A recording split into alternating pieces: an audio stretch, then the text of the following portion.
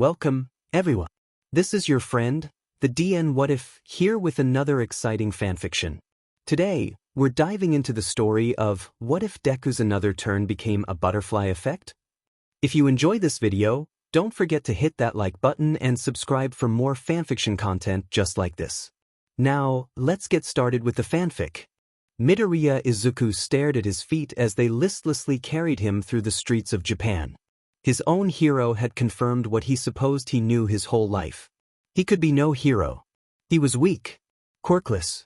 Perhaps Bakugo had been right all these years. A worthless Deku. As he came to an intersection, he was hit with an urge to go right. And in another life he did. But today, bitter and heartbroken, Izuku turned left, not even noticing the hero power loader charging past him to get to the site of a villain attack, his own thoughts drowning out the yells and commotion that followed. It was not until young Izuku Midoriya returned home that he realized the consequences of his choices.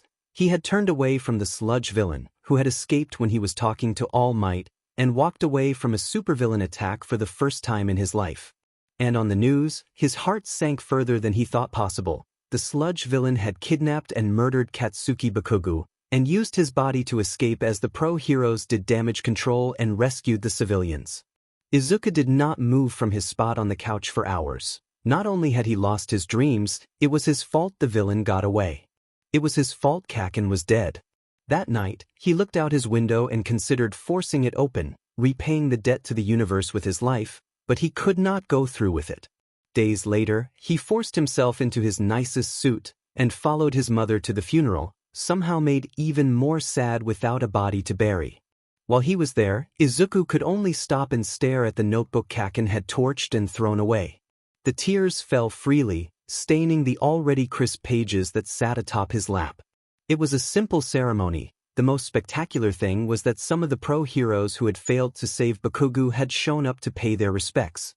And as everyone was leaving, the hero power loader noticed a young man with green hair had dropped a notebook.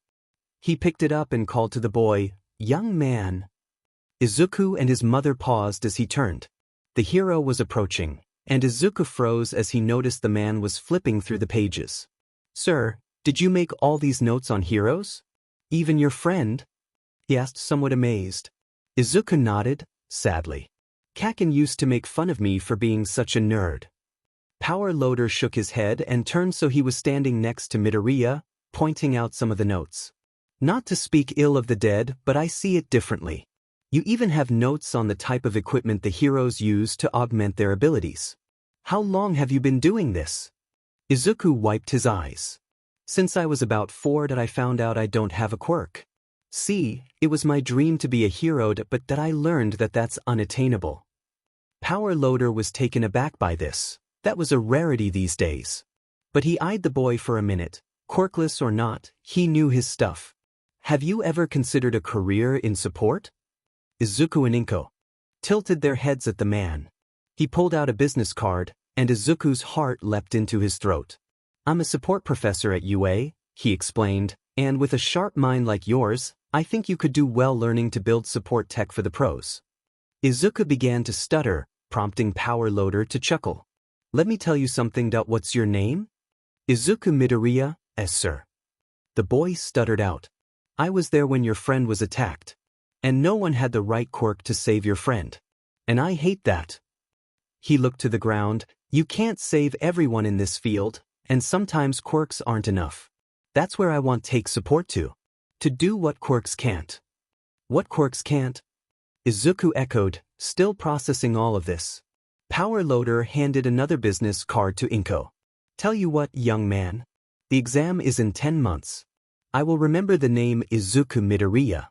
If I see you apply, I'll put in a good word for you. And if you want to discuss what being a support student means, give me a call. My condolences for your loss." This chance encounter between a pro-hero was one of 2 factors that had changed Izuku's life forever. The second was a news story that had played when they returned home that night. A minor villain had tried to rob a bank, and when he went to attack a woman, her husband had killed the villain with a gun. As part of the story, they brought attention to the fact the man was quirkless, and had owned the gun illegally. But all Izuku heard was that a quirkless man had stopped a villain. He stewed on the events of the day as he laid in bed. Finally, he made up his mind. He turned on a desk lamp and opened a fresh notebook. On the first page he wrote, Deku, the hunter. A few days later, he called Power Loader and left an awkward voicemail on the teacher's answering machine. He scolded himself for sounding so stupid and awkward, but he was surprised to get a call back within the hour. Yes, you're the Midoriya boy, right? The gruff voice asked. Why yes, sir. I thought about what you said, and I was wondering if you could tell me where to start. I've never invented anything before.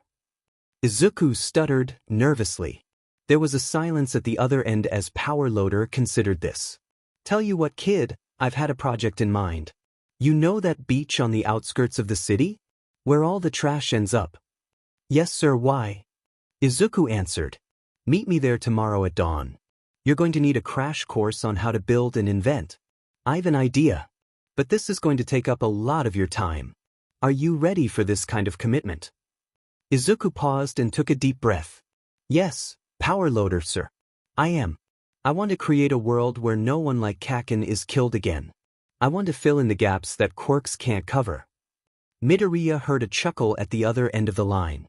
Then I'll see you in the morning, kid. Izuku barely got any sleep, heart in his throat as he waited on the beach. There was a loud bang and he leapt about 3 feet in the air. Power Loader burrowed through the sand and sprung out in front of the boy. Glad you made it, kid.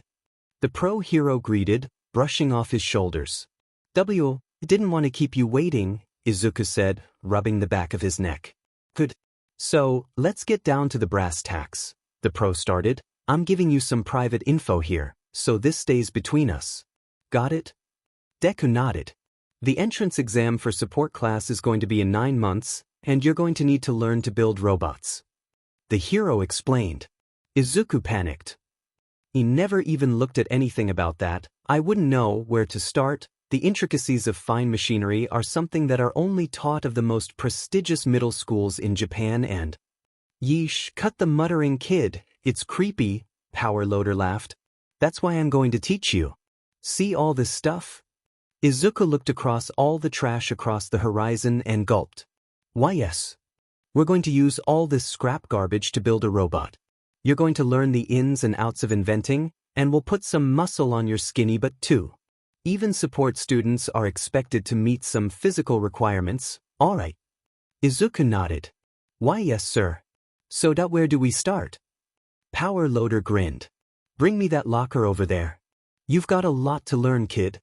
So, the next 9 months was a living hell of training for Midoriya Izuku. He dragged scrap around the beach, burned his hands with welding tools, learned different types of telescopic lenses, how to build a motherboard, how to wire circuitry, and, most importantly, how to weave these skills together. It was a training of body and mind. After a few months, it actually was not that hard of a transition for Izuku. He had always known what sort of equipment the pros used to enhance their quirks. He even had notes on Power Loader's headgear. It just became a shift of better understanding on how those items worked, and just how helpful they were to each hero. The day before the exam, Power Loader and Izuku stood on the beach and examined their finished creation. It was a robotic exoskeleton suit. It was blue with a pull-down visor, and they had even made red boots that looked like the ones Izuku himself wore. I like the boots. Nice touch, kid, Power Loader said, clapping his protege on the back. What do you say you take her for a spin? Izuku looked at the man shocked. And me? The hero laughed. Of course. We built it to your dimensions, didn't we? I'm not fitting in there. Deku gulped nervously and pressed a button on their remote. The chest plates and leg plates opened up, and he stepped backwards into the machine as it closed around him. He reached up and pulled the visor shut over his eyes. Without warning, Power Loader threw a large rock at him, which bounced off the armor. Hey! Izuku cried. What was that about? Did it hurt, or did the impact dampeners work? Power Loader. Izuku paused. I could feel the push of the rock, but it didn't hurt. Yes. Power Loader fist pumped. You installed it right. That's the hardest part. Now test the flamethrower. Izuku raised his arm. Point it away from me, kid. The teacher shouted, shielding his face with his hands. Oh, right. Sorry, sensei. Izuku shuddered, point over the water and making the hand gesture that triggered the flame jets. He felt the heat shoot down his arms as fire shot from the wrist-mounted pistons. Ah, yes. Power Loader exclaimed. We did it. The fire mech suit dream is realized. Climb out, kid. Izuku climbed out proudly. Think I'm ready? Power Loader nodded. Yeah, Midoriya, I do. Now remember, you'll be on a team for building, but you'll be scored individually, so don't let any hotheads take over for you. Stand on your own feet, and if all else fails, add flamethrowers. You are real good at flamethrowers. Izuku smiled. Probably all the notes on Kaken. Power Loader's smile faltered. I'm sorry about your friend, Midoriya. I know that's why you're really here now. Izuku looked over the view of the water. Thanks. I mean, that don't get me wrong.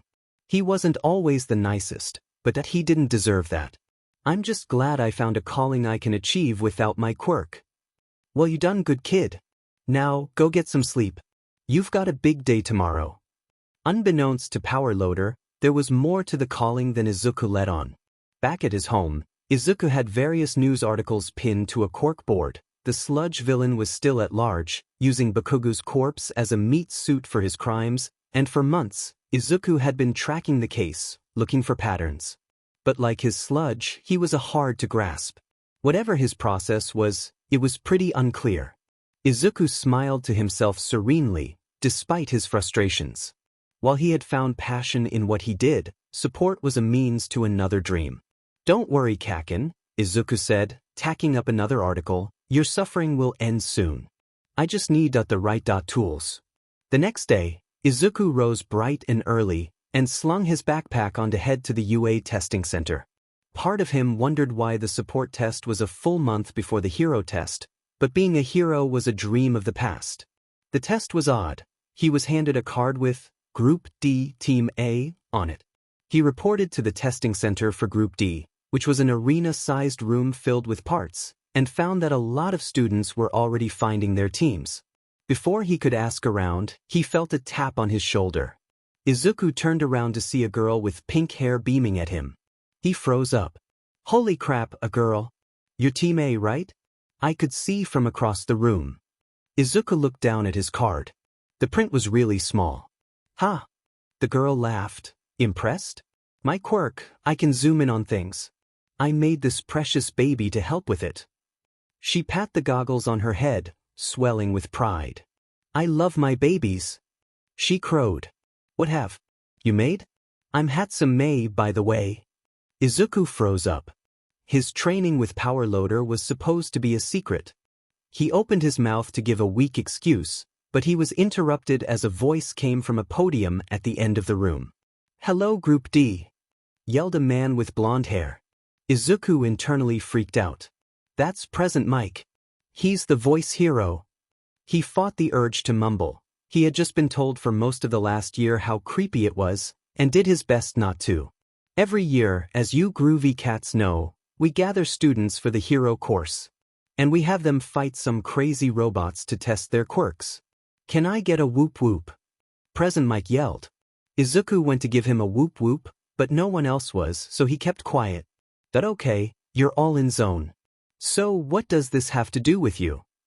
A banner unfurled behind him, showing a giant robot that, well, Group D, you all are going to be building this bad boy, the zero-pointer. What say you make a bot that gives the heroes a hard time? Midoriya and Hatsum exchanged glances, his nervous, hers ecstatic. Teams, grab the blueprints for yours part, and when time is up, you will need to put the robot together. A panel in the wall opened, revealing 10 rolls of blueprints. Midoriya ran over to it and grabbed theirs, bringing it over to Hatsum. So what are we building? What part of the baby are we in charge of? Hatsum begged, bouncing on her feet. Izuku unfurled the sheet, and his eyes widened. The weapons systems. Specifically, the lasers and flamethrowers. Midoriya met Hatsum's gaze, and this time, they were both ecstatic. It turned out, it was just the two of them on Team A, as the size of the zero-pointer did not mean it generally needed a ton of weapons. However, the two of them were more than enough, Midoriya was amazed at how easily Hatsum could make the precise lens for a laser that would maim, but not kill, any of the hero hopefuls, and she couldn't help but applaud him for his knowledge on flamethrowers. That propulsion system is something, she admitted. My babies only manage a 30-foot flame burst. How are you getting 50 feet? I must know. Izuku began to sweat nervously, although the welding torch in his hand wasn't helping. He flicked it off and lifted his visor. Let's focus on getting the W weapons on the M mounting system, Hatsum. Oh my god, I talked to her. He panicked. She pouted. I'll know your secrets, Midoriya. Just you wait. She flashed him a wicked grin. Izuku gave her a weak smile and turned back to his welding. Focus, Deku. Finally, the buzzer sounded, and the groups gamed together, wheeling their parts to build the robot together. As Hatsum and Midoriya mounted lasers and flamethrowers on both the treads and the arms, Present Mike was shocked on how many they made. Why, you only had to make one for each tread. He marveled. I know, but we had enough materials to really give this guy some firepower if you know how to wire it right. Hatsum boasted, throwing an arm around Midoriya. He burned bright red as she added, and this green-haired genius knew how to rig the babies real good. Present Mike was thoroughly impressed. I've never seen a zero-pointer with so much banged, but is its bark worse than its bite? Tune in and find out. He went to test the flamethrowers, and both Hatsum and Midoriya began to panic. No, wait, there's people in. The flamethrower torched a wide radius 50 feet in front of them, a few of the other support students just barely managing to get out of the way in time. The way. Midoriya coughed, getting out from under the singed metal plate he had covered himself and Hasjum with. Present Mike boomed, that's spispissy. 2 weeks later, a letter from UA came. Izuku and his mother opened it together to find a hollow disk. The projection of Power Loader proudly crowed that he had passed the support exam with flying colors. Izuku and Ink both teared up and embraced. At long last, Izuku had found a way into the Hero Academy. But Izuku did something else in those 2 weeks. He got up early every day and went back to that beach for scrap. And the night before he began support training, he stayed up, finishing his own miniature flamethrower. I guess you're the first of my babies. He chuckled to himself. I'll have to make you some brothers or sisters. Deku turned to the latest picture he'd pulled from online, the sludge villain using Bakuga's body to pull a robbery heist in Shibuya. Part of Bakuga's face had rotted away, revealing the muddy substance underneath.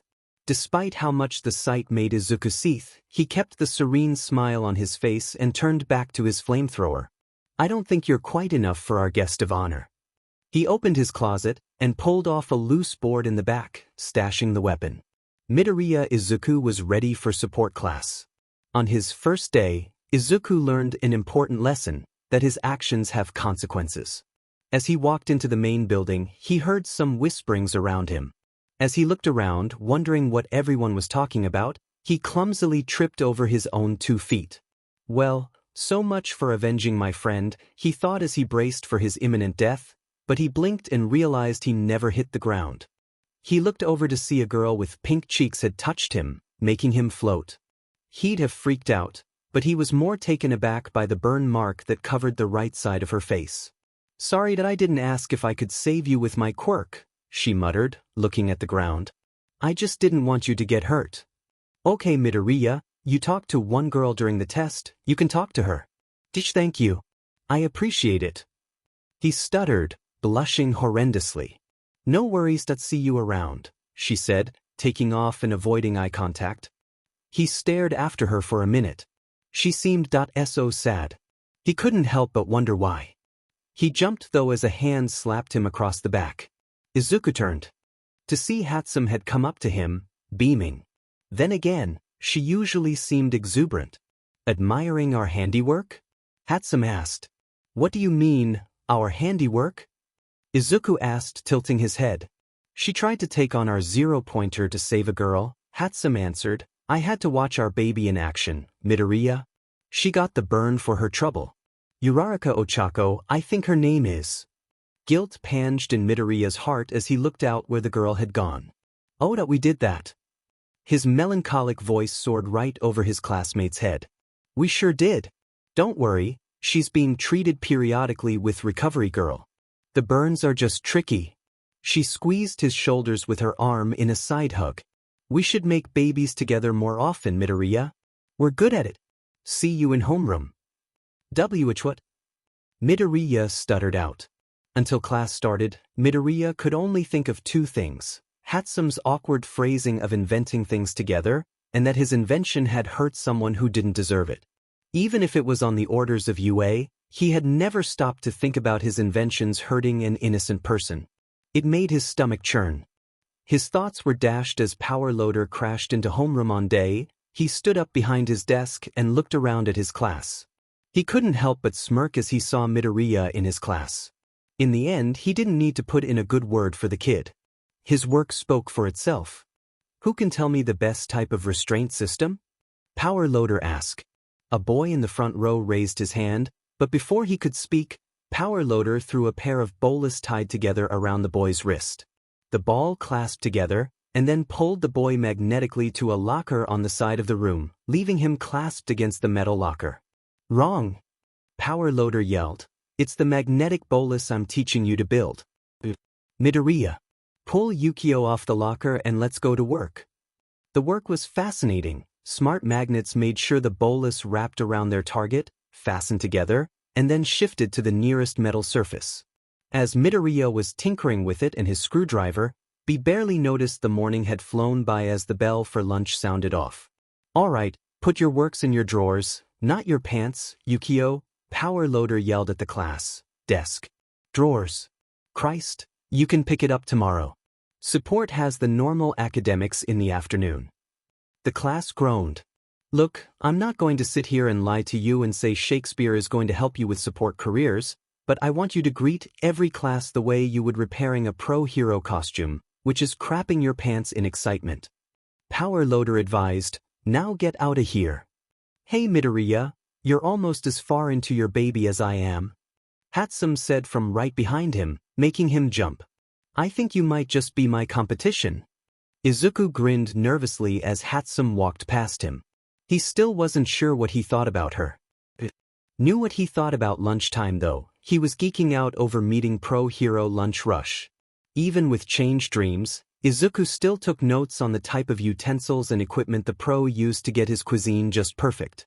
But as he looked up from his food, he saw Uraraka right in his line of sight, cutting his bout of fanboyism short. He stood up and walked over to her. She was eating with a tall boy with glasses and a girl with large hands and eyes. Oh, you're the boy from this morning, she said, slightly more cheery than she had been earlier, but still seeming a bit downtrodden. Weiss, Izuku replied, fighting the heat that was rising to his cheeks. My name is Midoriya Izuku. I wanted to thank you again. She gave him a small but heartfelt smile that made his heart skip a beat. I heard you fought the 0p pointer. Before he could go any further with that, her expression changed completely. A fierce, competitive and determined look hit her face. I almost got it too. She gushed. And you know what? It taught me something. Izuku tilted his head. Taught you something? This is the big time. She crowed, clenching her fists and grinning wildly. I have to step my game up if I'm ever going to support my family as a hero. I can't go letting some robot get the best of me. This, she pointed to her burn with wild abandon, is the last injury I'll undertake in my hero training, mark my works, or my name isn't Uraraka Ochako. Izuku smiled. I'm glad you feel that way. Now it was her turn to tilt her head, confused. Why do you say that, Midoriya? Well, he said, rubbing the back of his neck, and my team built the weapons on the 0-pointer. And after you helped me this morning, it was a bummer to see my work hurt someone so nice. She gave him another smile that made his stomach make a weird, twisting movements. Thanks, Midoriya, but I'm stronger than I look. She winked at him. Next time I go up against one of your machines, I'll tear it to pieces, so give me everything you got. Izuku beamed. Why? No holding back, okay? Ultimately, the first few weeks of UA went well for Midoriya. He was already learning the technical skills Power Loader had planted in his head over the last year, but as far as his secondary goal, I'm stumped. he muttered into his fish as he sat at the dinner table with his mother. "Dear, are you okay?" Inko asked her son, worried. "You're talking to your food again. Are you sick? Do you need to see the doctor?" "Oh, sorry, Mom," he replied. "Just said I'm full." This was delicious. He bowed before cleaning up his food. Inko frowned at her son though. He seemed different after Bakuga died, and she wondered how normal this was. What she didn't know was that after dinner, he was removing a board in the back wall of his closet and examining his arsenal. So far, he had the crude mini flamethrower, a fast-dispensing capture tape holder, a few pairs of magnetic bolas, easily concealable telescopic acrysma sticks, and a mechanical chest pack that would be helpful in storing and dispensing gadgets. Nothing that would help him catch the sludge villain, however. Since joining UA, he had even begun taking voluntary martial arts classes that were offered to the students outside of the hero course as well, just in case the need would arise where he was caught without his babies to defend himself. None of this is enough though, he sighed, rolling back onto his bed before drifting off into an uneasy sleep. I need something that can stop that sludge BS. This won't cut it. It would ironically be a villain attack on UA that would give him the epiphany he was looking for. It had been a few days earlier. Classes had been interrupted by an emergency lockdown message had blared through the school. Someone unauthorized had entered the campus. As the students rushed the halls, Izuku had grabbed a pair of restraining bolas just in case, but it turned out there was no need. The boy with glasses, Ida, had found it was just some paparazzi who was trying to get in touch with All Might. The next day, while Izuku was in class, he learned that the break-in was a test. Support class was working devices for the upcoming sports festival. He remembered what Power Loader had told them as he gave them free rein of what they could build. Every year, the sports festival devolves into the hero class students showing off flashy quirks. The gruff teacher had scoffed to the class. "That's dumb and I hate it.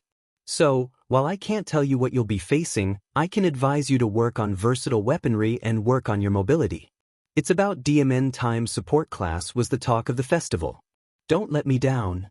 The word struck Izuku. Support students were only allowed a small backpack and any modifications they could make to their footwear. And when Hatsum added telescopic legs to her backpack, Izuku had a plethora of ideas. But it was one day as he was tinkering with his weaponry, Power Loader received an urgent call from the front office. "What?" he shouted, startling the class. "At the USJ. I'll be right there." As he bolted for the door, he turned and looked at his confused students. "Aired emergency. Staff. Meeting. Just work on your weapons until the bell rings, and don't leave until you get the announcement it's safe. Seriously. Don't move." "Do you mean it's not safe?" A boy towards the front shouted. "Not everything is about you, Yukio." Power Loader screamed as he bolted out the door and down the hallway. As soon as he left though, metal plates slammed down across the windows, making a few of the students shout in surprise. "Guess we're on lockdown," Izuku muttered, nervously. Hatsum overheard him and beamed. "Teacher runs out and lockdown happens, huh? Sounds like a good time to get curious, huh, rival buddy?" Izuku tightened a few bolts on his weapon pack and closed the lid on it. He gave his friend a smirk. "I thought you only cared about building your babies? Even last time someone got in, they didn't plate down the windows, Midoriya," Hatsum replied, rolling her eyes. "The security tech here is top-notch. Aren't you curious to see who managed to get past it and how?" He tightened the lid on his pack and put it on. "Absolutely. Wanna go spy?" He managed to sound confident saying this, despite how nervous he was about getting caught. Perhaps she was rubbing off on him. She pulled her goggles down. "Sure thing, partner." In his rush, Power Loader had forgotten to lock the door behind him, but Izuku put on his thermal goggles to see if anyone was still in the halls. "Show off," Hatsum muttered, rolling her eyes, but smirking all the same. "You're just mad yours don't do this," he replied. "Coast is clear." As they snuck down the hall, eyes peeled for others, they came to the front door. Hatsum pulled a small metal rod from her glove and stuck it in the keyhole. It whirred and shifted, picking the lock in seconds. "Your thermal vision can SCK it." She grinned, putting the rod back in her glove.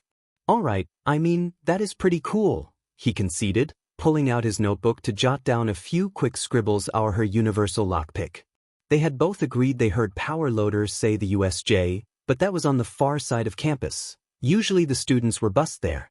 But then again they were tech students. Hatsum took the time to bust her new hover boots, taking long, 10-foot strides into the distance, but she seethed, as Midoriya's invention was telescopic spider legs, for total, with clawed bottoms, that sprouted from his backpack and carried him towards the building in even pace with her. You ripped that idea off from my telescopic stilts. She scoffed as she took another hop towards the large building.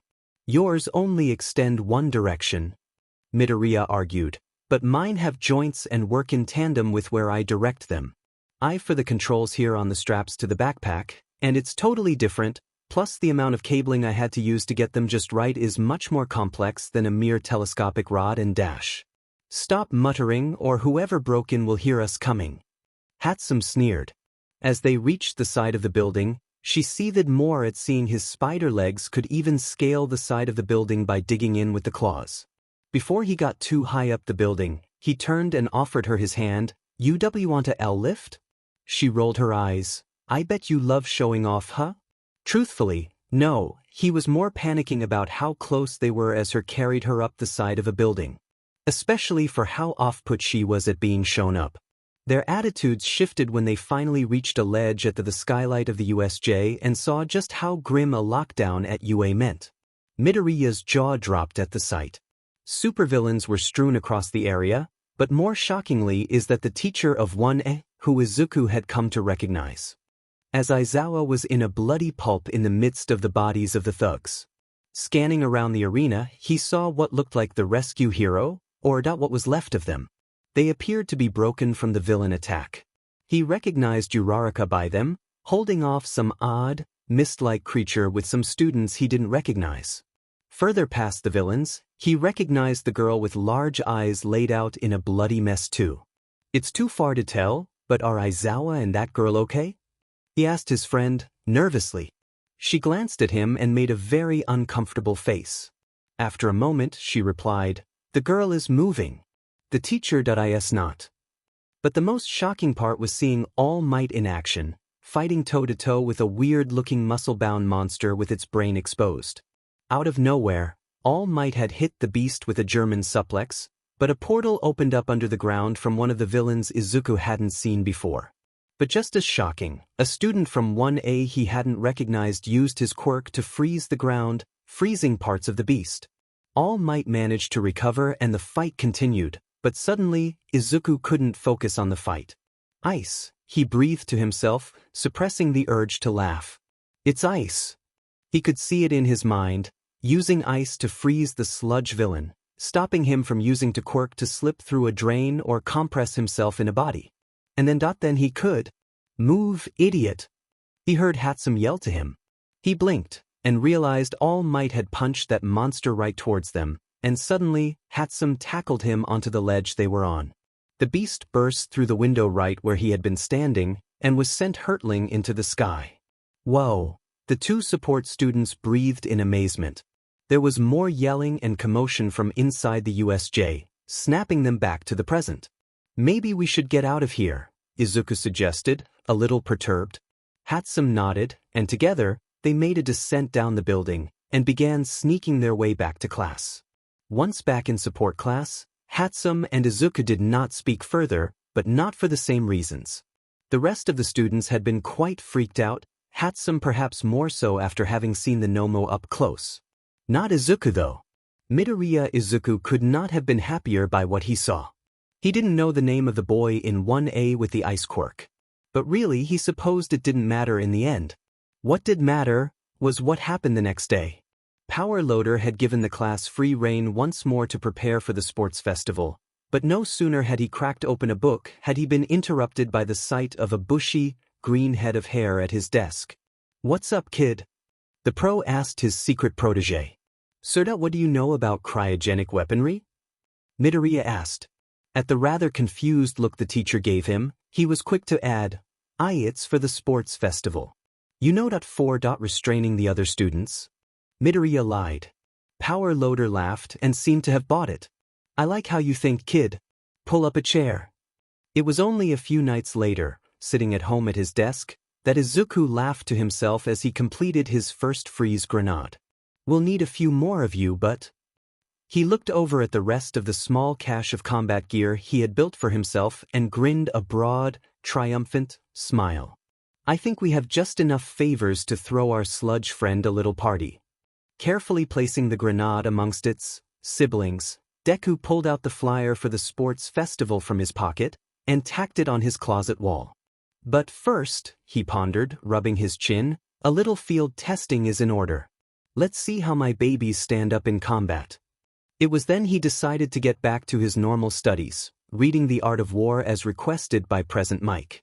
And perhaps it was serendipitous that right when Izuku was ready to focus on combat, he came upon a quote that struck great accord with him. Know your enemy, and know yourself, and you need not fear the result of 100 battles, he muttered to himself from beneath the small hum of his desk lamp. He looked once more at the sports festival flyer, and then to his old notebook filled with his studies of quirks. Maybe, he mused to himself, skimming the crisp pages of his earlier notes, maybe it's time I get to know some of the competition. Hey Kaken, Midoriya said, standing in front of the memorial of his childhood friend. He reached into his pocket and placed an All Might trading card on the grave. They both had that one as kids. It was one of the few times they bonded. So, Midoriya said, looking at the picture of Bakugo that rested on the memorial. Tomorrow is the sports festival. The wind gusted, causing the green-haired boy to put his hands in his pockets. It should be you, Kaken. Midoriya muttered to his feet. Not in support, obviously, but... He fell silent. He wanted to cry, but Midoriya Izuku had not cried since the funeral. He winced as the words finally reached him. I should have died that day. It's my fault you're dead. I should never have tried to talk to All Might. Izuku sat on the ground next to the memorial. You'd win this no problem, Kaken. You were the strongest person I knew.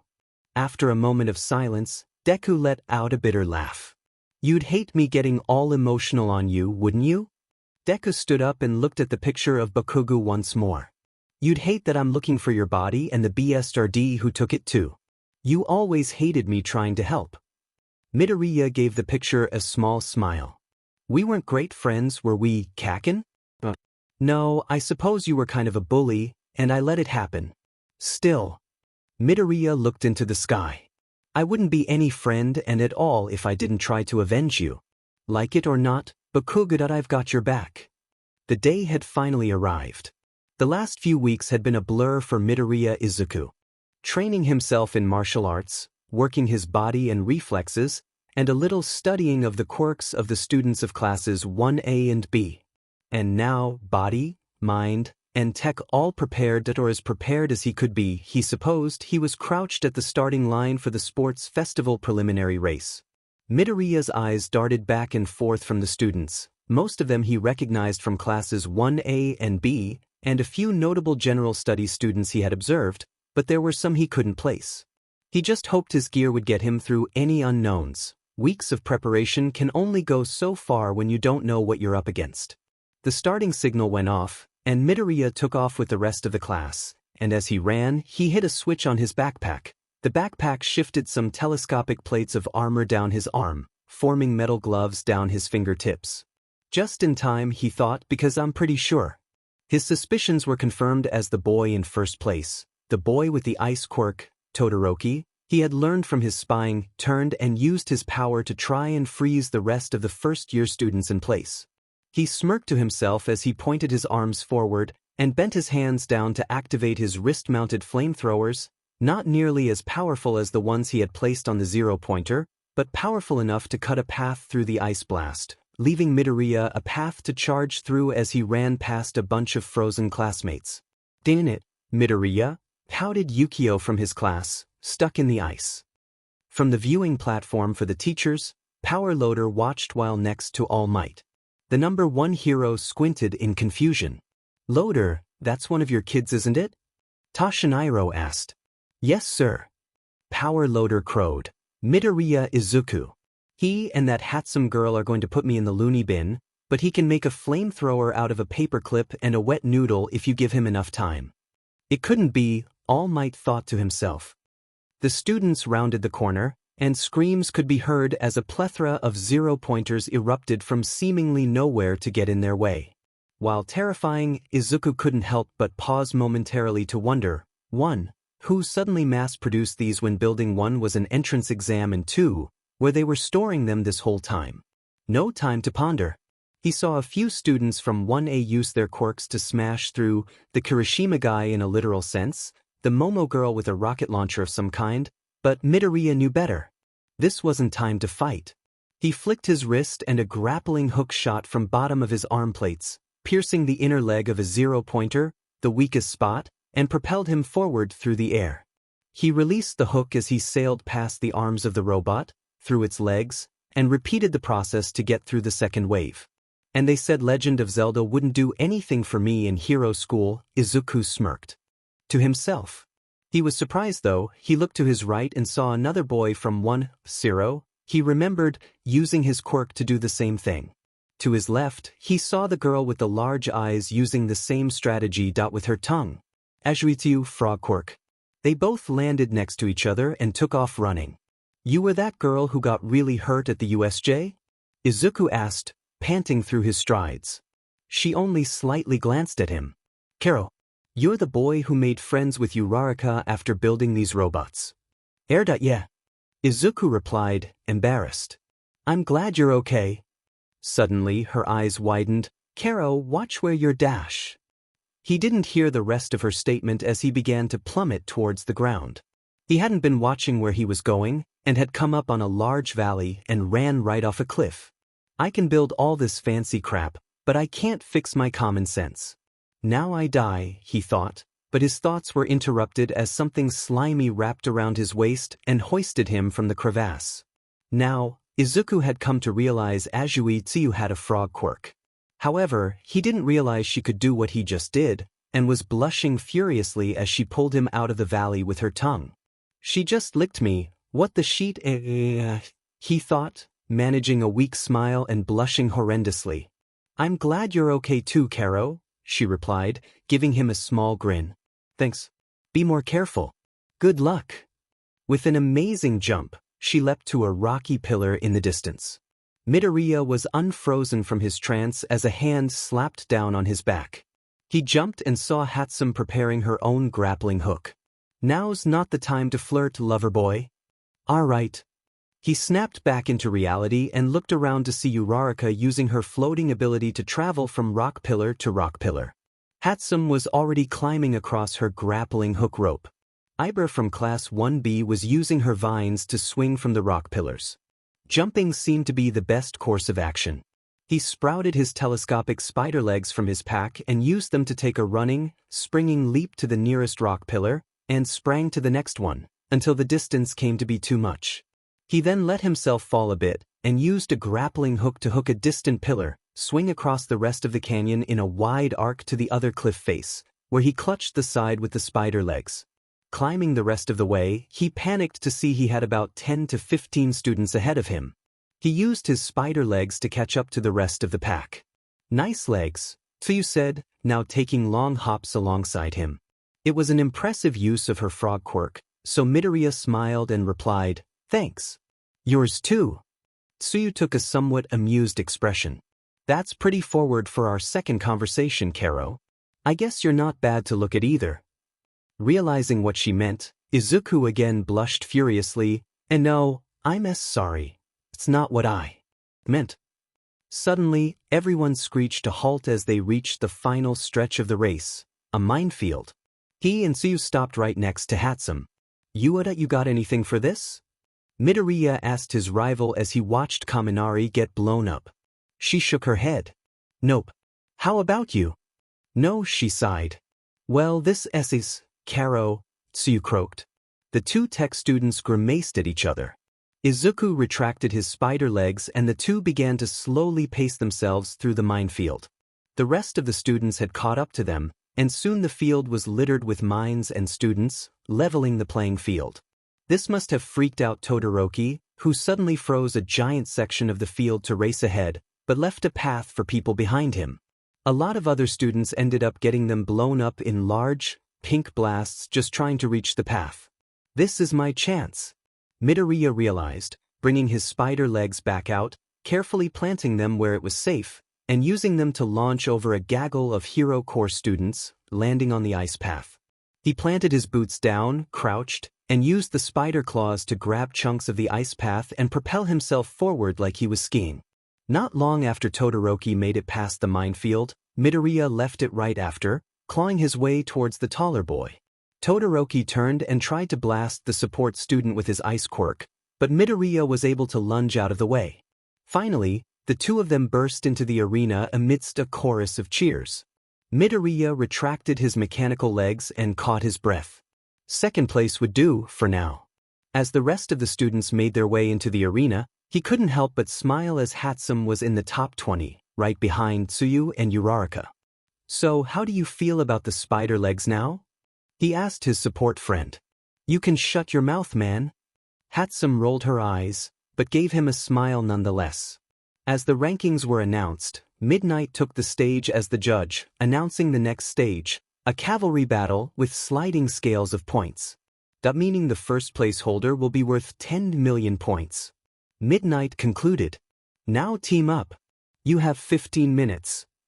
Everyone turned to glare at Todoroki, who, despite his stoic nature, gulped.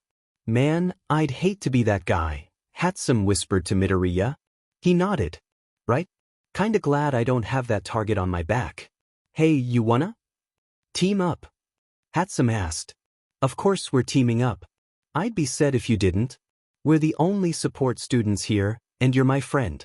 Our tech together is going to look so good for all those support companies up in that box over there."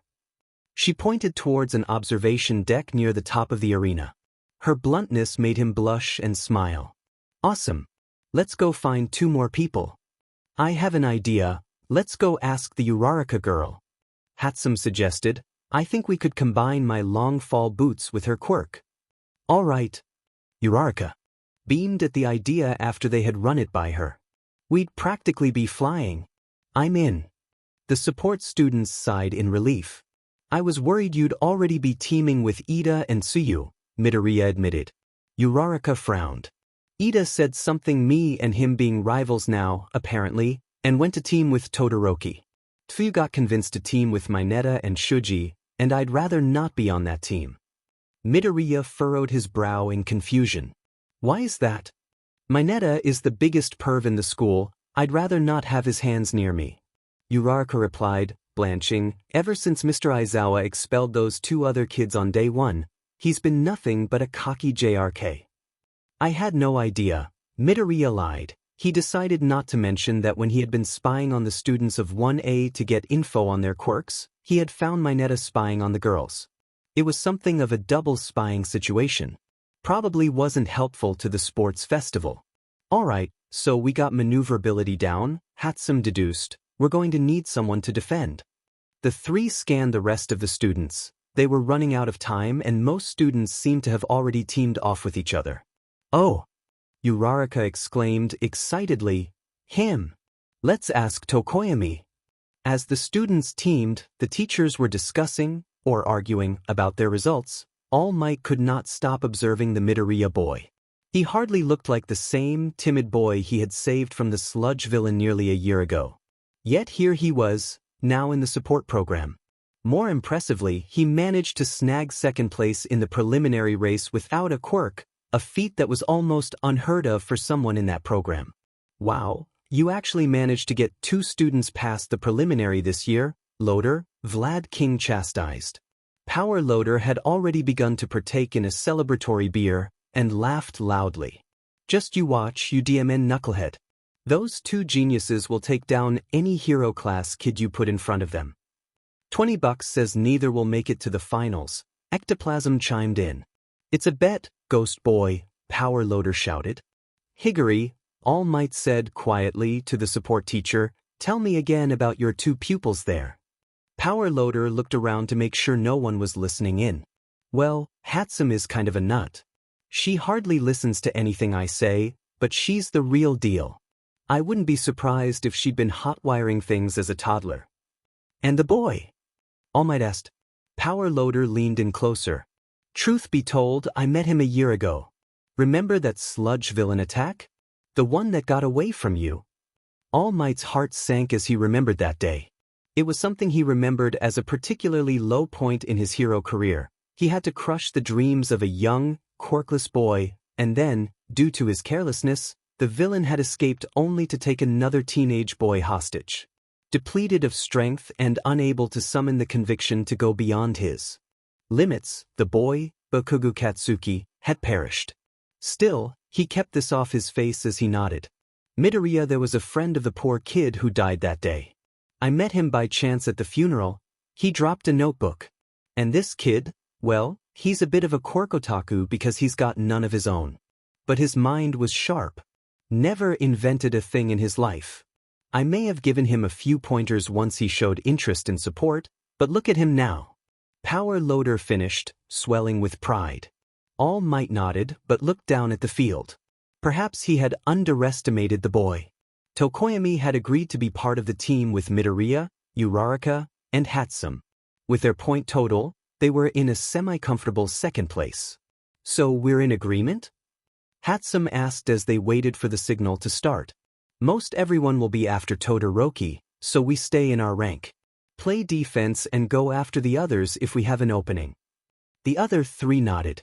The alarm sounded, and true to her prediction, every other team took off after the team of Todoroki, Momo, Ida, and Kaminari. However, before anyone could get close, Todoroki formed a large two-story ring of solid ice that barricaded them from the rest of competitors. A valid defensive strategy from the 10 million point leaders. Present, Mike announced.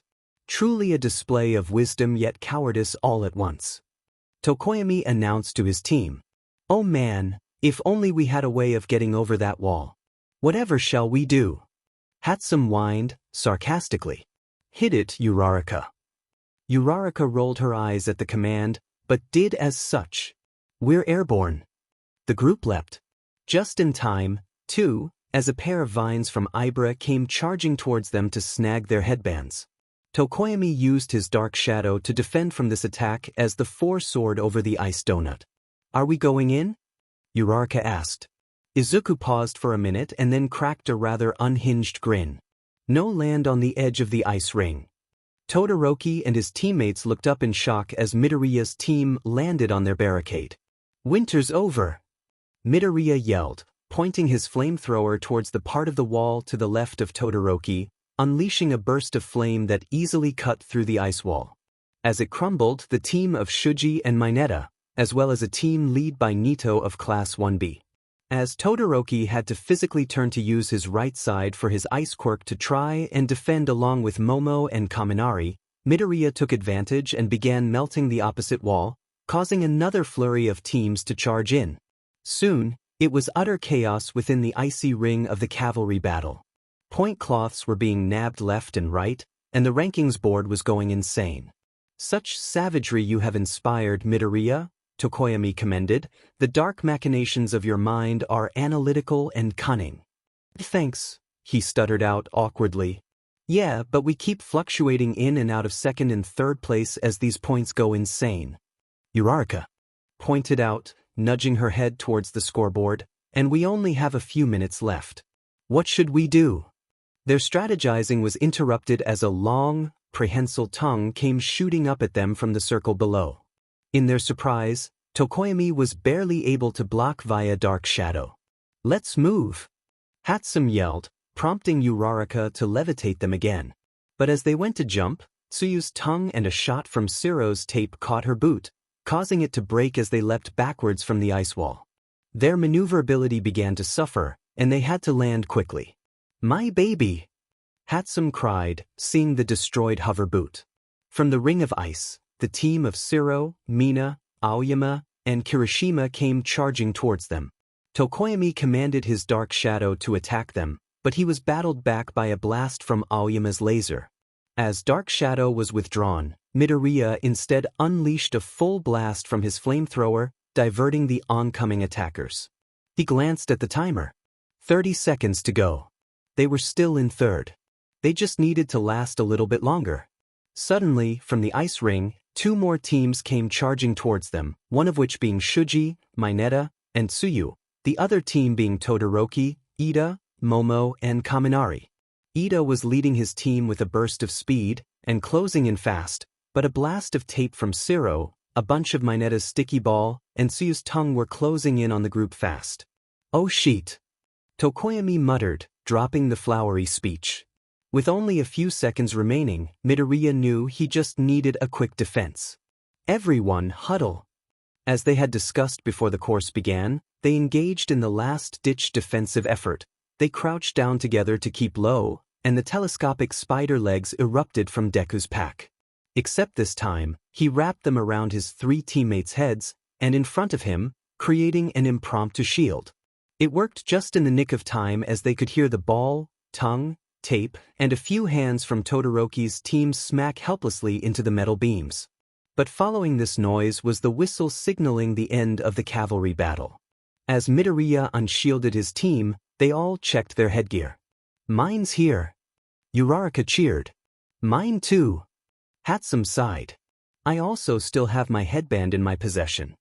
Tokoyami confirmed. "And me too." Midoriya laughed in relief. He looked to the scoreboard.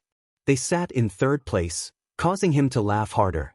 Midnight took the stage to announce that the top 16 students would advance to the last stage of the sports festival, the battle tournament. Those rankings were: Team 1, Todoroki, Ida, Momo, and Kaminari.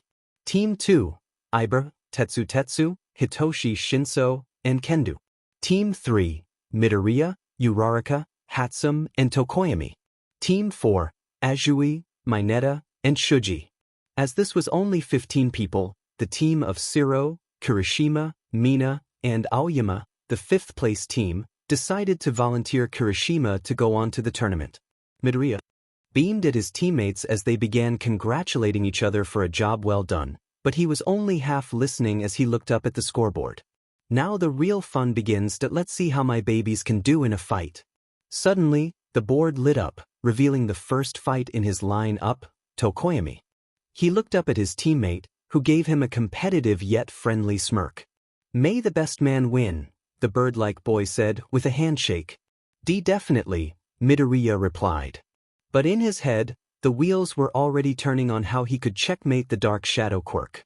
Sitting in the waiting room, Izuku checked the matchups for the first round of fights. Himself versus Tokoyami. Hatsum versus Ida. Azui versus Kendo. Kirishima versus Tetsu. Mineta versus Uraraka. Todoroki versus Shuji. Kaminari versus Momo. Finally, Ibra versus Shinso. The possibilities of what he could face raced through his mind, but he stopped himself from scanning his notes. He needed to focus on his fight with Tokoyami. A knock on the door told him it was time, so he opened the door and made his way to the arena, strapping his goggles on. He stopped in his tracks for a second to marvel at the number 2 hero, Endeavor, talking to Todoroki. He couldn't hear what they were saying, but suddenly, Todoroki stormed off, angrily. "Probably nothing I need to worry about," Midoriya thought to himself as he stepped out into the arena to cheers. Neither of them seemed in the mood to chat. And introducing first, the incredible man-spider of support, Midoriya Izuku. Internally, he blanched at the nickname, but he supposed it fit. The only weapons he allowed himself to show in the early stages of the sports festival were the spider legs, flamethrowers, and grappling hooks. Now, he was ready to surprise the crowd with the rest of his toys. But he wanted to reveal them slowly. If he played all his cards in the first fight, he'd give an edge to his opponents. Tokoyami took the stage as Present Mike introduced him as the terrifying bird of the underworld, and Midoriya was happy to see his former teammate was just as put off by his nickname as well. Midnight flagged the start of the match, and, as Midoriya had predicted, Tokoyami unleashed Dark Shadow towards him. In a swift motion, Deku pulled down his goggles and flicked down the visors. He hit a switch on his backpack strap and reached his other hand down to catch the small ball that dropped from it. He threw it towards Dark Shadow, who flew right into it with confidence. This was a mistake. The orb was an impact flash grenade. Blinding light filled the stadium, and Dark Shadow made a screech before retreating to Tokoyami, who was also blinded. Midoriya unleashed a wild grin as he charged through towards the defenseless hero, using his retractable armor plates to cover his arms. They finished expanding just in time for him to leap into the air and punch Tokoyami across the beak, flooring him. He jumped on top of the hero and held a flamethrower up to the bird-like boy's face threateningly. Impossible! Tokoyami grunted. How did you know Dark Shadow's weakness? Call it intuition. Midoriya replied. Incidentally, Intuition was the name of the flying drone Midoriya had invented to spy on Class 1A. Instinct was the drone that spied on Class 1B. Do you yield? Midoriya asked. Tokoyami sighed in defeat. I yield. And that was match 1. What a decisive victory for the support department. Present Mike yelled. But he had a specific counter to his foe's quirk. He heard Aizawa add, let's see if that luck continues. Midoriya offered a hand up to Tokoyami, and the other boy graciously accepted. No hard feelings? Of course not. Good luck, Midoriya, Tokoyami conceded. Nice guy. Midoriya thought as he walked back towards the entrance hall to watch the other matches. As he was walking, he passed Hatsum, who just scared at him. What's that about? Midoriya asked, blushing. Don't you care about getting a good internship? Hatsum scolded. You finished that match way too fast. The whole point is to win, isn't it? Midoriya inquired, rubbing the back of his neck. Truthfully, the whole point of this in his mind was to make sure his gear could help get revenge on the sludge villain for murdering Kakin, but that wasn't something he was going to share with her. That was neither here nor there. His pink-haired friend rolled her eyes. We're advertising ourselves to these support tech companies. Go watch a pro support developer at work, Deku scrub. His eyes widened. No one had called him Deku since Bakugo. Still, she meant it in a friendly way, so he gave her a small smile, despite how uncomfortable he had become. Be by all means, show me how it's done. He climbed the stairs and ran into Uraraka, who was on her way down. Hey Midoriya. Good job winning round 1. She gave him a million-watt smile and he smiled back. Thanks, Uraraka. Are you getting ready for your match? She clenched her fists up to her chest. You know it. The little perv won't know what hit him. He laughed. He wasn't used to having friends. The only one he really had growing up was Bakugo, who made fun of him all the time for being quirkless. Now all these people seemed to accept him. It was a very conflicting feeling. It distracted him from his goal. He snapped himself out of his thoughts. Then I look forward to taking you on later. Thanks, Midoriya. As he reached the stands, he sat next to Yukio and a few other support students as Ida announced he would be wearing some gear Hatsum had prepared for him. Immediately, Midoriya knew something suspicious was up. As the match began, his support rival produced a pair of speakers and proceeded to dodge Ida while giving an extended sales pitch for all the admittedly cool things she had prepared for the occasion. Midoriya groaned and buried his head in his hands. Hatsum, you sneaky devil. Finally, after a 10-minute sales pitch, she forfeit, much to his surprise. Ida stormed off the field after her, humiliated. Grit. He'll be all sorts of mad when I fight him. Guess she got what she wanted, Midoriya laughed, shaking his head. As he waited for the next match, Hatsum plopped down in the seat next to him, and like usual, slapped him on the back. I got a good look at the support executives in that box up there, she crowed, proudly. I'm going to get so many internship offers. Maybe even some contracts. My babies will belong to the world, Midoriya. The world. He smiled to her. You're something else, Hatsum. Azui and Kendo took the field, and that match was short but wild. Midoriya had to pick his jaw off the ground. In the opening moments, Azui used her tongue as a grappling hook, wrapped it around Kendo's knee, and rocketed herself towards the taller girl to deliver a dropkick. Not scot-free though, as the move connected, Kendo grew her fist to the size of her head to clobber Azui in the cheek. As both girls recovered, Kendo had charged, but Azui jumped over the girl, wrapped her tongue around Kendo's throat, and as the frog girl landed, she swung Kendo through the air and tossed her out of the ring. That was amazing. Midoriya squirmed. As the next match was beginning, he saw Azui Tsuyu walk into the section next to support with the rest of the class of 1A. She met his gaze and gave him a thumbs up. Nervously, Midoriya returned it. After 10 minutes of Kirishima and Tetsu fighting each other, Izuku decided to take a walk. As he wandered the halls, he saw Ida walk by briskly, while clutching his phone. He looked sad. "What's that about?" Midoriya pondered. "I thought he'd be sad about Hatsum." As he passed by the concession stand, he saw that Kirishima and Tetsu had punched themselves into a draw. He saw the next match on a television screen, which was not nearly as intense. Uraraka dodged all of Mineta's sticky ball and easily managed to float him out of the ring. He climbed back into his seat just in time for the beginning of Todoroki vs. Shuji. "Did you get me my..." Hatsum began, before Midoriya handed her a tub of popcorn. "Thanks." He grinned to his friend. "No problem." "You want some?" she asked, shoving a handful in her mouth. "Nah, I want to focus on the dash," Midoriya began, but he was interrupted as Todoroki unleashed a massive wall of ice, freezing Shuji in place and ending the match. Fight. Oof. Hatsum groaned. "I feel bad for whoever has to fight that guy." Hatsum laughed, but then realized that possibly included the boy sitting next to her. No offense, Midoriya. Midoriya frowned. "How do I fight that?" He pondered this as Momo handily defeated Kaminari by producing an insulated suit to block his electric attack, and then tying him up with a rope while he was out of commission. Midoriya did focus on the next match, Ibra vs. Shinso. He had never studied the general class student, so he was a wild card as far as quirks went. But as the match started, Shinso shouted something to Ibra. She replied in a demure tone, but suddenly her eyes went blank, and she marched herself out of the ring, getting disqualified. Some sort of voice-based brainwashing? Midoriya marveled, immediately pulling out his notebook and taking notes. "That's crazy powerful." "You think he needs someone to talk for it to work?" Hatsum asked, not sure why else he shouted at her. "He'd have no problem beating you if that's the case," Midoriya teased. "You motormouth." Hatsum snorted with laughter. Down on the field, Kirishima and Tetsu settled their draw with an arm wrestling match, won by the boy from Class 1A. "Was that a joke? Did you actually make a joke? Who are you and what did you do to my friend?"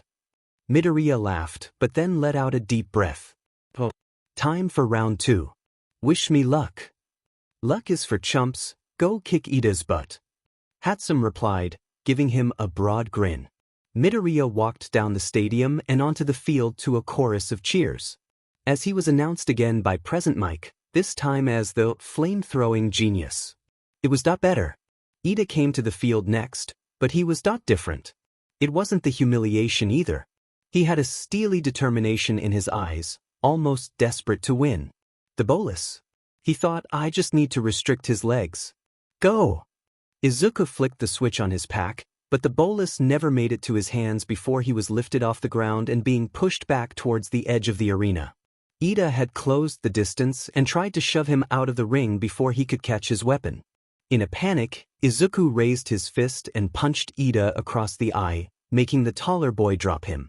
He immediately deployed his spider legs, which sunk into the pavement, and just barely prevented him from leaving the ring. Ida was charging again, but Midoriya used his enhancements to leap over Ida, and used the distance he created to deploy the armor plates across his arms.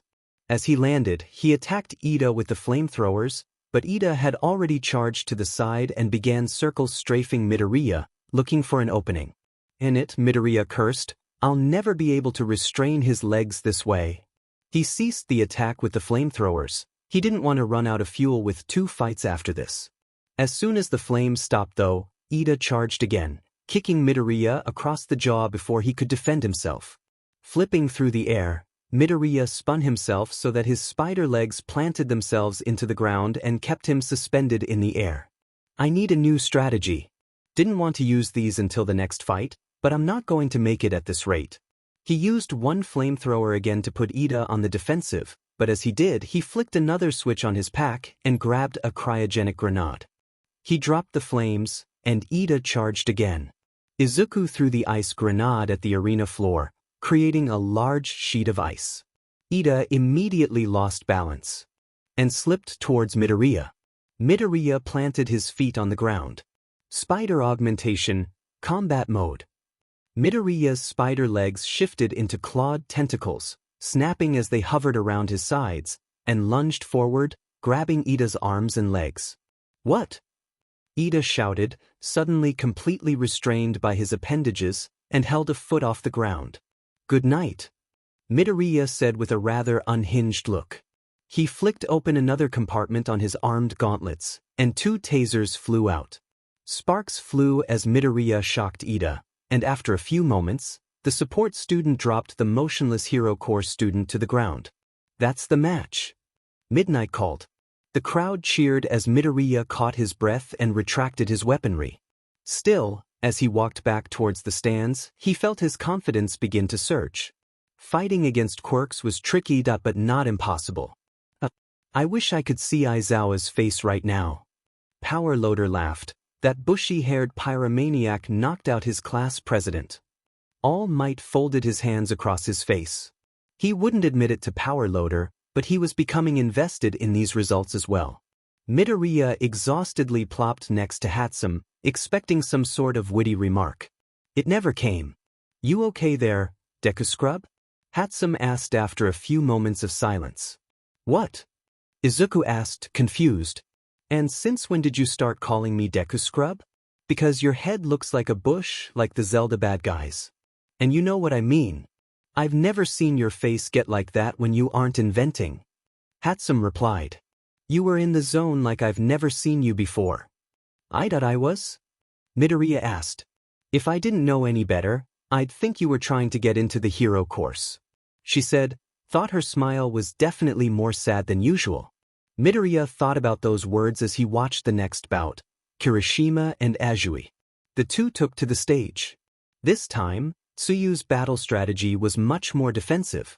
Kirishima had rushed in to use his hardening quirk to go on the offensive. But Tsuyu had no problem leaping over the tall boy, or sticking her tongue to the floor and using it as a pivot to swing herself around. As Midoriya had noted from his spying, Kirishima wore out over time, and as he began to pant, Azui struck. First, she spat some sort of chemical at him, a low-level poison, Midoriya had learned, stinging his eyes. With Kirishima stunned, Azui used her move from the last fight, wrapping her tongue around the knee as an anchor, and launching herself into a powerful dropkick, knocking Kirishima out of the ring. And that's the match. Azui Tsuyu advances to the semifinals. Midnight announced. Oh man, you get to fight that girl you were flirting with during the race. Hatsum jeered, nudging her friend in the ribs.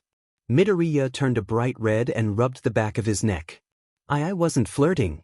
What else do you think she could do with that tongue if you were dating? Hatsum cackled as Midoriya covered his face with his hands. Hatsum, oh my god. He pleaded, cut that out. This was a weird feeling for Midoriya. He hadn't been part of real friendship in a long, long time. It felt both foreign and familiar, like coming home after years of being away. Uraraka and Todoroki took the stage next.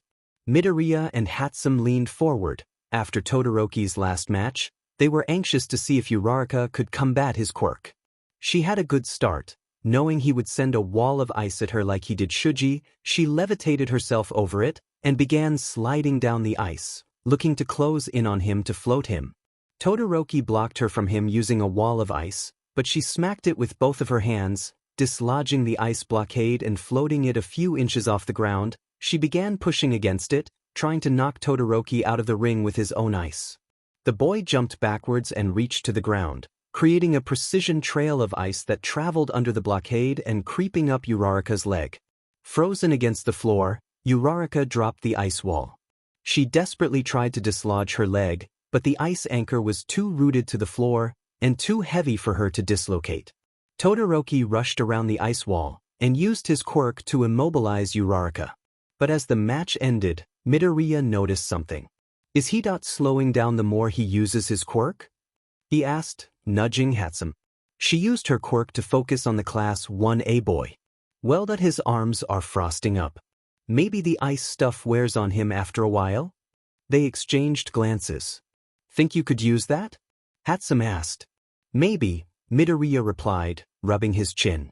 I'm heading down to the waiting room during this next match. Get in the zone. Gotta psych yourself up for fighting your girlfriend? Hatsum laughed. I'm pulling for you, Deku scrub. He rolled his eyes but smiled. Thanks. He walked down to the waiting room and opened the door to room A, but walked into Uraraka on the phone with someone in tears. Thanks, Dad, she said, rubbing her eyes and hanging up. She looked up to see the support student, and she blushed. I'm sorry, I didn't mean to. Midoriya stuttered, but she shook her head. It's okay. She sniffled. Hey, good luck out there. She rushed past him, and he frowned. Alright, so, the frog quirk. How do I? He looked up at the monitor, and saw the match between Momo and Shinso was already over. Momo had silently created a muzzle for herself, negating the general class boy's brainwashing. She then used a net to trap him. Guess I'll just have to wing it, Midoriya grimaced, grabbing his battle backpack. And for the first battle of the semifinals, the support spider of ice and fire, Midoriya Izuzuokoku. What? Midoriya deadpanned. And his opponent, the phenomenal frog of the hero class 1 Azui saw Midoriya and waved to him in a friendly way, making his stomach churn. Wish I could invent something for that feeling in my gut is. Gee, good luck, Azui. Call me Tsu, Midoriya-chan. W-a? Midoriya asked, blushing.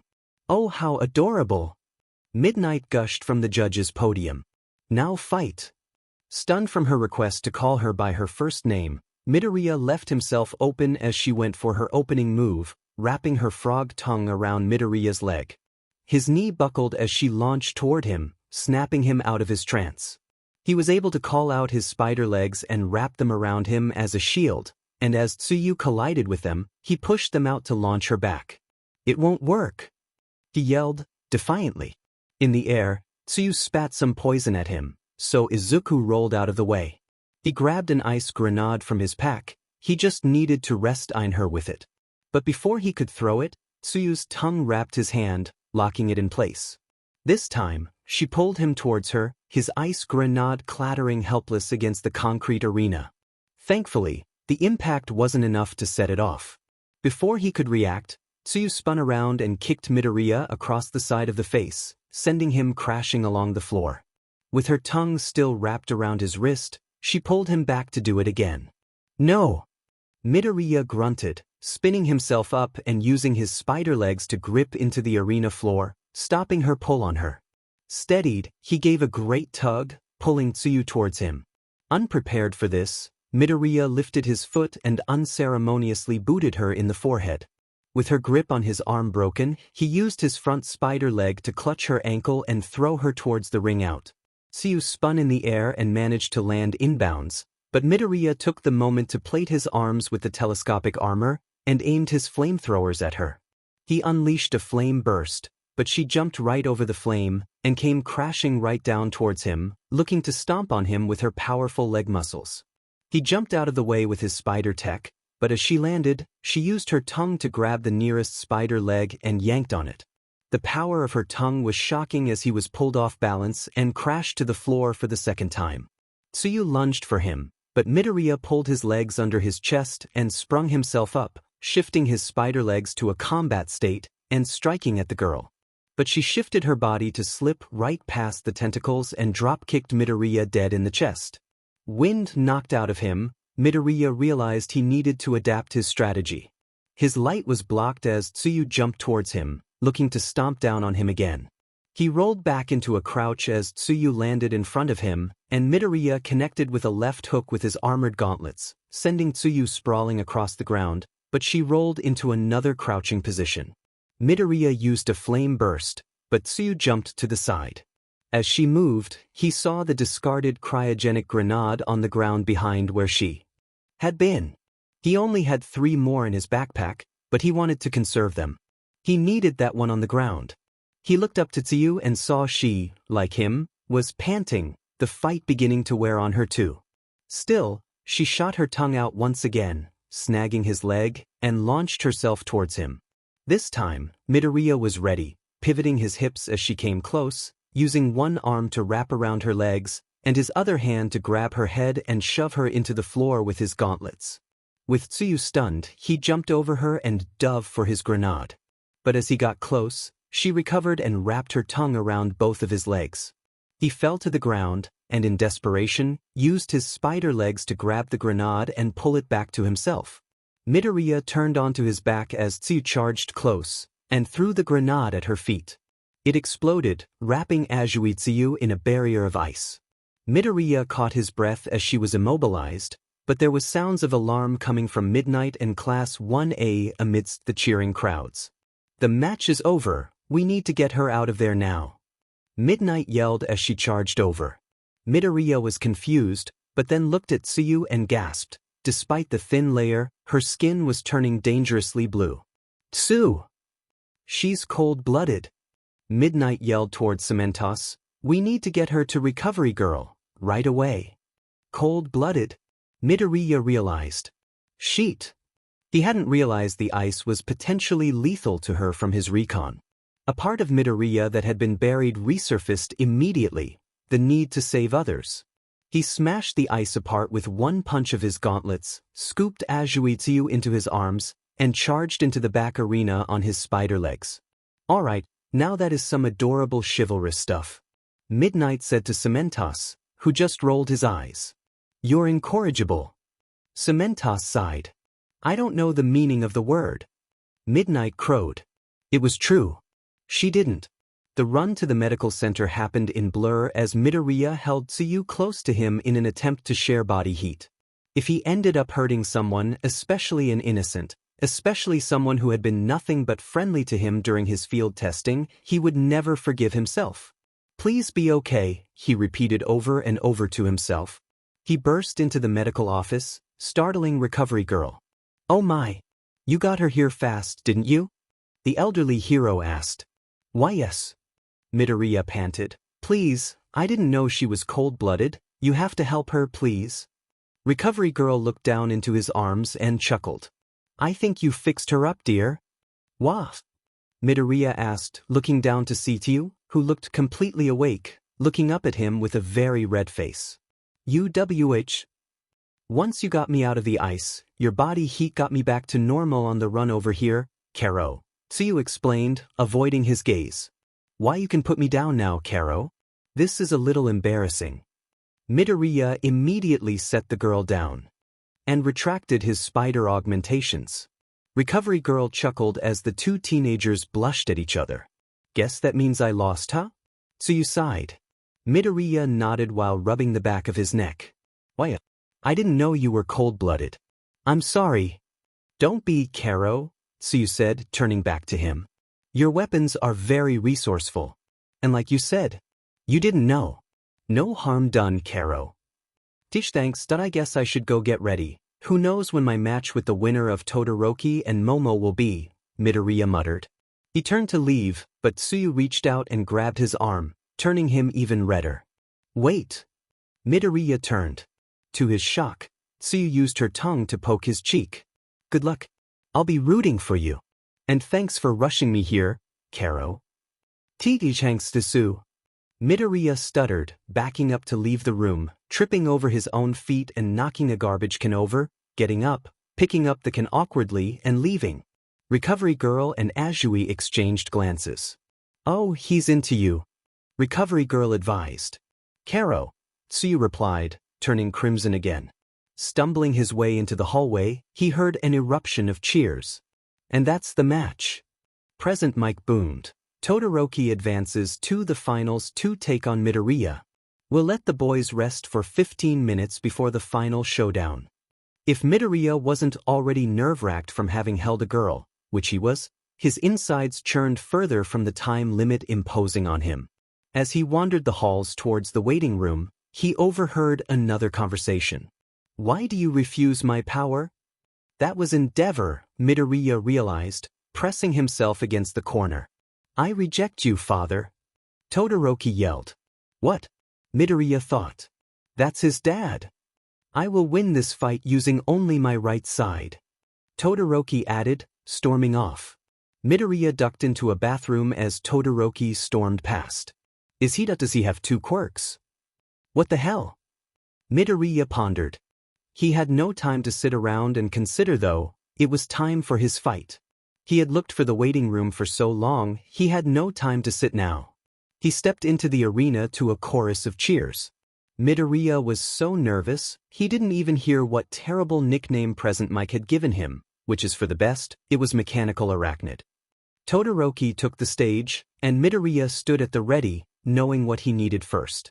The signal was given, and Midoriya deployed a simple incendiary explosive. He threw the grenade 10 feet in front of him as Todoroki went for the ice wall he started all his matches with. The explosion hollowed out a crevice in the ice, and Midoriya deployed his arm guards, using the flamethrowers to cut a path the ice wall. With only a thin layer left, he clutches his spider legs to the side of the tunnel. Here goes nothing, Midoriya said through gritted teeth. He lunged himself through the sheet of ice, punching through with his gauntlet, and went to stomp Todoroki with his spider enhancements, a move he picked up in his last fight. Todoroki lifted his right arm for more ice, but Midoriya shot a small burst of flames that burnt Todoroki's hand, making him back up and withdraw it. As Midoriya landed, barely missing Todoroki, he swung for Todoroki with his armored fists. Todoroki kept backpedaling away, so after a missed right hook, Midoriya mashed a button on his backpack with his left hand. A telescopic Acrisma stick rolled through a chute on his arm and into his left palm. Todoroki was still expecting a punch, but Midoriya flicked the weapon open and smashed the taller boy across the cheek with the metal rod, producing a satisfying clang noise. As Todoroki stumbled backwards, Midoriya armed himself with another Acrisma stick so that he was dual-wielding. Todoroki raised his arms to defend, but Midoriya swooped low using his spider legs and blasted Todoroki across the side of the knee, knocking the taller boy to the ground. Todoroki turned on his side and sent a blast of ice towards Midoriya, but he used his tech to leap away defensively. Todoroki climbed to his feet and again sent wave after wave of ice at his challenger, but Midoriya leapt away time and time again, even able to cling to the side of the original ice wall with the clawed ends of his spider legs. He clacked his Acrisma sticks together tauntingly, signaling that he was ready to throw down. Watching carefully, he saw Todoroki's right side begin to frost up, and he seemed sluggish. Midoriya snatched another cryogenic grenade from his backpack and hurled it at Todoroki. In his haze, the hero-class student went to freeze the grenade, but that caused it to explode, hitting him with a blast of ice and frost, pushing him backwards. Midoriya advanced and saw Todoroki was beginning to shiver, lips tannin blue. Todoroki raised his right arm again, but Midoriya was faster, pouncing on Todoroki, grabbing his forehead with a spider leg, and slamming Todoroki's head down into the pavement. Midoriya raised an Acrisma stick over the hero-class boy's head. Yield! Midoriya commanded. A tear ran down Todoroki's scarred eye, much to Midoriya's confusion. I'm sorry, Mom. Midoriya furrowed his brow in confusion. I'm not your mom. He looked down to see Todoroki's left hand was raised, and then suddenly wreathed in flames. Oh, shit. Midoriya jumped away, but not in enough time to prevent the flames from liking his face. Ugh! As he landed on the wall of ice, he rubbed his face, trying to quell the feeling of the burn and the smell of burnt flesh. He looked up through teary eyes to see Todoroki had gotten to his feet. Rage welled up inside of Midoriya. You have two quirks? Todoroki shot a burst of flame at Midoriya, who was able to leap away this time. What are you doing? Midoriya screamed as the Todoroki's bursts of flames began to melt the ice around the arena. 2 cryogenic grenades left. Midoriya deployed one, leapt over Todoroki and used the burst of ice to freeze Todoroki's left side. Todoroki struggled, but was able to summon enough flames to burst through the barrier. Midoriya had lunged for him, planted his front 2 spider legs, and used them swing forward and dropkick the older boy in the stomach, knocking him backwards. Who do you think you are? Izuku yelled in a fury, beating Todoroki above his right eye with an Acrisma stick. Where do you get off half-butting it in this tournament? In his daze, Todoroki raised his right arm to freeze Midoriya, but the shorter boy raised his own arm and battled it back with his flamethrower at point-blank range, causing the hero to scream in pain. I went my whole life wanting to be a hero. Midoriya screamed, abandoning his weaponry and slugging Todoroki across the jaw. But I'm just some quirkless wannabe. Do you know how many people like me would kill to be as strong as you? Todoroki raised his arms, but Deku grabbed both of his hands, stepped forward and headbutt Todoroki, dazing them both. Todoroki recovered first though, using a burst of flame to force Midoriya away. How dare you? Todoroki seethed, wiping blood off his cheek. This fire is my curse. Blood boiling, Midoriya planted himself in front of Todoroki and threw his last cryo grenade. You don't deserve to call yourself hero. Todoroki used his left arm to burn the cryo grenade to ash, but this was Midoriya's plan, as he reached through the fire with his spider tentacle to grab the left wrist of Todoroki and pivoted on his hip to judo toss the taller boy. But in mid-air, Todoroki created a slide of ice to put some distance between himself and the crazed support student. Cementos spoke into his headset, "This is getting pretty bad. Do we stop them?" Midnight hesitated as she watched. Midoriya flicked his flamethrowers, but his eyes widened for a split second in panic as they clicked uselessly. He was out of fuel.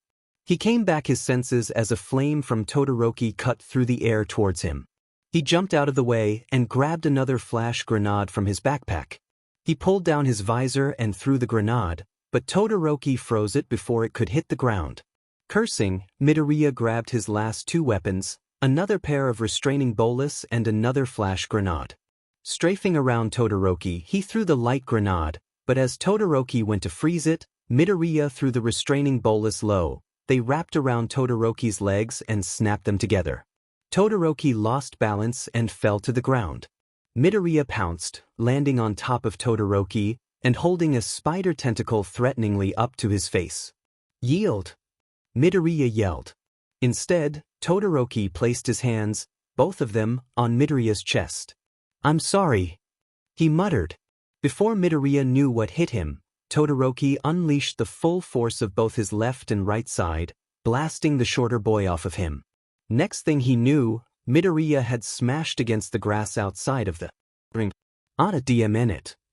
Midoriya coughed before passing out.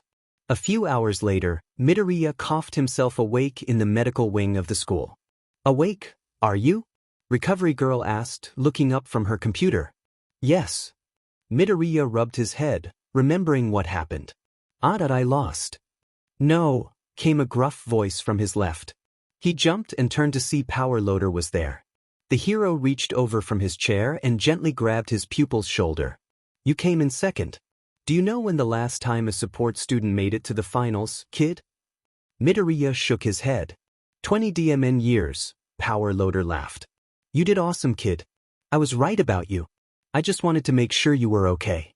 Also, thanks to you, I won a bet with Ectoplasm and got $20. Erda, thanks, sir," Midoriya said, rubbing his neck. "I wanted to win it all, but..." Power Loader clapped him on the shoulder. "Kid, that Todoroki is the strongest in Class 1A and the son of the number 2 hero, Endeavor. And you took him to the limit more than any of his classmates could. You're a tough son of a beach and I'm dimmin' proud of you. Get some rest and go home. You have some more visitors after me." "I do?" Midoriya asked, confused. Power Loader smirked as he left the room, holding the door open for Azuitsu. "Azui?" Midoriya asked. "What are you doing here?" "I told you to call me Tsu." She deadpanned. "Ada, right, sorry, Tsu." Midoriya scolded himself. "Well, you brought me here after our fight," she explained. "I thought I should come make sure you're okay too." Midoriya blushed but smiled. "Thanks, Sartsu. I'm okay, just a little sore. Sorry I couldn't pull off the win after you said you were pulling for me." Tsu turned to look at him, her expression shifting very slightly to surprise. "You don't need to apologize to me, that was maybe the coolest fight any of us have ever seen." Midoriya laughed and rubbed the back of his neck. I'm glad you enjoyed it." "Of course," she replied, smiling slightly. "Don't be so hard on yourself. Like all that stuff you were yelling during your fight." "The stuff I was yelling?" he asked. "You called yourself a quirkless nobody, that you wanted to be a hero." Tsuyu replied, looking to the floor. I was so in the zone I didn't realize I had said all that, Midoriya admitted, scratching his nose. I guess that probably sounded really weird. Not at all. Tsuyu reached over and grabbed his hand. You were awesome out there, that I'm just glad you're okay. But Midoriya-chan? Yeah? He asked. She poked his tongue with her cheek again. You're definitely not a quirkless nobody. Thanks. Midoriya stammered out, redder than his boots. She beamed. I should get going. See you Monday? Midoriya beamed back at her. Definitely. She smiled at him as she left. Recovery Girl looked up at him once she was sure Tsuyu was out of earshot and said, Oh, she's into you. You should take her for ice cream. Midoriya buried his head in his hands. Oh my god. He jumped up as Hatsum kicked the door open. What are his vitals? Is he okay? She screamed, before seeing Midoriya sitting upright and staring right at him. Oh good, you're okay. Hatsum, what are you, UWH? He blurted out as his rival wrapped him in a hug. I was worried, duh. She replied, pulling off him. You were blasted 3 stories into the air and bounced off the ground. People don't bounce, Deku scrub. You bounced. She made a bouncing motion with her hands. Boing.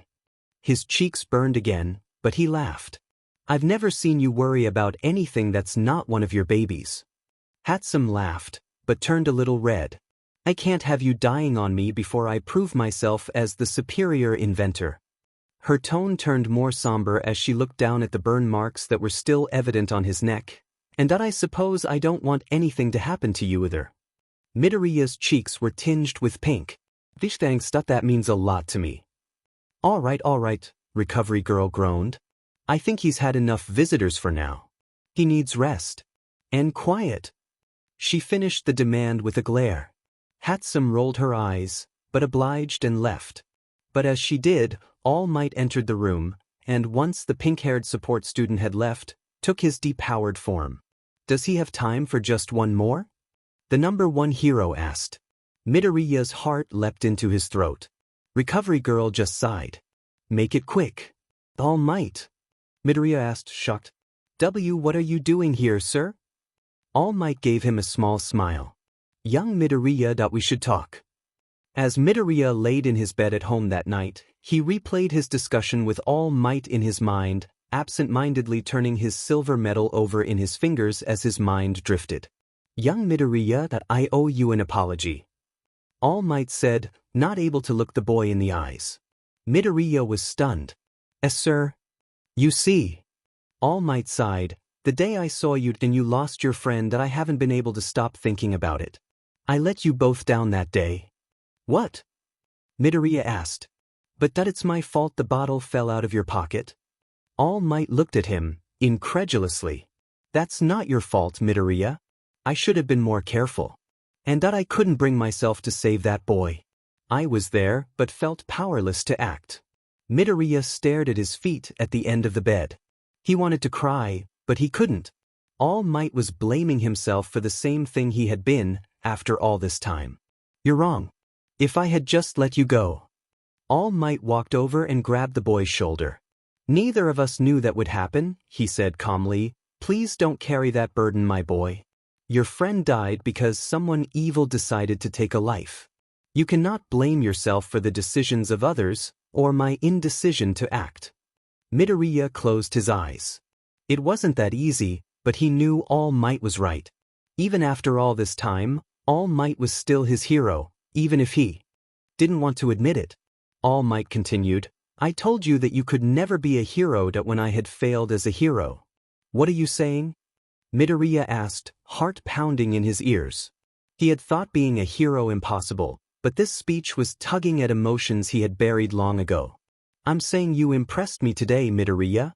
And I want you to keep honing your skills in support, because I think you have a knack for it. But if you continue to keep that heroic spirit with how you fight, with how you rush to save that girl, that maybe you could be a hero, All Might finished. He handed Midoriya his silver medal. You ranked higher than most of an entire first year of powerful quirks. You should be proud. I hope one day you can forgive me. But how could I be a hero in the support course? Midoriya asked. Your mind and inventions got you this far, the pro explained. If you grow at this rate, you could easily use it to pass a hero licensing exam after graduation. The hero course wouldn't do that. It's designed to teach potential heroes to improve their quirks. That's why I think you'd do well to stay in support for the time being. They wouldn't know what to do with you in Class 1A or B. Midoriya frowned to his feet, but did admit, that makes a lot of sense. All Might looked away. He was conflicted. As it was now, Mirio was poised to inherit One for All. But something about this kid made him feel like he'd be a good candidate. Still, he didn't know enough to be sure. I'll be keeping an eye on you, Midoriya. All Might said, smiling, keep growing. He walked over and handed the boy a silver medal. You were out cold for the ceremony, but this belongs to you. Congratulations. You've done something no one thought possible. Midoriya stared at the piece of metal in his hand. All Might's words had given him hope. But he was not prepared to focus on pursuing that yet. He set the medal down next to him and walked over to his desk, flicking on the lamp. He opened his laptop and found a few articles about the sludge villain. Using a combination of Bakugu's quirk and his own sludge powers, he had been the prime suspect in various drag smuggling operations. This was a big step up from your regularly robbery or theft, but it drew more attention. He was getting sloppy, perhaps either from laziness or overconfidence. These rings were always held at docks. Midoriya turned to a map he had pinned to a cork board and began circling the locations of all the drag busts, looking for a pattern. Getting closer. Midoriya muttered, not noticing anything predictive in the behavior. He had finished an IP address encryptor, which he used to access the deep web untraceably. Not too happy with the amount of smut and gore, he searched the dark side of the internet for any chatter on the sludge villain or the foreign drag. After an hour of ignoring advertisements for a red room, he made a side note to send the links anonymously to the authorities. He found something. A lead. He matched the coordinates to his map. A dock that wasn't already busted. And it was a few weeks out. He cracked a grin, but then saw the All Might figure on his desk. He frowned and turned the figure away. Sorry, All Might, that I can't be a hero quite yet. Midoriya muttered, grimly. I have something I need to do. He set to work making some cryogrenades. He'd need more. We'll need to make sure all you guys are in top shape for the party, Midoriya said, glancing at his backpack. We'll need to come out swinging. All right, you grease monkeys, Power Loader greeted on Monday morning. We had a good showing at the sports festival. And by we, I mostly mean the two madmen in the back. He gestured back to where Midoriya and Hatsum were already tinkering with some new gadgets, which means that we got internship opportunities out the butt. I'll pass out your options that you'll all be taking one. And of course that we have a few requests just for the two nut jobs in the back since they made it to the battle phase. Hatsum grinned at Midoriya. What did I tell you, Deku Scrub? I'm going to make a mint selling my tech. A mint. Just think. She was practically giddy at the thought. Soon I'll be making gear for the top 10 heroes. Midoriya couldn't help but grin at her enthusiasm. We'll see about that. He jumped as Power Loader placed a large stack of papers on his desk. 50 offers, Midoriya, Power Loader huffed. I would say it's a new record, but... Midoriya asked, confused. Power Loader guffawed. I think you scared a few of the tech heads out there that have never seen a fight. He dropped a stack of paper just slightly larger onto Hatsum's desk. She got 55 offers. That's the record. Yes. Hatsum cheered, fist pumping. I'm going to make so many new babies this week. What? Midoriya yelled, in disbelief. I think some of the spectators thought you were a bit nuts in that last battle, Power Loader chuckled. But you both broke the older record of 35. And that was 20 years ago. Good job. As he walked away, Midoriya looked over to Hatsum, rubbing one of her gadgets against her cheek and cooing, I'm so proud of you.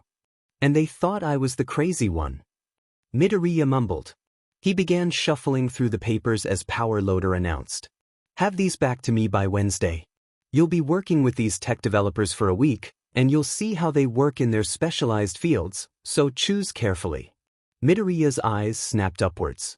Then he shuffled the papers, looking for addresses instead of technical specializations or the facility specs. Finally he found one. It was a block away. A week. Next week. A smile crept up his lips. He had found his internship. Wait, who is this with Undersea Limited? He wondered to himself. Specializing in oceanographic tech for aqua-based heroes. Well, I'd be out of my element, he realized, but maybe it couldn't hurt to expand my horizons. Location again. Besides that, the whole point is to be at that dock Friday night. It's time, he whispered. It's 10:45, why? Yukio replied, mishearing him. Never mind, thanks, Midoriya replied. Maybe I'm going a little crazy. I'm telling you, Deku Scrub, I don't know who to pick. Hatsum half bragged, half contemplated. I've got it narrowed down to 3. She shoved her sandwich into her mouth. Deku rolled his eyes. The 3 you've picked all specialize in pro-hero suit enforcement, repair, and upgrades. I'm sure any of them would be good. That's what makes it so hard, duh. You sure you want to learn about Aquatech? Hatsum asked. High seas heroes use a lot of espionage and stakeouts. You seem like more of, she held up her sandwich like a gun, pew pew, bang bang, type guy with your tech. I just want to learn new things. Can't be a one-trick pony, he answered, when he looked up at the Class 1A table. Everyone there looked much more solemn that day. No one was talking. As he scanned their faces, Tsuyu looked up and met his gaze. He gave her a small smile, but she frowned and looked back to her food. Hey, did something happen to that hero class? Hatsum shrugged. I don't keep tabs on your girlfriend, you creep. She's not Midoriya began but stopped himself. I was just wondering why they all looked so down. Hey Izuku, came a voice from his other side, making him jump. He relaxed and smiled as he saw Uraraka though. You noticed, huh? Yeah, why's everyone looking so upset? He asked. Hatsum leaned over as well, curiosity perked. Well, that it's about Ida? Uraraka asked. And his brother. What about him? Hatsum and Midoriya asked in unison. Uraraka looked around to make sure no one was listening. Ida doesn't talk about it much, but his older brother is the pro-hero, Ingenium. And well, you probably saw the news over the weekend. It took a second for him to realize what she meant, but when he did, he looked at Hatsum and they gasped. Stain! Midoriya blurted out. Sach. Uraraka hushed. I probably shouldn't be saying this, but yeah. Stain crippled Ingenium. He's taking it pretty bad. He couldn't even pick a hero name today. Ida and Midoriya hadn't talked much, but still, Midoriya couldn't help but feel awful for the taller boy. After all, he knew what it was like to lose someone to a villain. Should I say something? Midoriya asked. I wouldn't. He seems like he wants to. Oh no. What is she doing? Uraraka screamed. Deku whipped around to see Hatsum walking over to Ida. He couldn't hear what she was saying, but she was awkwardly rubbing the back of her neck as they spoke, and Ida looked equally as uncomfortable. So does everyone know? Midoriya asked, turning away from the awkward confrontation. Uraraka shook her head. No. Todoroki is absent today too, and no one knows why. Between the two things, everyone is all messed up. Midoriya played with his food. Todoroki had said some weird things about his fire being a curse, and seemed pretty messed up about using his fire at the sports festival. At the time he hadn't thought much of it, but looking back, there were some red flags there. Anyway, I never got to say, congratulations on second place. Uraraka said, giving him her bright smile. You're tougher than you look. He smiled back. I certainly hope so. I'll need it for my internship.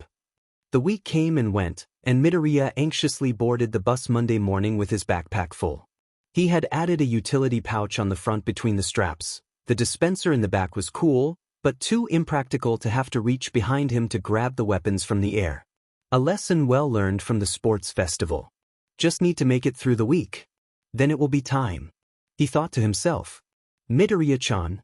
Came a croaky voice from a few seats down, making him jump. Peering down the aisle, he saw Tsuyu sitting alone. As it was earlier than most people would be up on a Monday, there wasn't a large crowd. She pat the seat next to her, signaling him to go over to her. Nervously, Midoriya took a deep breath and slid over to the chair next to her. Good morning, Azui. Tsuyu didn't even have to say it. She just gave him a look, and Midoriya winced. Sorry. Good morning, Tsu. She gave a small chuckle. Good morning, Midoriya. What are you doing taking a bus to the docks this time of day, Karo? Oh, I have an internship with Undersea Limited, he explained. I probably don't have to tell you flamethrowers don't work underwater, Tsuyu replied, a hint of teasing in her usually monotonous voice. He smirked. So I've heard. I picked this so I could expand my horizons a little. Don't want to be a one-trick pony, you know? That's smart, the rainy season heroine replied. Uraraka said the same thing about interning with Gunhead, said she wanted to learn how to fight better. He's definitely a good person to learn where to fight from. Speaking of, where did you learn all those cool moves from? Midoriya asked. You're an awesome fighter. She beamed. A lot of hero training with All Might, and a lifetime of having to wrangle my younger siblings. My parents work all the time, so I take care of them a lot. Helps being able to snag them quickly. The perks of siblings, Midoriya laughed. I was an only child. So where are you off to so early? I work best in water, so I decided to intern with pro hero Selkie patrolling the seas in this area.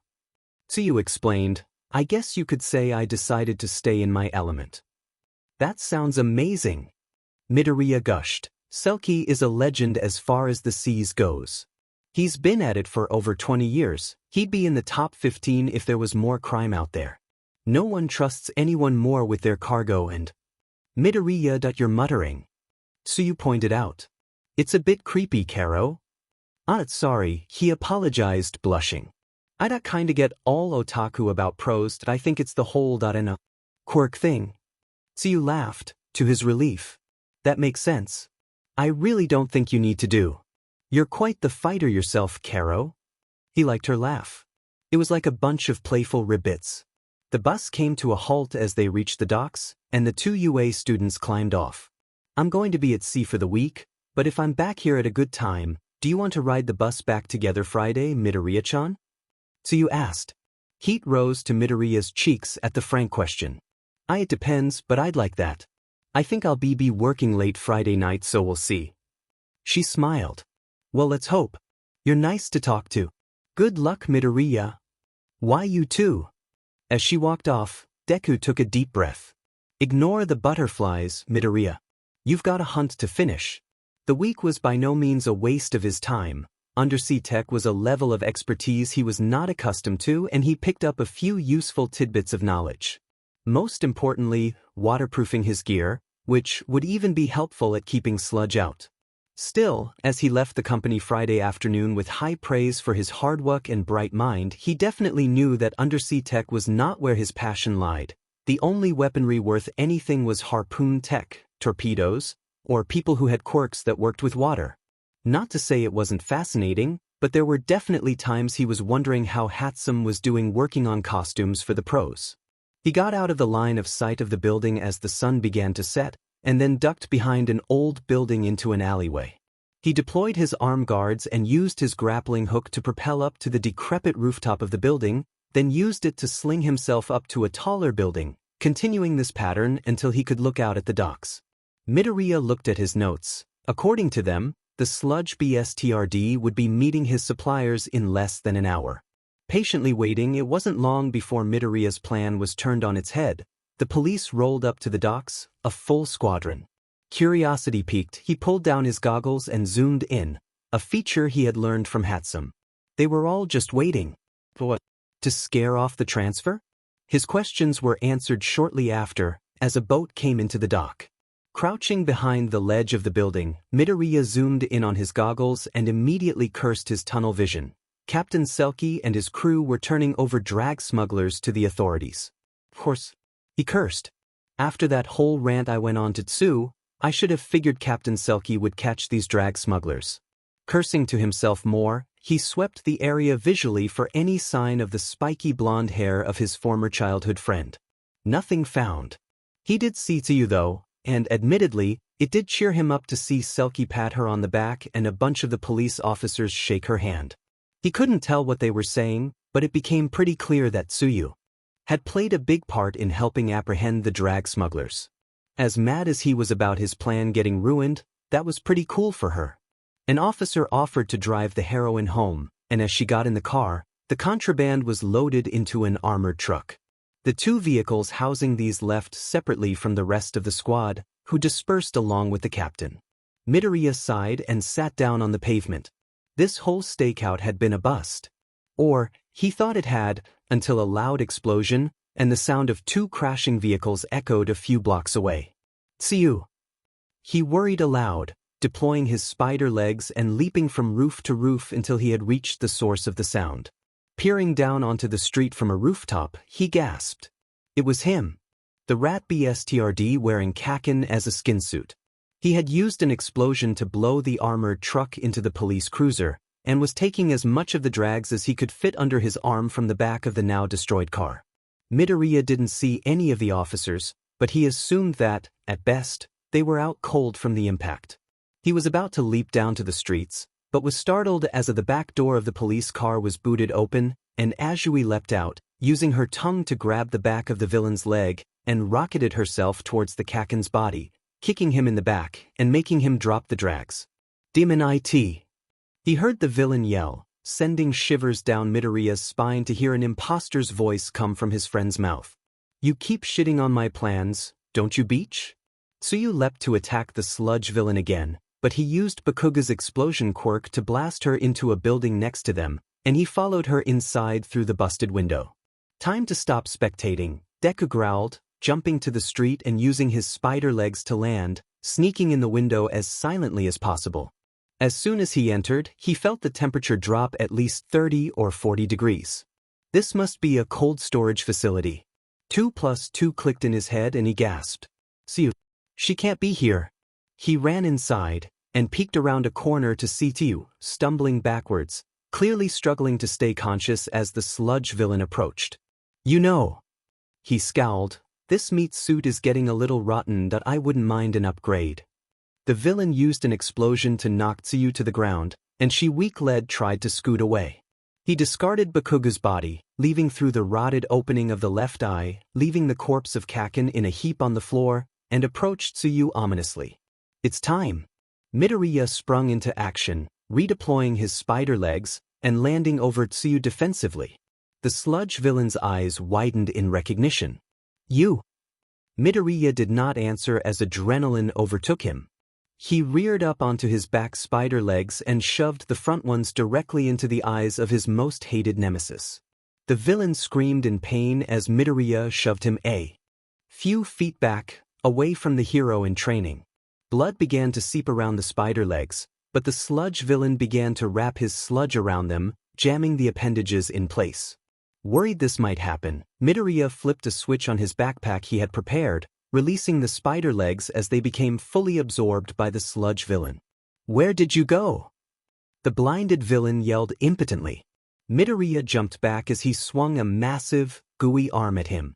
Midoriya wasted no time, grabbed 3 cryogrenades from his chest pouch, and throwing them at the villain as he tried to grow himself. They worked like a charm, and the extra power he had put in them quickly encased his villain in a block of ice. There was one crack he tried to escape from, but a 4th cryogrenade sealed it. Midoriya could see the sludge villain squirming uselessly. He had trapped him swiftly, as any good hunter would. He pulled an explosive disc from his pack and took a few steps away. "I know you can hear me, you piece of shit," he said. The sludge villain had stopped moving, but Midoriya could hear muffled screams. "You killed my friend," Midoriya seethed, "so you've been living on borrowed time." He tried to throw the explosive but couldn't bring himself to do it. You deserve to die," Midoriya yelled, trying to convince myself. Still, he couldn't bring himself to do it. He raised the explosive disc, but stopped when he realized he was crying. For the first time since the funeral, he was crying. You are not worth tears. I'll kill you, you sack of crap."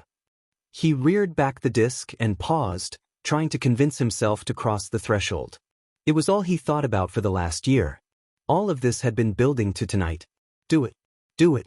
Before he could move, a tongue wrapped around his wrist, cementing him in place. He whipped around to see Tsuyu, barely conscious, was restraining him weakly. Midoriya," she mumbled, barely audible, but in his crisis, it sounded like she was screaming in his ears. Don't. Midoriya stood frozen like that for 5 seconds. But in those 5 seconds, an eternity passed as he slowly looked from his classmate to his prey, a war waging in his head whether to heed her advice or to finally rid the world of the murderous scum he had trapped. The sound of sirens and flashing red and blue lights broke his trance. The police were outside. Tsuyu's tongue collapsed onto the ground as she passed out, beginning to turn blue. Midoriya realized she could get in major trouble for using her quirk unlicensed, and the longer she stayed here, the more danger she was in. He tucked the explosive away. He turned to the sludge villain and said in a flat but intense tone, "If you hurt anyone ever again, I will finish the job. Consider yourself lucky." Midoriya scooped Azui Tsuyu under his arm and used his grappling hook to disappear from the warehouse before the police could enter the building. Tsuyu snapped awake not long after and tried to process her surroundings. She had been wrapped in an emergency blanket, and next to her, a fire was roaring in a metal garbage can. Eyes darting all over, it became apparent she was on some sort of rooftop. Unraveling herself from her cocoon, she saw Midoriya peering over the edge of the building. Cautiously, she walked next to him and followed his gaze down to the streets. The police were containing the villain in a specialized vehicle. Another vehicle, a standard ambulance, was carting another body under a sheet into it. Midoriya, what's happening, Karo? Tsuyu asked, trying to make heads or tails of the evening she just had. Why were you here? Why did it look like you were going to? She couldn't bring herself to say the words. Midoriya sniffled and looked at her. It became obvious to her he had been crying, so she went silent. After a moment he asked, I guess I should tell you that it's a long story. Can you keep a secret? Tsuyu nodded. Mainly, she just wanted the night to make sense. Midoriya let out a long, shaky sigh. Well, that a year ago, that monster that villain killed my friend Bakugo Katsuki. That was the body he had been wearing for the last year. After he killed him, Power Loader started mentoring me on how to build things so I could enter the support course. He didn't know why I wanted to learn how to build weaponry or anything, he just thought that I guess he just figured I'd like it. I do, actually. Anyway, I'm getting off track. Midoriya sat down and leaned against the ledge. And ever since, I've been tracking him down. I wanted to hunt him down and learn how to stop him. Get justice for my friend. And I finally learned how. But I couldn't do it. A few more tears fell from his eyes. I failed. He sniffed and rubbed his nose. Growing up, I wanted so badly to be a hero. And everyone told me I couldn't do it, you know? I just thought, maybe if I could never be a hero, I could at least be useful and get revenge for Kaken. I can't even do that right. The last year of my life, wasted. Tsuyu sat down next to him. I don't think it was a waste, Karo. Midoriya sniffed and remained silent. Tsuyu continued. No one has caught that villain. I remember seeing that attack on the news, you know? You did something the police and the heroes couldn't for the last year, Karo. You don't get it, Midoriya sighed. He killed Bakugo. This whole year was culminating in me avenging him. And I couldn't even throw the grenade. Do you regret not killing him? That would have made you a villain too. Tsuyu replied. Midoriya paused. I don't know. Tsuyu reached over and grabbed his hand.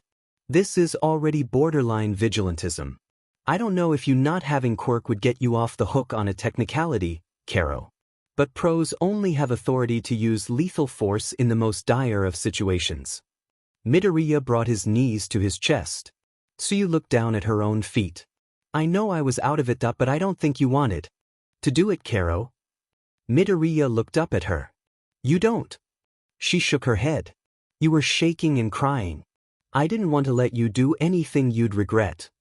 He paused, but after a minute, his legs relaxed back down from his chest to the roof. That you're right. Maybe I'm still that same stupid kid who thought he could be a hero. To his surprise, she moved closer to him and rested her head on his shoulder, making him freeze. I think you're a hero, Midoriya-chan. You do. He breathed. She nodded against his shoulder. I would have been his next puppet if you hadn't been there, Karo. You saved me. So at the least, you're my hero. Midoriya's face burned the embarrassment. Thank you, Tsu. She stood up and offered him a hand up. After a pause, he accepted.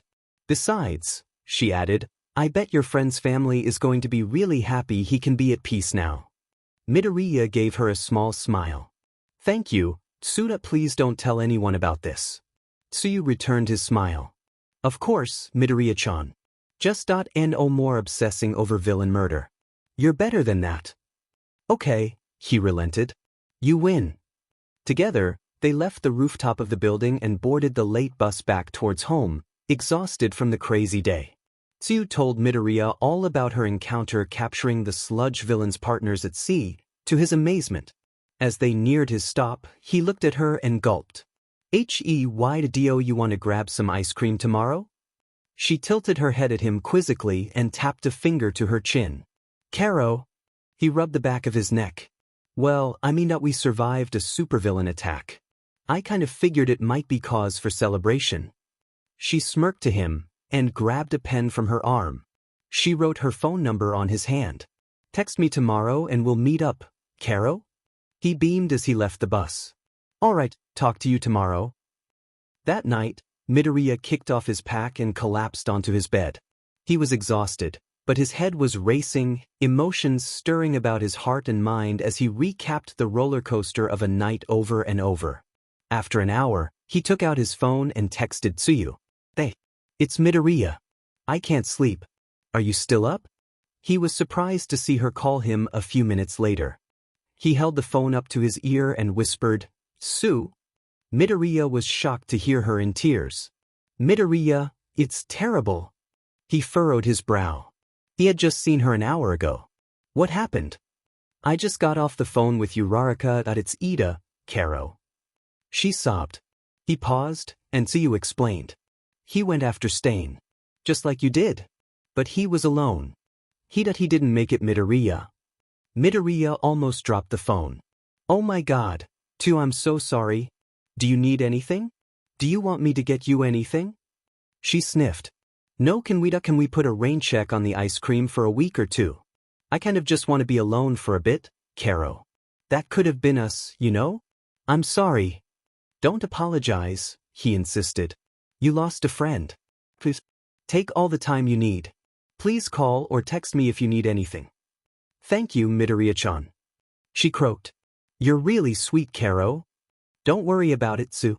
I'm here for you. After everything you've done for me tonight. Midoriya replied. Thanks, I'm going to try and sleep though. Good night, Midoriya. Me too. Good night, Tsu. Midoriya did not sleep though. Instead he stood up and walked over to his corkboard. He ripped down every article and picture of the sludge villain and tore them into as small of pieces as he possibly could. He opened his laptop and printed a few articles on the hero killer, Stain, to review in the morning. He tacked a picture of the villain on the center of the corkboard.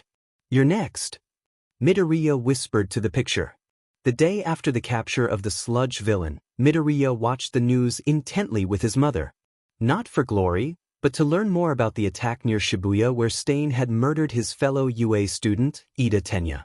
It turned out the attack was just part of a bigger attack by the League of Villains, or so the authorities believed for the time being. Frustratingly, most of the coverage was focused on the monsters that were attacking, the same kind Midoriya had seen at the USJ, supposedly called Nomas, that had ravaged a few blocks before being stopped by Endeavor and a few lower-level pros. But finally, the newscaster went over the details, though there wasn't much. Stain had cornered and killed pro-hero Native, and Ida attempted to intervene and kill Stain. But he failed, as Stain used his blades to do in both the student and hero. Frustratingly, no one had yet to discover how Stain's quirk worked. Midoriya was annoyed with how unhelpful this was, until the newscaster shifted to the capture of the sludge villain and the recovery of the body of Bakugo Katsuki. The reporter showed a brief interview with a woman Midoriya recognized as Bakugo's mother, Mitsuki. I'm just so glad he can rest now, she said through tears, and that justice was finally done for my boy. Midoriya swelled with pride for a minute. Perhaps Tsuyu had been right. In the end, maybe killing the villain wasn't where he should have focused. At the least, he was glad to have given Kaken's mother some peace. Having finished the newscast, Midoriya excused himself to his room to study, grabbing an apple for brain food. Sitting down at his desk with his laptop, he paused to text Tsuyu. "Good morning. How are you holding up?" As he began to research Stain, she messaged him back. "It's rough. Uraraka is taking it really hard. They were best friends. I'm heading over to see her." He frowned. Both Tsuyu and Uraraka were nothing but nice to him, and it was terrible knowing they were going through this. He might not have really known Ida, but he seemed like a good enough guy.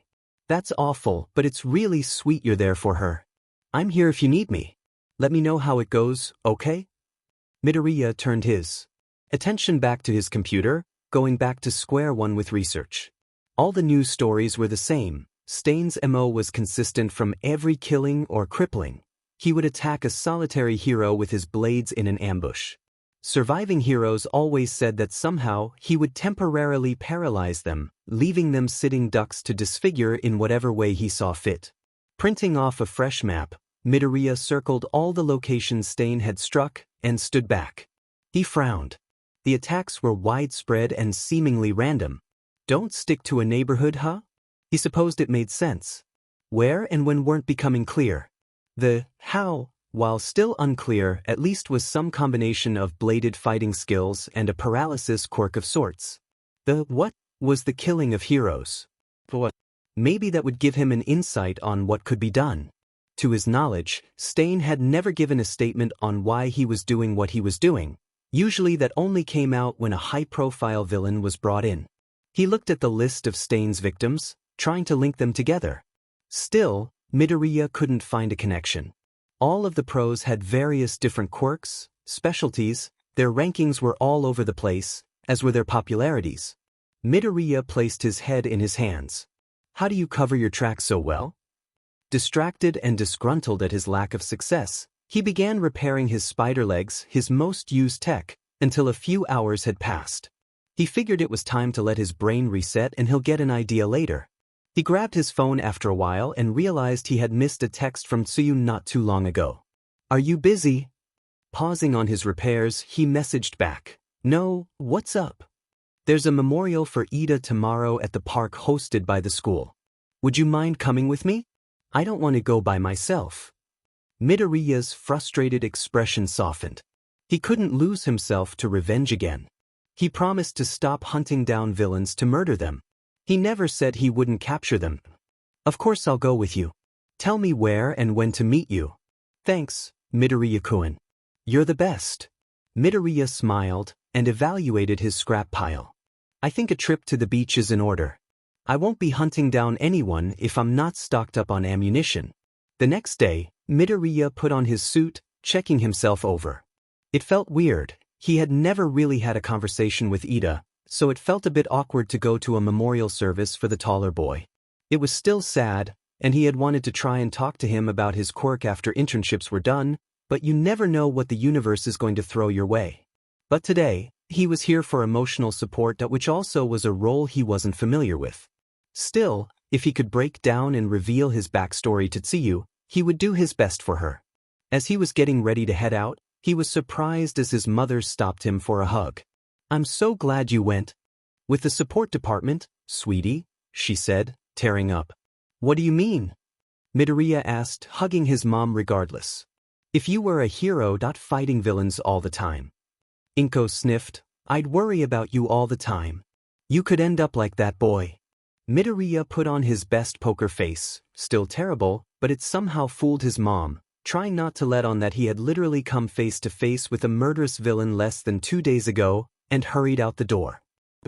He pushed the guilt down as he boarded the bus, remembering his promise to meet Tsuyu at the entrance of the park. He allowed himself a small smile as he saw her, but it was hard to keep it seeing the distraught faces of all the students of Class 1A. A few from Class 1B had showed up as well. As he walked over to Tsuyu, she gave him a forlorn smile. "Thanks for coming, Karo." To his surprise, she hugged him. Awkwardly, he returned the embrace. "Of course. I'm sorry." She looked away and sighed as her eyes teared up. "It's going to be weird walking home with you, Raraka, without him." At the strain in her voice, Midoriya looked up, and realized people were beginning to shuffle towards the back. "Hey, I think it's starting." She nodded and walked towards the rear of the park. He didn't know what to really do in this situation, but he kept a hand on the small of her back in an effort to be comforting. At his touch, she smiled at him, so he figured it was the right thing to do. The ceremony was simple enough. The principal spoke, as did All Might, talking about the importance of being a hero even as the community is hurt, and about the type of person Ida was as a loving brother and friend. Afterwards, the crowd broke apart, some leaving, some talking to remember their fallen friend. Uraraka made her way over to the two of them and immediately threw her arms around Tsuyu. Seeing Deku, she grabbed him and pulled him into a group hug. If it wasn't a somber occasion, Midoriya would have been incredibly embarrassed. "I'm glad you guys are here," she said as she buried her head between the two of them. "Karo," Tsuyu replied. "Of course," Midoriya added. The three of them began to walk away from the park when they heard a commotion. "That waste of my time," came a gruff, familiar voice. Midoriya slowed in his tracks and craned his neck over to see the commotion. Endeavor was loudly complaining about the ceremony as Todoroki sulked behind him. "Father, please, he was my friend," Todoroki said, barely audible. Midoriya noticed it was a far cry from the rebellious attitude he had seen at the sports festival. "You don't have time for friends," Endeavor snorted. "That's not your purpose." The way he said that left a bad taste in Midoriya's mouth, but he was pulled from his eavesdropping as Tsuyu tapped on his shoulder. "Are you okay, Midoriya-chan?" she asked. Sorry, guess I got distracted by Todoroki and his dad," he admitted. "Can't believe he said all that." Uraraka huffed. "I can see why that guy has so many haters. For the number 2 hero, he's nothing but an a-hole." Tsuyu nodded. "Really pushes what counts as a hero, Karo." Something clicked in Midoriya's mind. "Haters? Could that be? Do you guys want to grab something to eat?" Uraraka asked sadly. "If I go home I'm just going to be sad. Karo, I wish. I have to go take care of Samidare and Satsuki." Tsuyu sighed, then once she saw Midoriya's confused face, she added, "Those are my siblings." Tsuyu and Uraraka hugged again, and this time Midoriya wasn't caught by surprise when Tsuyu embraced him as well. He noticed she still blushed a bit by it too before walking off towards the bus stop. "So what do you say, Midoriya? You hungry?" Uraraka asked shyly. At first, he was tempted to turn her down. He had an idea he wanted to research about Stain, but then he saw how melancholy Uraraka looked. He remembered earlier the other morning, remembering how good it felt to know he had given some peace to Kaken's mother. Being there for people was just as important as catching villains. "Sure, I got a minute," he replied. They stopped for some ramen, but Midoriya could barely focus as his mind raced. But as they were leaving the restaurant, Uraraka said something that snapped him out of his trance. "You know, Midoriya, there's something that bugs me," she said. "What's that?" he asked curiously. She gave him a lopsided grin. "I wish I would have gotten a chance to take you on at the sports festival." Midoriya laughed. "Yeah? Why is that?" "Well, after we agreed not to go easy on each other, it would have been fun to see just how tough you are." She beamed. He smiled back. "Well, perhaps next year. Anyway, I should go. I'll see you tomorrow." "Good night, Midoriya." Her face returned to the more somber look, but she looked down and kept a slight smile. "Thank you for keeping me company." He smiled back, cheeks tinged pink. Glad to help. "Good night, Uraraka." As she left his sights, Midoriya took a determined look. Friend time was over. Now it was hunter time. Giving his mom the quickest greeting he could, he darted towards his room and opened his laptop and hit up the dark web. He pulled out his list of heroes who had fallen victim to Stain and began researching them. His hunch had proved correct. Nearly every hero who had been attacked by Stain had a large amount of complaints on various hero hater message boards on the more unsavory parts of the web. People complaining that they weren't of the right caliber to be a hero, that their motivations were garbage, or that they were too much of an a-hole to be a hero. Is he judging the heroes? Midoriya wondered, tapping his pen to his mouth. It was a passable theory. The heroes who died were the ones with the most atrocious attitudes. known for being in the hero business only for money and fame. The ones who lived tended to be made examples of, like Ingenium, and had relatively few complaints, but were more business-minded as opposed to altruistic. Not that this ever seemed bad in Midoriya's mind. Heroism was a viable career if you had the ability for it. But the way some of these message boards stated it, if you weren't all might-like in your motivations, you were garbage. Midoriya yawned. Even if it was a workable theory, he had no way of knowing when or where Stain would strike next. Closing his laptop, he decided this could be a problem for tomorrow. It took him a year to track down the sludge villain. He wasn't going to find Stain or figure out how to combat his quirk overnight. Little did Midoriya know that it would be sooner than he thought. The next morning in class, he began drawing up plans for new weaponry while waiting for Power Loader to come in. He didn't see Hatsum sneak up behind me and give him a surprise hug. "There's my favorite vegetable." Midoriya blushed horribly as he jumped, but relaxed as he whipped around to see his support rival.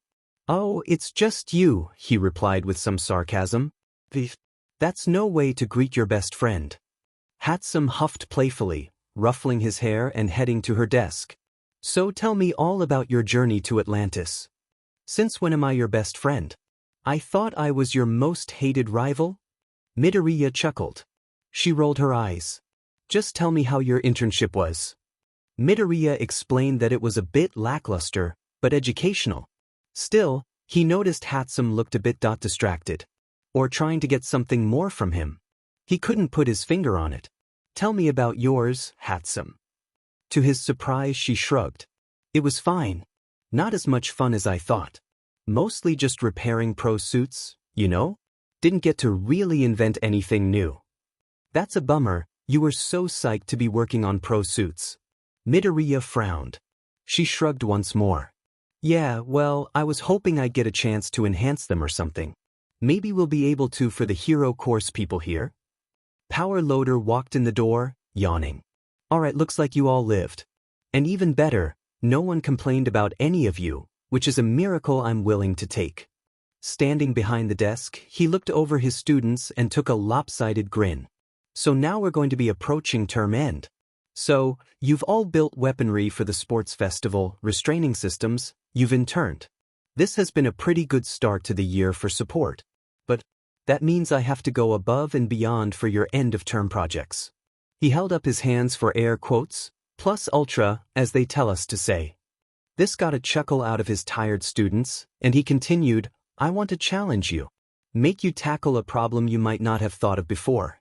So, I'm going to put you into small groups of 2 or 3, and you'll be working a special project until the end of term next month."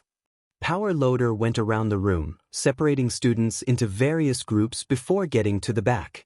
"And of course that you too." Midoriya and Hatsum exchanged looks as Power Loader chuckled. "You two get to help me on something. I have a friend who needs something added or invented for her pro costume."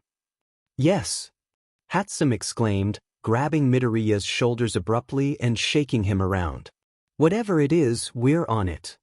Dizzy Midoriya asked, "Who's the pro, sir?" To their surprise, Power Loader looked embarrassed. "Well, you'll have to come downtown with me for it. I'll get you out of your afternoon classes. This one is at my lab." Midoriya grinned, but was interrupted as Hatsum began shaking him again. "We're going to a pro lab for a secret inventing project." "Sure." Power Loader groaned. "You don't even know what secret means, you pink-headed idiot." The project itself was unexpected. "You want us to build boots for Mount Lady?" Midoriya asked, unsure. This was a much better reaction than Hatsum, who looked utterly deflated. "Hey, have you seen the feet of my costume?" Lady huffed, holding up her foot to them. "This is thin fabric. I feel everything I step on. It hurts." Yes," Power Loader said, trying to keep a straight face. "The problem is, there is no material that can be used to stretch and shrink with her costume on the fly. That's what I want you two to research for your term project. Today, you're going to take her measurements in normal and giant form and start your work. Grab your stuff and meet us outside." As Power Loader and Mount Lady conversed and left Power Loader's support lab, Midoriya and Hatsum looked to each other. "This is kind of a letdown." Hatsum grumbled. Yeah, Midoriya replied, but I guess that's what a lot of support is. Some of the things the pros need is mundane, you know? Compression sleeves, impact absorbers and dampers. I guess. I like the stuff you and I make, Deku scrub. Hatsum sighed, grabbing her tool belt and measuring tape as Midoriya grabbed his. Well, maybe we can rig some secret lasers on these boots, Midoriya joked. But yeah, the stuff we made for the sports festival was so much more fun. And practical? Hatsum asked almost suspiciously. Midoriya wasn't sure what she was getting at. But it didn't matter as the sound of a scream came from outside. Alarmed, the two support students ran out to the front of building and gasped to find Power Loader, laying on the ground motionless. Sir! They both yelled, crouching down. I'm fine, get away from here. He grunted before passing out. They looked up, and Midoriya saw a lady had gigantified herself, giving chase to down the street. Freeze, Stain! She yelled, angrily. His eyes widened. Not today. Hatsum stood up. Come on, Deku scrub, let's get. She looked up though and saw Midoriya chasing down lady as he ducked down an alley. Out of here! Midoriya deployed his spider legs in the alley and scaled his way up to a rooftop, leaping from roof to roof as he followed Mount Lady desperately. It was hard to keep up with her long strides. In the distance, he saw her.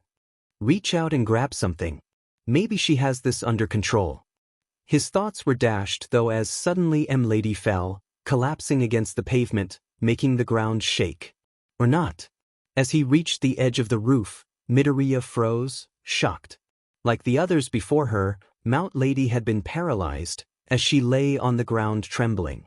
Whatever had paralyzed made her revert to normal size as well. A man stood right above her neck, holding a blade to it. Deku recognized him as Stain. You are no hero. He growled. In it for fame and glory. Holy shit, I was right. What kind of... He raised the blade, and Midoriya found himself springing into action before he could even think. Leaping from the sky, he whipped out a magnetic bola and threw it, snapping around Stain's legs.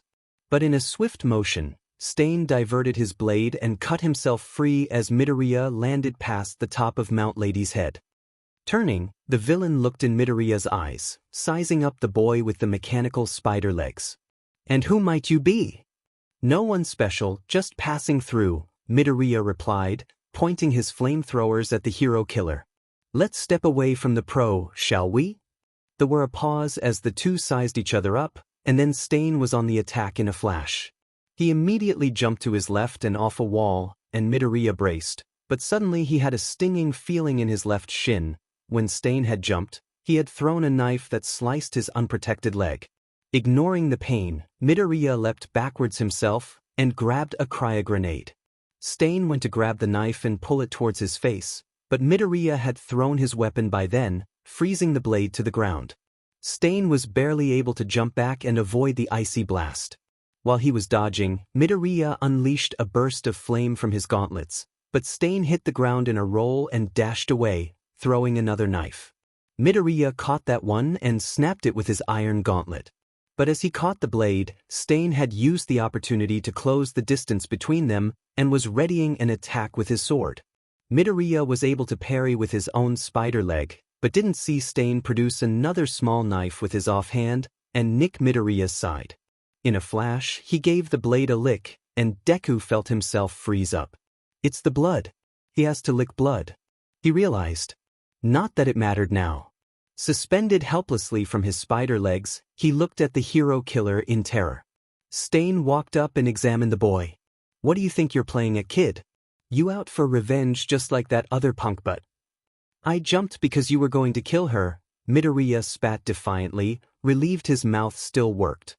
His best shot now was to stall for time. It was true, to an extent. While he was definitely after Stain, he would never have struck without knowing what he was dealing with. But all logic flew out the window when someone was threatened.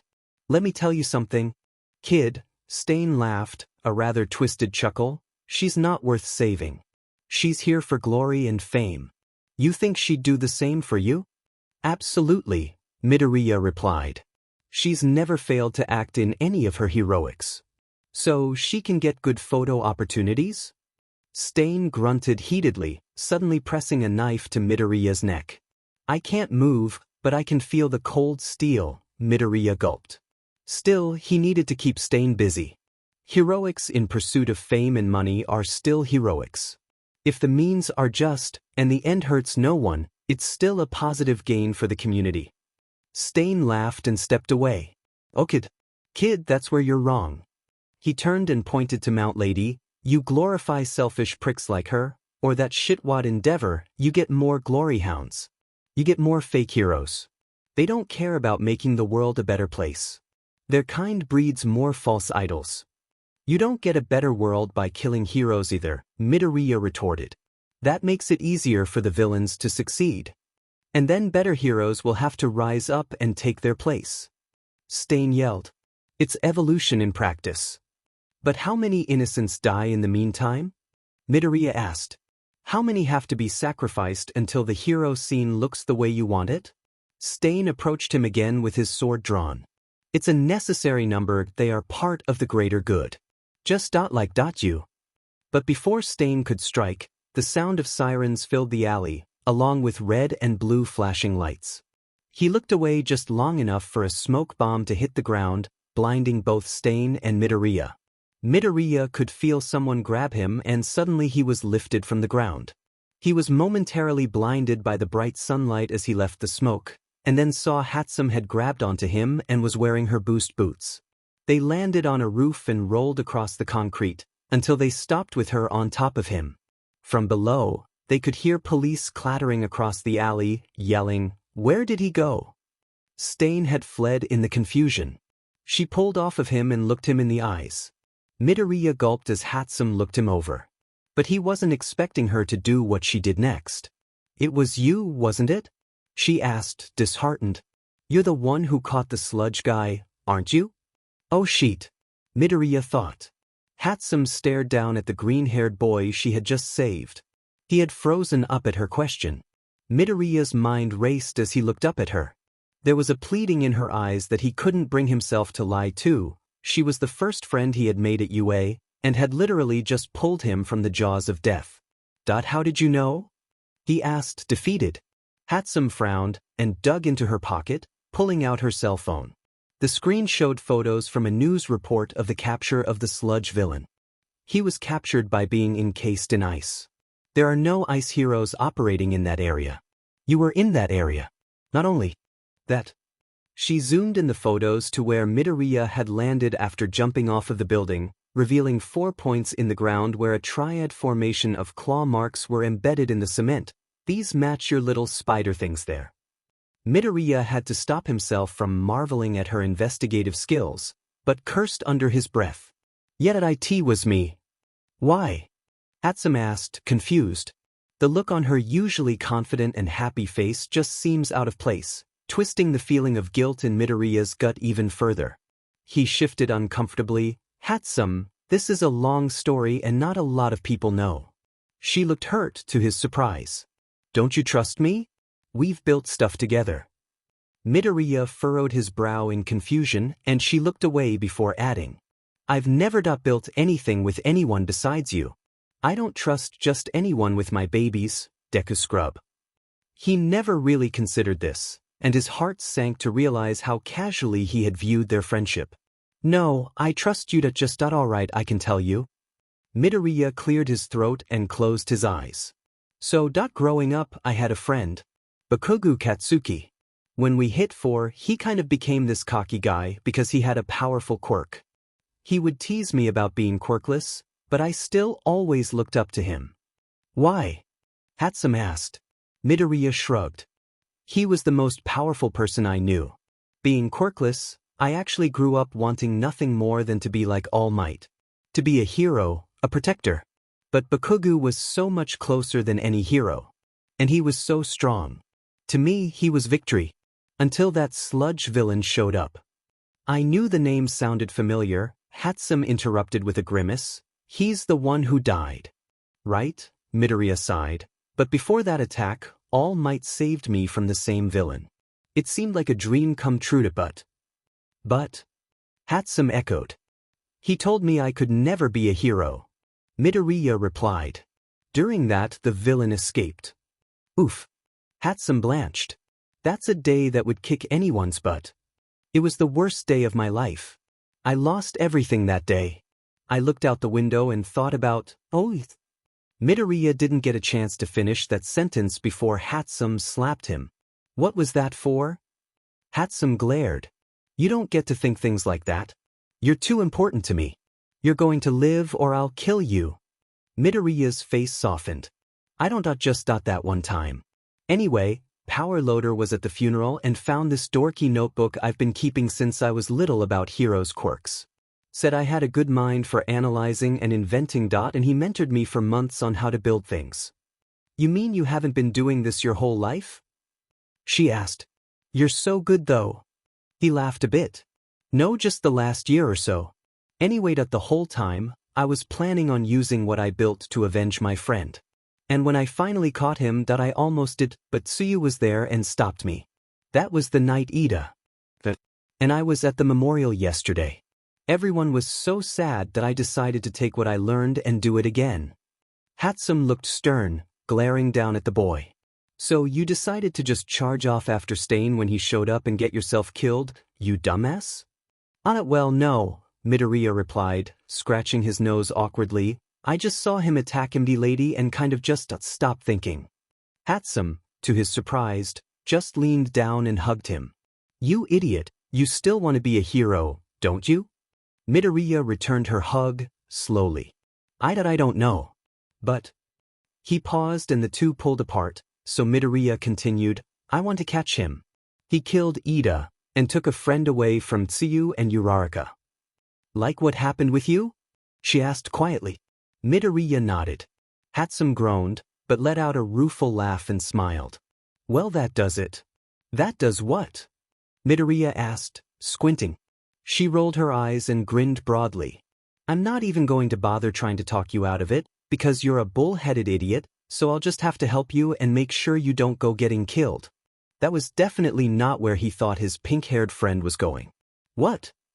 Her expression softened a bit. You're the only person who gets my passion for inventing. Even if you're not nearly as experienced. I can't go letting you die on me. Let me help. We can make better tech together. Besides. Her broad grin returned, I want to make gear for heroes. Might as well start with my little nerdy hero-in-training Deku scrub. You're stuck with me now.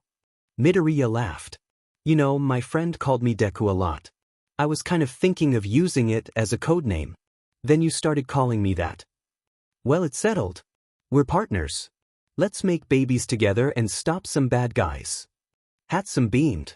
Midoriya's face burned as he covered his face with his hands. That's not something you should say while lying on me. Also, can you get off? This is starting to hurt. Hatsum had completely forgotten she was laying on top of him from her rescue, and for one of the first times since had met her, she blushed slightly. Oh, yeah, that makes sense. She stood up and offered him a hand, pulling him to his feet. We should get back to Power Loader, make sure he and the giant lady are safe. Midoriya nodded.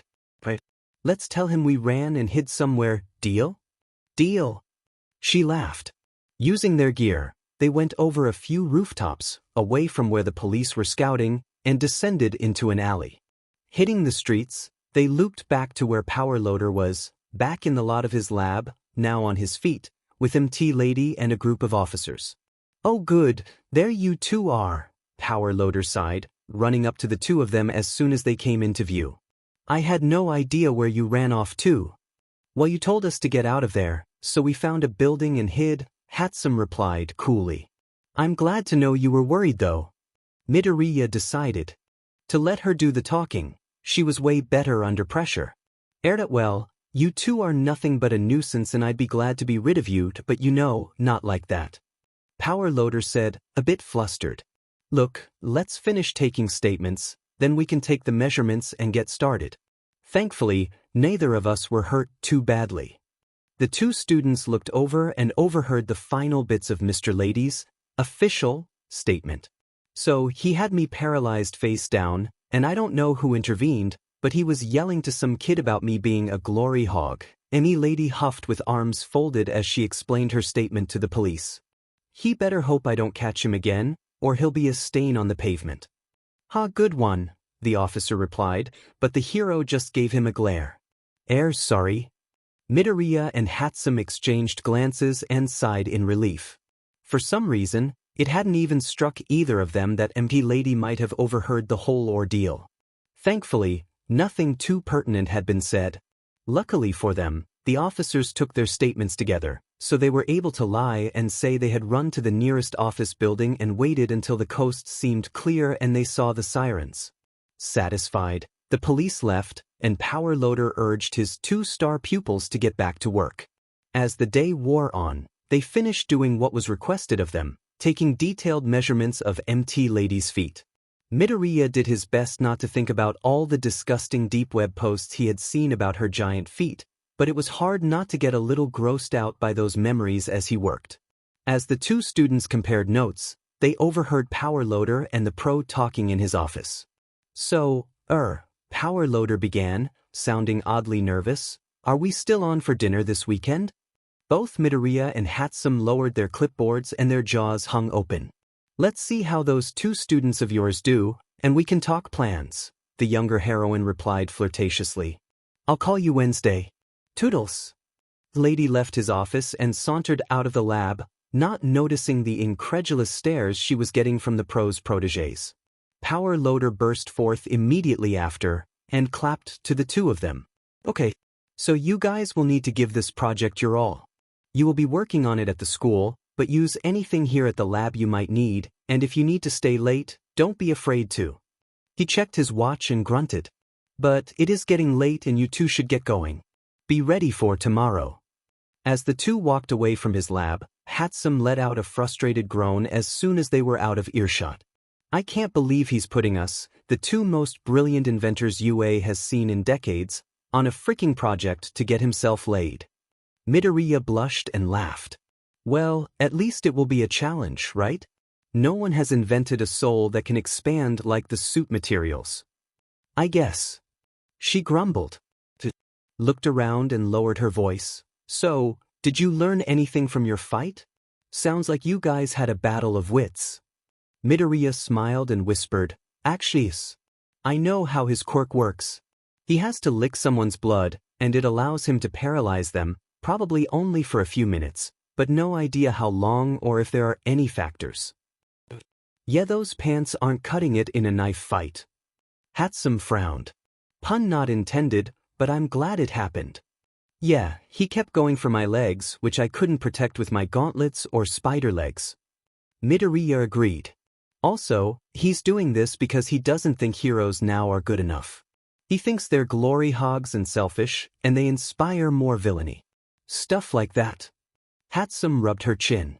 Well, that could maybe be helpful. Her eyes lit up though and she began to rub her hands together. But first, we need to find a way to prevent him from cutting you. The problem is he's fast too, Deku added. It's easy enough to cover myself in armor, but if I can't catch him, it's not going to work. Well, guess that gives us two challenges. Hatsum grinned. Let's get this stupid shoe thing out of the way so we can make you the world's greatest quirkless hero. Midoriya laughed. Maybe having a partner wouldn't be so bad. Tuesday morning flew by. They focused on their official schoolwork while under the watchful eye of their love-struck teacher. It was a challenge. No other materials expanded other than the specialized cloth made for gigantifying quirks, and that technique was heavily patented. To make a cloth for a hero to expand, it had to be made from their hair so it matched DNA. There was no way to make metal or rubber from hair that was known to man, and their experiments weren't helping either. This is impossible. Midoriya groaned, and the smell of burnt rubber is starting to really get gross. Yeah, I think this is a dead end, Hatsum sighed, frustrated, rubbing her chin. Maybe we should be looking at it another way? Good thinking, Midoriya agreed, scratching his head. If we can't make the material grow, are there other ways to make something expand? Maybe. He looked down at his backpack. Maybe something telescopic like my spider legs or your stilts? She snapped her fingers and pointed at him. That's gotta be it. Her growth takes a few seconds, so could we maybe use some sort of pressure-activated system? Midoriya began scribbling down some blueprints on it, making notes of all their ideas. The lunch bell rang, and Midoriya hastily finished his notes on the blueprint roll. Are we working on this after school? I cleared out my schedule. It wasn't hard, it was a whole lot of nothing. Yeah, I figured we could work on that and our side project, Hatsum grinned. Even in the cafeteria, they were scribbling notes down on their ideas for their final project.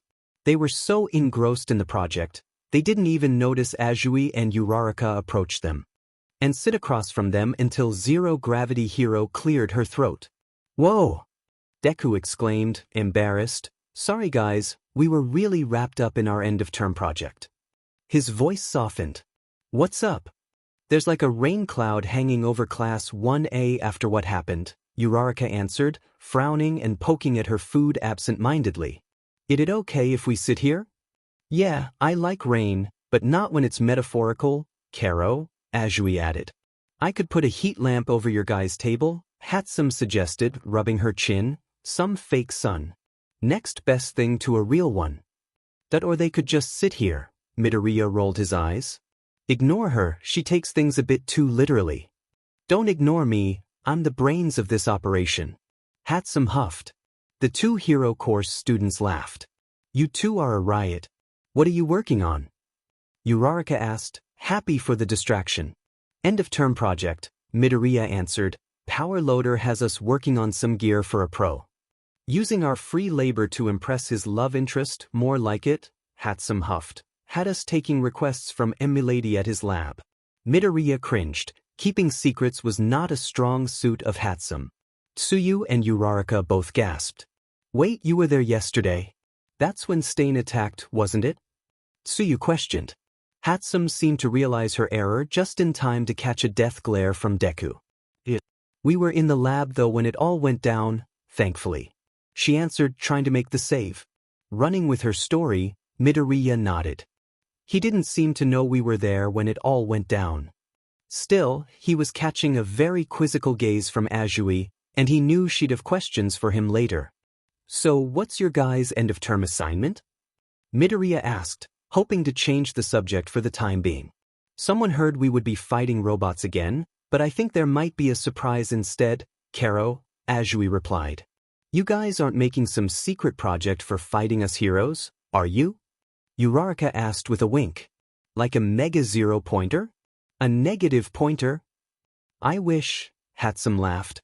The bell rang for afternoon classes, ushering the students to make their way back to the calls.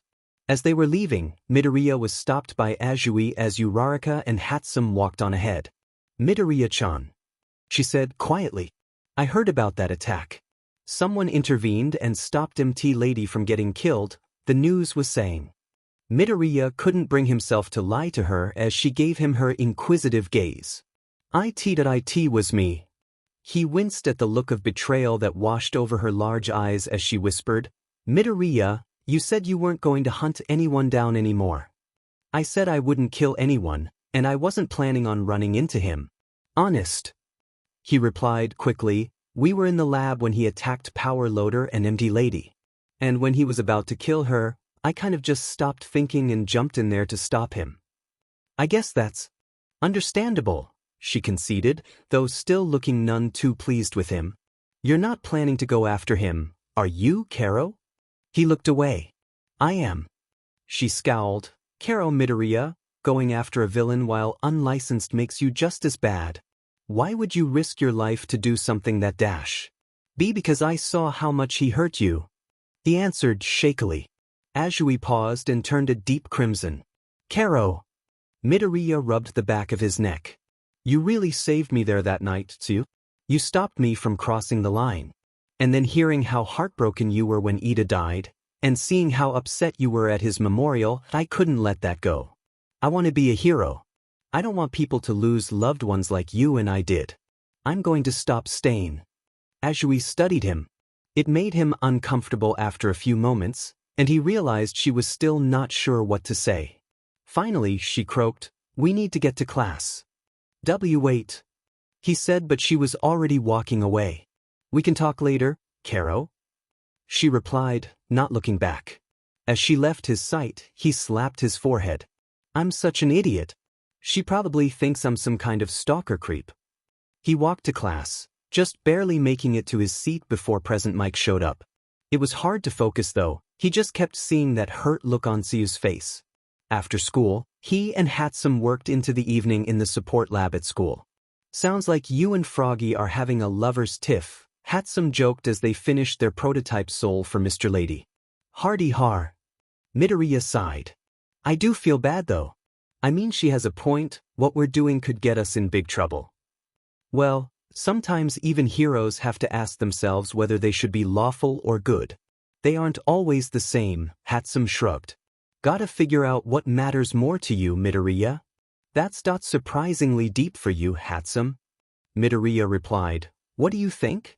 Oh, that's why I'm not interested in being a hero. I'd rather just be rich and successful building my babies. I'll leave the moral dilemmas to you. Hatsum answered, finished with a very tiny screw. That sounds more like you. Midoriya deadpanned. How goes the soul? Should be ready for testing tomorrow, she gloated, clapping, which brings us to Project 2, Stain Removal. Oh, good name. Midoriya laughed. Thanks. Hatsum beamed. Think of anything? Actually, yeah, from my fight with the sludge villain and watching Uraraka's fight with Mineta.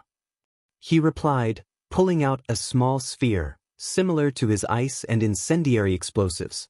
This is a glue grenade. Hatsum inspected it closely. What's the specs on it? If I hit him with it, it explodes into a wad of high strength, thick adhesive, and then hardens quickly when exposed to the air. Won't be able to cut his way out of that. Midoriya answered, a hint of pride coming through. Your brilliance almost reaches half that of my own, Deku Scrub. Hatsum laughed. I like it.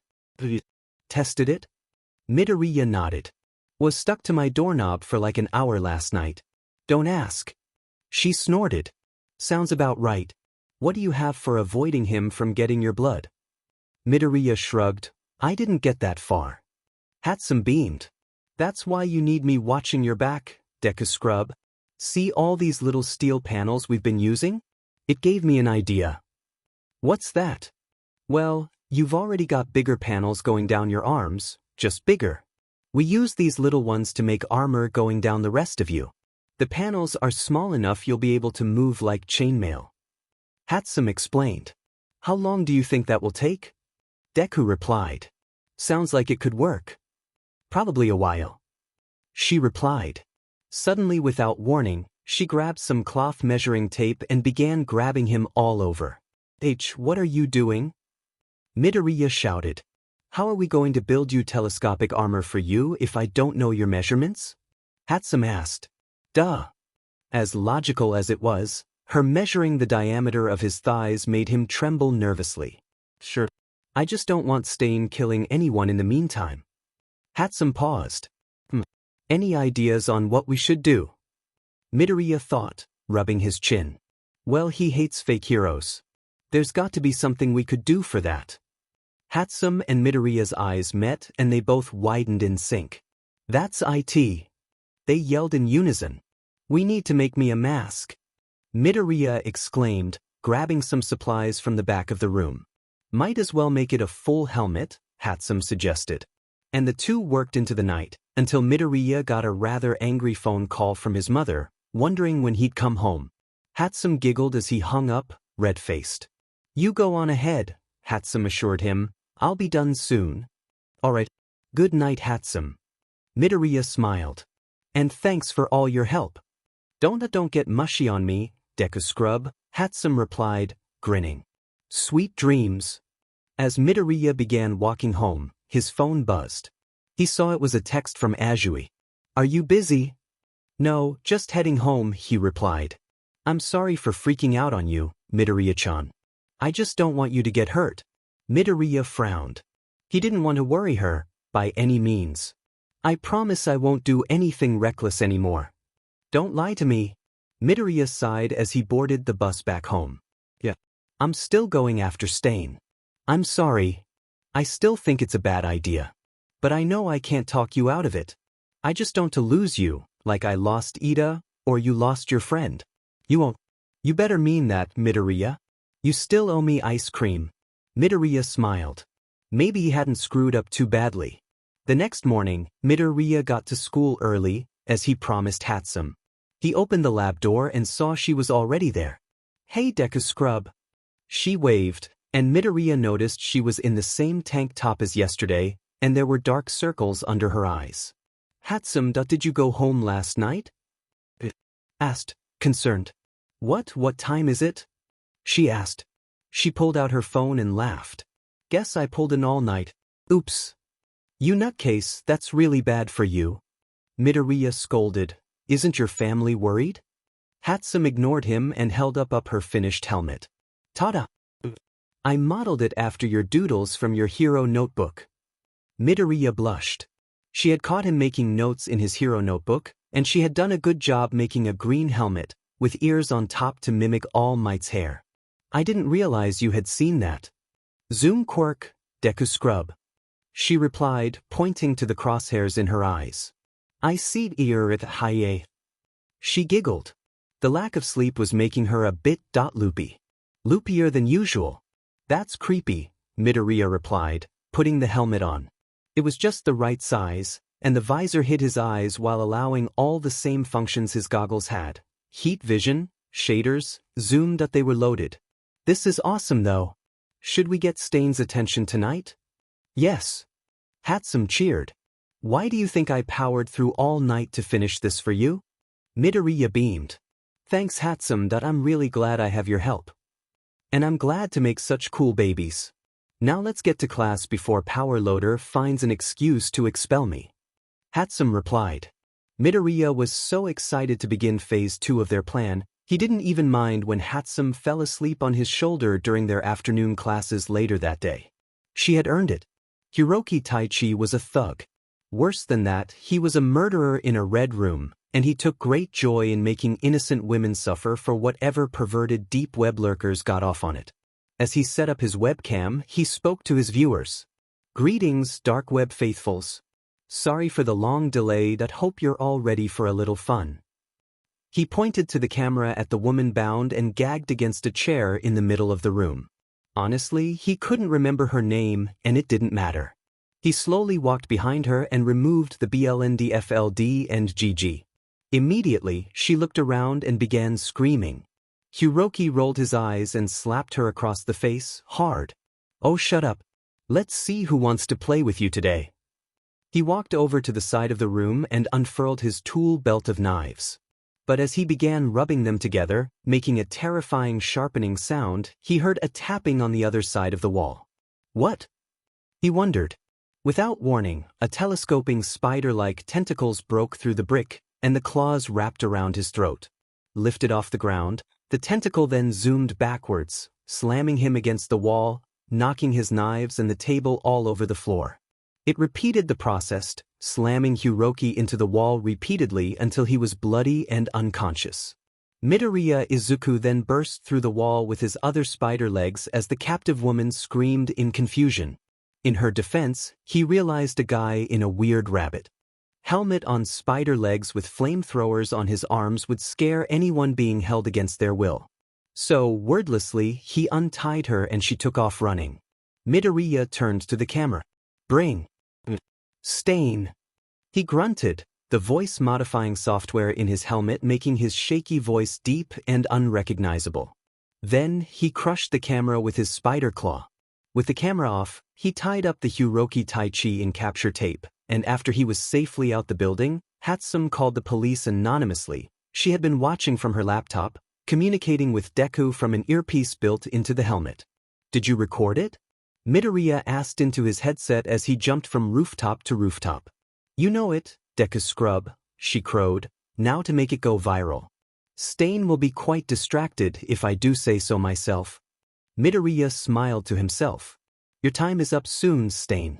To Hatsum and Midoriya's delight, their plan had worked. Over the next 2 weeks, their video of the mysterious hero interrupting a Red Room murder spread across the internet and the news media like wildfire. Stain had vanished since, although with how randomized his attacks had been, no one knew if that was related. But people were talking, which meant they were on the lookout for any activity of the hero killer now more than ever. With finals fast approaching, it gave Hatsum and Midoriya the perfect excuse to stay after school and discuss their next steps. The boot is finished. Hatsum cheered. With a week to spare. Now we can pretend we're still working on this stupid MT Lady project in class and focus on Operation Stain Removal. That had proved to be tricky. Cramming body armor into one backpack to spread across Midoriya's whole person was harder than they thought. Not only that, but with all the different curves of the human body, it kept jamming. The both groaned as the telescopic steel plating jammed around his knees, clicking uselessly for the 15th time that afternoon.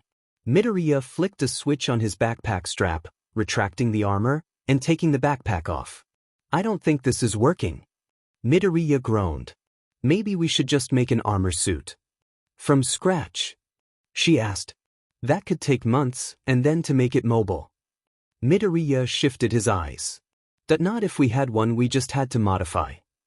Wait, what are you talking about? Hatsum asked, suspicion in her tone as she stepped towards him with arms folded. No secrets if we're going to be business partners. Midoriya scanned the room again, despite having been alone in there with her for hours, to verify once more that no one could overhear. Remember the training I mentioned Power Loader gave me?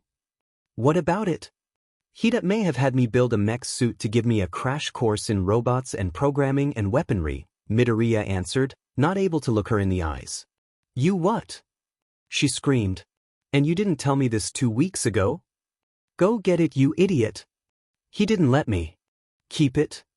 He replied, throwing his hands up. It's probably stored somewhere in his lab. He said he'd get in big trouble if he gave a flame-throwing mech suit to a kid. That's just him trying to get in the way of progress. Hatsum scowled. We still have access to his lab, let's just go to borrow it. Borrow it? Midoriya echoed, hands in his pockets. You think that will work? You think he won't notice a mecha suit going missing? A light bulb flashed above both of their heads. Actually, we built it to my specifications, Midoriya realized. Yeah, he can't use it. Hatsum added, a Cheshire cat grin spreading across her face. So if he's just storing it, maybe we can take it before he knows it's gone. Let's go grab some gear from his lab and see if we can't find it. Deku suggested, and see if we'd be able to work with it. As they left the lab, Hatsum was practically skipping down the falls of UA in excitement. I get to work on a mech suit, she declared in a sing-song voice. Deku couldn't help but smile at the joy she took in their inventing. He had to admit, even though they were hunting down the hero killer, it was much more fun doing this together. So if we can get this thing out of the lab, should we work on it tomorrow? We could get so much more work done on a Saturday than after school. Hatsum suggested. Midoriya gulped. I actually have plans with Azui. We're getting ice cream. After weeks of turbulence, Class 1A had settled, and Suyu had asked if they could go out like they had planned before Ida had passed. In addition to being nervous at the prospect of a date, he was also worried she'd want to talk about his hunt for Stain. For how often Hatsum teased him about his crush on Suyu, he was surprised to see how crestfallen the news made her. Guiltily, he added, we could on Sunday? She perked up and beamed at him. All right, I'll text you my address and we're going to make this suit invincible. He laughed as they approached the bus stop. Let's see if we can even get it out of the lab first. As they rode towards the other side of town, Deku filled her in on the specs. It doesn't have much in the way of weaponry, it was mostly just flamethrowers and impact dampeners. It was also reinforced to make it more easy to lift heavy objects, but that's about it. That's easy enough to work with, Hatsum assured him. We could add a pack like yours and wire some more weapons system to it, no problem. Mobility is going to be a big thing. Well, I don't think my spider things could carry something that heavy. Midoriya admitted, but maybe we could make boots like yours for it? That would enable it to make some long jumps and generally help carry the weight. The two spent the rest of the bus ride spitballing ideas to each other. Arriving at Power Loader's lab in the early evening, they caught the pro just as he was leaving. Didn't I get enough of you two during the day? He grunted, seeing them together. We were just wondering if we could use some parts and equipment here, Midoriya requested, politely, knowing he would get farther in the discussion with their teacher than Hatsum would. For the MT Lady project, of course. Power Loader paused and cautiously handed a copy of the front door key to Midoriya. You are not to let her have these, he instructed, pointing to Hatsum. I'm right here. She objected, slightly hurt. I know, Power Loader deadpanned before turning back to Midoriya. Lock up when you're done. As they entered the lab, Hatsum grumbled, That's garbage, I can't believe he trusts you more than me. You went 5 for 5 on explosions in class last week, Midoriya pointed out with a laugh. Nothing blew up this week. Hatsum yelled, throwing her hands up in the air. You are the worst. Come on, it's probably in the back, Midoriya suggested, ignoring his rival. The worst. She repeated, following him. The lab had a few offices up front before leading to the workshop in the back. But before the workshop area, they stopped in front of a door labeled, Authorized Personnel Only. This one was, unfortunately, locked with a key card swipe. Probably should have seen this coming, Midoriya stated nervously. See, this is why you're the worst, Hatsum replied, pulling a small plastic card out of her work glove. You underestimate me once again. You think I only have lockpicks for old school locks. She swiped the white piece of plastic across the keycard slot, and it beeped with a green light. She pulled the door open for her partner. After you. Point Hatsum, she gloated. Hatsum, that's amazing. Midoriya gushed, thoroughly impressed with the electronic lockpick. You've got to teach me how to make that. Hatsum beamed. Isn't it? At least you can appreciate my babies. Later though, look at that. The room itself stored many of Power Loader's various support augmentations and suits, but in the back behind a bulletproof glass case was the suit he and Midoriya had built last summer. There it is. Midoriya exclaimed proudly, running over to it. It had another swipe card access panel. Think it's safe for us to take it? Midoriya asked. Hatsum looked around. Well, everything in this room is caked in dust. When do you think the last time he was in here was? The two inspected everything, and to their relief, the mech suit was the least dusty thing, which meant they were in the clear. Hatsum used her, baby, to bypass the swipe system and open the glass case. Midoriya ran his hand down the arm of the suit. I missed this guy. Hatsum inspected it closely. You say you guys made this with scrap from a beach? She knocked the metal. This is so sturdy. You're kidding me. It's true. Midoriya insisted, beaming. Now how do we get it out of here? They exchanged looks. Neither of them had thought of that.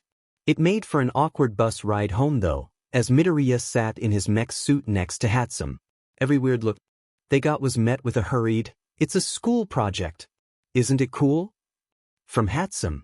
Oddly enough, everyone seemed to buy it as they left the bus and headed for Hatsum's house. Are you sure your family isn't going to mind a guy in a mech suit just waltzing into your house? Midoriya asked as Hatsum unlocked her front door. It's just me and my dad, Deku Scrub, Hatsum assured him, and he's honestly never home. Oh, that I'm sorry. Don't worry about, she answered, sincerely. We get along fine, he just works a lot and has his own life with me in UA and stuff.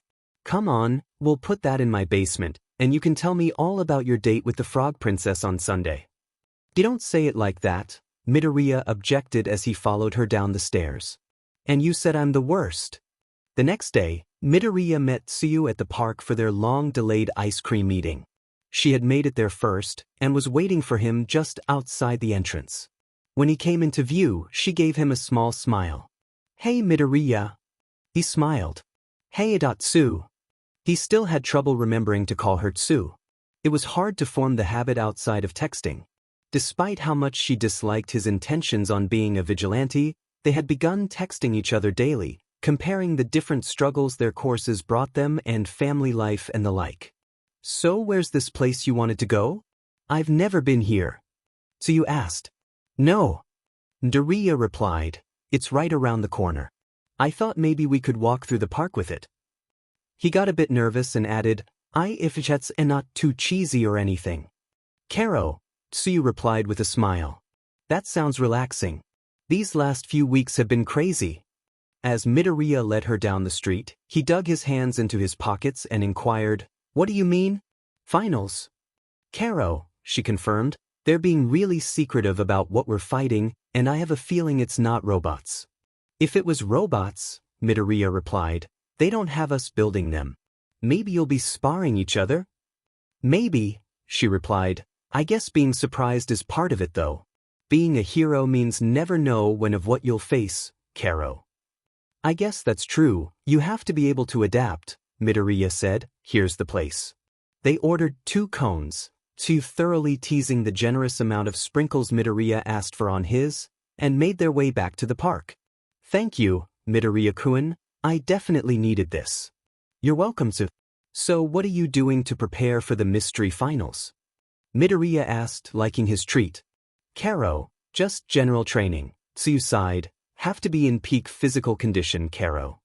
"Well, I think you look amazing," Midoriya blurted out, not thinking about his words. "Thanks, Karo," Tsuyu blushed. "You're cute too." No, I meant your fighting and fitness," he stuttered. But you are cute too." As they began walking the park, Midoriya found he was able to calm down a bit and converse like an actual human, thankfully. "So how long have you known about this place?" she asked. "Oh, I used to come here with my friends as a kid all the time," he replied, a little sad. Her expression turned curious. "With Bakugu?" He nodded as he took a bite out of the cone. See that stream?" He pointed down the path they were on towards a bridge over a small creek, in a rather secluded section of the park. She turned towards it and nodded, reaching her tongue across to her arm to lick her cone. "Yeah, why?" "That's actually where he started to bully me," Midoriya replied with nostalgic laugh. "Kind of dumb to realize. He fell in there and I offered to help him out. He was mad. He thought I was looking down on him." "Karo, that's so weird," Tsuyu said, laughing with him. "Why do you think he was like that?" "Probably just wanted to be the best. Not rely on anyone. We both had this dream of being the #1 hero," Midoriya explained, "but he's the one who had the power to back it up." They stopped at the bridge overlooking the stream and both leaned against the railing. "And yet, here you are, Karo." "Yeah," Midoriya said. "Weird how life works out. I'm the one who survived, quirkless, and am hunting down bad guys." "So, any word on Stain after you and your friend put out that video?" she asked. After the video had gone viral, she had pieced it together pretty quickly that it was him, though officially his alibi when asked later is that he was with Hatsum studying at the library. As this is something he had done with her before, she simply hacked the timestamps of their check-in times. He shook his head. "He's gone totally quiet. Which, is good. But I don't know what it means. Probably wishful thinking to hope you scared him off, Karo," Tsuyu joked. "Yeah," Midoriya replied. "You know that I know I can't talk you out of it, Karo," she began, "but you don't have to be the one to bring him in." He paused. Remember that night we ended our internships? Kinda hard to forget, Midoriya-kun." Tsuyu croaked. "Sludge guy tried to make me his meat puppet. Weird day." He smiled to her. "Very funny. But I meant it. You really saved me by stopping me from killing that villain. But when we were doing that, Ida got killed. And I saw how much it hurt you. Hurt everyone. I thought." He stopped, to slap his leg. "Sorry, mosquito. Wait. What?" He pulled his hand up to see a trickle of blood on his hand. It was far too much to have been made by any sort of insect. Tsuyu met his gaze. "Run," he whispered to her. She jumped away, and Midoriya went to give chase, but no sooner had he taken one step did his entire body lock up and he crashed onto the wooden bridge. Tsuyu turned around to grab him, but there was already a figure standing between them. Stain, who had been hiding under the bridge, had climbed up, swiftly placed himself between the two teens. He already had the point of his blade pointed at Midoriya's neck. It was giving the boy an intense look of malice that sent chills down both teens' spines. "Don't move," he hissed to you. "All I want is to have a little chat with our friend here. If I have to do anything further, that will be on you." Tsuyu's eyes darted around. This was a rather secluded area of the park, and there was no one in sight. She clenched her fists but stayed put. "Don't hurt him, Karo." What do you want?" Midoriya asked, trying not to let the panic show in his voice. Stain looked down to Midoriya. Look kid. I saw your video. Hard not to. Midoriya didn't say anything. He was caught completely off guard. Just as he was about to tell Tsu, he thought he had a knack for tracking down tricky villains. Maybe it worked too well. You're out of your depth, kid. Stain laughed. Using the same tech you used in your televised sports festival? Tracking you down was easy. But I'm going to give you one warning to stay out of my business. Stain crouched down by Midoriya. Watching you squirm is fun, kid. It was clear Stain was enjoying the position the three of them were in, so Midoriya needed to stall for time, once again. Why would you do that? Midoriya asked, slowly. You never let anyone walk away. Oddly enough, kid, because you fascinate me, Stain smirked. You've actually got the hero spirit, intervening where you aren't needed to save that useless pro. Believing in the broken system. Maybe you remind me of a young Stain. Stain's voice got really low. But listen, if you come looking for me again, I will kill you. He pointed his sword towards Tsuyu and looked over to her. But while he did, Midoriya realized he could move again. He pulled a small tracking device from his pocket and stuck it on Stain's leg before putting his hands where they originally been. And when I skin you alive, I'll make your friend watch. Stain scowled. Now get out of here. Stain jumped from the side of the bridge abruptly, making a splash in the stream below. Tsu peered over the side of the bridge after him, but he was nowhere in sight. She ran over to Midoriya as he began to pull himself to his feet and wrapped him in a hug. Midoriya, are you okay, Karo? She asked. He nodded, heart racing and pounding in his ears. I'm okay. I'm okay. He exhaled shakily. Let's get out of here. They ran from the park, and Midoriya couldn't stop himself from scanning every person they passed for signs of that deformed face, and looking over his shoulder. He could be anywhere, behind any tree. Midoriya-chan. Tsuyu said, grabbing his hand as they reached the entrance of the park. Huh? He asked, gasping. He was spiraling mentally, and she could see it. You're hyperventilating. Tsuyu answered quietly. Come on, let's go somewhere. They boarded another bus, shaking the entire time.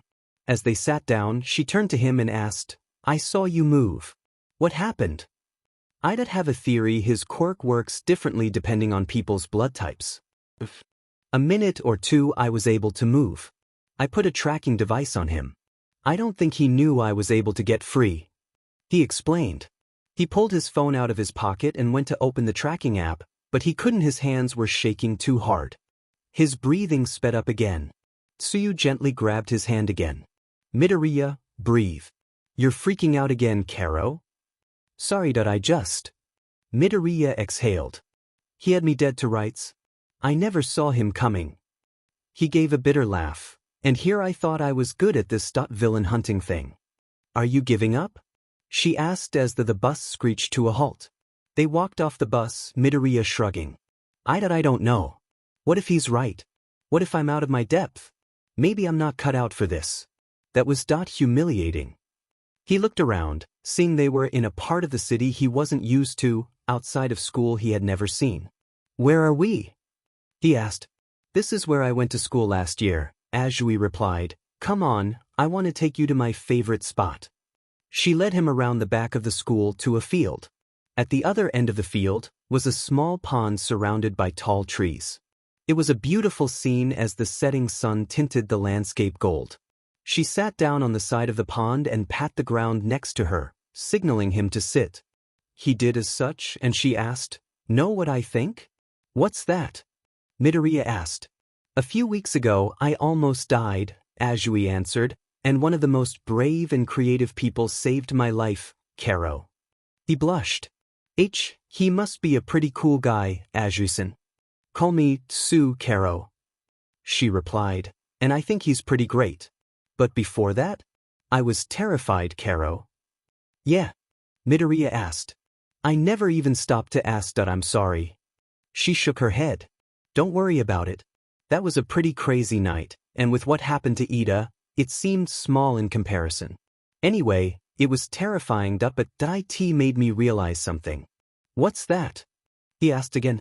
That's what being a hero is, Karo. She shrugged. You're going to have close calls.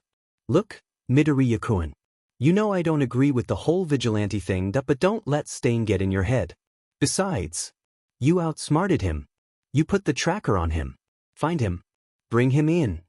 Why, you really believe me I can do it? Midoriya smiled. You beat me in a fight, you aren't allowed to lose ever again. So you smirked. You better do it, Karo. She leaned over and kissed his cheek, causing him to turn bright red and lock up. Thank you, Oisin. I mean this is... She laughed her rib-biting laugh. It's getting late. We should go. I promised my parents I'd put my little sister to bed. Let's go, Karo. A stuttering mess, Midoriya followed her back to the bus, with his heart racing for 2 reasons. As they stopped outside his residence, Tsuyu gave him another peck on the cheek and wished him a good night. This time, Midoriya managed to keep it together and form the sentence, "Good night, Tsu," and head. Of course, Inko had a million questions for her son that turned his face a bright red color, but he couldn't keep the smile off his face as he answered them. You make sure not to get in the way of her hero studies. Inko instructed, trying to sound stern behind her elation. She sounds like a wonderful girl. I won't, Mom. Finally, he was able to excuse himself to bed. And then he grabbed his battle backpack and snuck out of his window, using his spider legs to crawl down the side of the building. He grabbed the late bus and rode it to the other side of town. Running off the bus as it stopped, he charged down the sidewalk until he finally reached the familiar house, adrenaline driving him. He pounded on the door, not stopping until it was opened. Hatsum leaned against the doorframe groggily. What are you doing here? Am I having the good dream again? Deku blushed and blinked. I'll not remember that. He held up his phone, showing a blinking red dot on a map. I found Stain. Hatsum's eyes widened and she snapped awake. What? She grabbed his shoulders and shook. Tell me everything. I will, he assured her, but first we need to finish our baby. Hatsum had taken off the simple helmet and visor that Midoriya and Power Loader had built last year, and replaced it with her more advanced headgear she had made a few weeks ago as her partner regaled her with the tale of his interrupted date. So he just vanished. What the hell, that's sneaky. At least you know his quirk wears off after like 2 minutes or so. Midoriya nodded as he tightened a reinforced version of his weaponized backpack to the suit. He'd need his variety of grenades. He probably had some storm drain or sewer grate or something ready for escape. Good thing I learned how to waterproof my tech, or that tracking device would have gotten zapped. Where is that place anyway? Hatsum asked as she finished fastening the helmet in place. I examined the arm wiring. We've got room for tasers or lasers. Which one? Taser. Midoriya answered, immediately. Lasers are cool, but way too easy to cause a bunch of collateral damage. And it's a warehouse downtown. He hasn't moved since I got on the bus over here, but I'm hoping he just changed his pants or went to sleep or something. Boo. Tasers are boring, she groaned, but began installing them anyway. I'm installing a laser on this one way or another. Anyway, sounds like we've got a lead. I mean, it doesn't hurt as a last resort, he conceded. Just make sure it's not too easy to trigger or something so I don't go shooting it off on accident. Yeah, which one of us is the pro? Hatsum joked as she finished wiring the taser on the right arm and moved to the left. Midoriya yawned as the sun peeked through the basement window, causing him to cover his eyes and pull down his goggles. Morning already? Yeah, Hatsum laughed. That happens when you're an inventor. You lose track of time. I wasn't going to sleep anyway, Midoriya admitted. The freak encounter just he's under my skin. I'm still kinda shaky. Hatsum looked up from her wiring and glanced at him as he fastened boost tech to the bottom of the suit's red boots. Hey, are you okay, Izuku? Yeah, Sue and I talked about it, Midoriya relied, finishing the boots. If I'm going to be a hero, this is going to happen. I don't know that I can't believe how easy he made it. Yeah, because you got under his skin, Hatsum said, smiling at him. He stopped and looked up at her. He didn't have to come find you after the video. He's got his little crusade.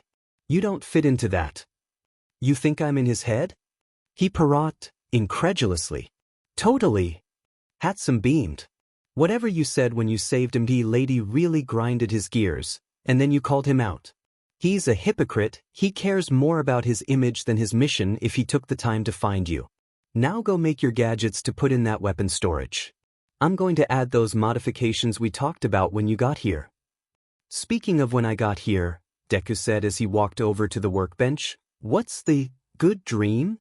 You'll never know, Hatsum replied happily as she opened a compartment on the forehead of the helmet. Shouldn't you be home before your mom notices you're gone? I left her a note telling her I was coming over here to study for our final, so I'm only half lying, Midoriya answered. You monster, Hatsum deadpanned, lying to your poor mother. Half monster, the slightly shorter boy insisted. She laughed. Pass me that wrench, bad boy, I have to install the receptor. The two worked into the morning, pushing themselves hard to put as many bells and whistles onto the suit until Midoriya would be a certifiable walking armory. With noon rapidly approaching, they finally finished the modifications they had dreamed up. Alright, now let's go get Stain. Midoriya half-shouted before, moving towards the suit, but was stopped as Hatsum grabbed his arm.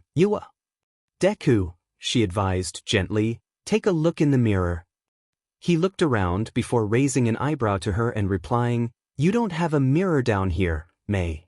You're right, she laughed, and wrapped her arm around him before he could react and lifted her phone up in the air to take a selfie of the two of them. Say cheese. Midoriya didn't say cheese and more made a type noise as the phone clicked. Don't worry, you can't see the robot suit in it, Hatsum assured as she pulled the photo up and showed him. See? I mean, I know we're both cute, but look at ya dingus. Midoriya had to admit she had a point. They both had circles under their eyes and were covered in grease marks. Why yeah, I probably could use some rest. No duh, Hatsum replied, smiling, you're still running on adrenaline and whatever other extreme feelings you had from getting ambushed. You haven't slept in over 24 hours, and we haven't even tested the suit. You weren't stupid about the sludge guy, don't be stupid now. You're right, he sighed. I'm being too overzealous. Music to my ears, Deku Scrub, she laughed. Not only that, we have finals all week. You won't be building anything if you get kicked out of UA for flunking. He did a double take. Are you saying I should wait a week to go after him? She rolled her eyes. No, I'm telling you we are waiting a week to go after him. No arguments, now listen. He shut his mouth begrudgingly and she continued, we've been throwing ourselves at this and the MD Lady project for a month. We also have other classes. I know you want to go ahead and catch this guy, but you can't. Throw your life away. Midoriya sighed. Fine. You're right. Good, Hatsum smirked, smugly. We can test the suit here every day after school. Have some with this baby. And tackle Stain this weekend. Okay, fine, the boy conceded. So now what? Well, you monster, Hatsum scolded. You lied to your poor, innocent mother, like the dirty scoundrel you are. Laying it on a little thick there, Midoriya remarked, dryly while folding his arms. So we might as well study for our finals while you're here. She finished. Awkwardly, their stomachs rumbled in sync. Also, I'll make us breakfast. Midoriya blushed. A girl had never offered to cook for him before. Why don't have to do that? She smirked.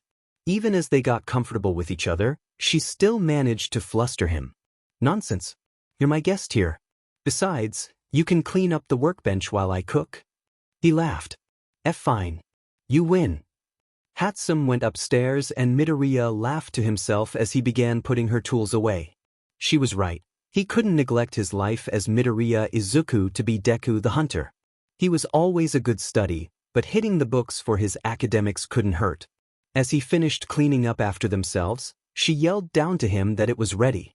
He yawned and stretched as he got up the stairs, and meandered into Hatsum's kitchen. She had put 2 plates on the table, and he squinted down at his meal as he took a seat. It looked like it was supposed to be eggs and bacon, but the bacon was charred and shriveled black, and the eggs were misshapen and somehow runny and burnt at the same time. He and Hatsum carefully poked their eggs and took a small bite in almost unison before cringing. Confession, Hatsum muttered, not looking him in the eyes. I don't know how to cook. We live on carry-out in this family. Midoriya smiled as he pushed his plate away. You want me to order us something as we study? Please. He laughed. Okay. It ended up being a pretty decent Sunday. Pizza and schoolwork allowed them both to get their minds of staying at least partially for a few hours, at least until fatigue set in and made it impossible to focus anymore. Yawning, the boy packed up and bid his friend farewell to go recover for the week ahead. Midoriya went to bed early that night, in an effort to catch up on sleep as they started their finals the next day. Still, even as he laid in bed and closed his eyes, it was hard to shake the vision of Stain's paralyzing gaze, looking down at him with a blade pointed at his neck. Still, he tossed and turned until he was able to enter a state of slumber. But he knew before he drifted off he wouldn't sleep right until Stain was behind bars. The week itself was uneventful, as it were, with finals and schoolwork overtaking the hunt for Stain as the top priority in Midoriya's life. Even still, after class, Midoriya would go to the Hatsum residence and they would run various tests on his armor. The suit passed every standard with flying colors. It was truly what Midoriya and Hatsum considered their crowning achievement of what they'd accomplished at UA so far, even if it wasn't an official project. They agreed to raid the warehouse Stain was hiding out in Friday night. The tracking device would occasionally move about the downtown area, but always return there. Having not heard of any more attacks from the villain in the last week, he could only hope that he was researching and not pulling any murders that were too hard to track or going unreported. Still, he never seemed to stay in one place long. And yet, even for all the testing and preparation they had done, Friday at lunch, nerves were beginning to mount for the two support students, and they sat wordlessly, barely able to digest their food as they thought about their weekend plans. So it was a welcome distraction when Azui and Uraraka came over to sit with them, catching the eyes of the two support students with their various scrapes and bruises. Whoa, Midoriya breathed as they sat across from him and Hatsum. What happened to the two of you? Our finals. Uraraka sighed. We had to take on one of the teachers while in pairs, Karo. Azui explained. Oh, is that why Mr. Power Loader wasn't in class this morning? Hatsum asked. Uraraka nodded. Yeah, he was one of the teachers. I had to take on 13 with Aoyama. Barely managed to make it out of there with a win. Same for me and Tokoyami, Azui added. We barely eked out a win past Ectoplasm, Karo. Well, hey, that's still pretty awesome, Midoriya replied. How did everyone else do? It was mixed, Karo, Azui riveted. Midnight beat Zero and Mineta. And All Might took down Todoroki. They were originally going to put Todoroki on another team since we only have 17 students, but he insisted on fighting All Might alone. Yikes, Midoriya inhaled sharply. That sounds brutal. It was, Uraraka whispered. He's not taking it well. He's been pretty broody since the sports festival, Karo, Tsuyu said. I think whatever made you push him to use his fire quirk really got under his skin. I never meant for that to happen. Midoriya replied, rubbing the back of his neck. I talk to him but I never really see him around. You could use your thermal goggles? Hatsum suggested. Look for the person who is half really warm and half really cold. Her answer was a look of pure exasperation from Deku. The worst part about that suggestion is that it makes sense and still misses the point. So how did your final project go, Karo? Azui asked. The telescopic metal slipper sole for MT Lady was successful, Hatsum gloated. Before Midoriya could even think to open his mouth, we presented it to her yesterday. Said she'd even wear them when she patrols, Midoriya added, proudly. And of course, wouldn't you know, she asked Power Loader out on a second date after we finished, Hatsum threw out, flatly. As if to rub it in our faces we were exploited. The hero course students laughed. Ah, they're at least kind of cute together. Uraraka argued. So what are you two doing for the 2-week break? Midoriya asked. Karo, the hero course students have a summer training camp, Azui answered, excitement showing on her usually stoic face. Everyone is going. We're all pretty excited, Karo. I never cared for camping, Hatsum frowned. Not enough tech. Isn't that the point? Uraraka asked. Heathen, Hatsum replied, prompting Midoriya to roll his eyes. I loved camping, I'm jealous, Midoriya said, grinning, wish I could go with you. I wish you could too, Karo, Azui blurted out, prompting her to turn bright red. Deku did too, and Uraraka erupted into laughter while Hatsum began stabbing at some rice. 7 in the evening rolled around, and Midoriya hopped on the bus to the Hatsum residence. He hoped his mother hadn't noticed he gave her a longer hug than usual. His nerves had him on edge. He sat in silence on the bus, only interrupted by a text from Azui. Hey, we're hitting the pool tomorrow before camp, so I won't be around. Want to grab a bite after I get back from camp? Midoriya couldn't even bring himself to smile. That seemed like an eternity away considering what he had planned for the next few hours. Still, it gave him something nice to look forward to. I'd love to. Can't wait. Don't worry about tomorrow, I hope you all have a good time. The bus screeched to a halt, and Izuku climbed onto the sidewalk, taking a deep breath of the evening air, focusing back to those first few nights on the beach learning to build. He pushed himself through the pain, sweat, and tears with one goal in mind, to avenge his friend. Now, he was pushing himself for the people who had come into his life. The warm night air refreshed his lungs, giving him a rejuvenated sense of purpose. His eyes flew open, he was ready. Midoriya barely knocked on the door when it flew open to reveal a grinning Hatsum. Took your sweet time, she teased. Let's put this baby to work. He smiled at her as they went inside, and went down into the basement. Hatsum had rigged a small camera on the helmet of his suit so she could see through his eyes, and had set up a control center at a work desk in her basement. 3 monitors would show the GPS of the tracker, the live video feed from the suit, and the status of the suit. Impressive. Midoriya smirked, checking out her command center. Pisach, I've been building computers since I was 5. Hatsum bragged. Mostly for gaming, but you know, cool. Climbing into the suit was like putting on a glove, especially after all the test runs they had taken it on this week. Under the cover of darkness, Midoriya left the Hatsum residence. He couldn't risk taking the bus or train to the downtown area, so it was decided he'd have to travel by rooftop. Using the boost boots they had installed, the suit could easily leap onto the roof of a 3-story building, using the mechanical spider legs he had added to land. While they couldn't carry the weight of the suit, they still were useful for landings and fighting. Making long strides, the suit was effortlessly clearing a building in 3 steps before leaping towards the next. Hatsum, this is amazing.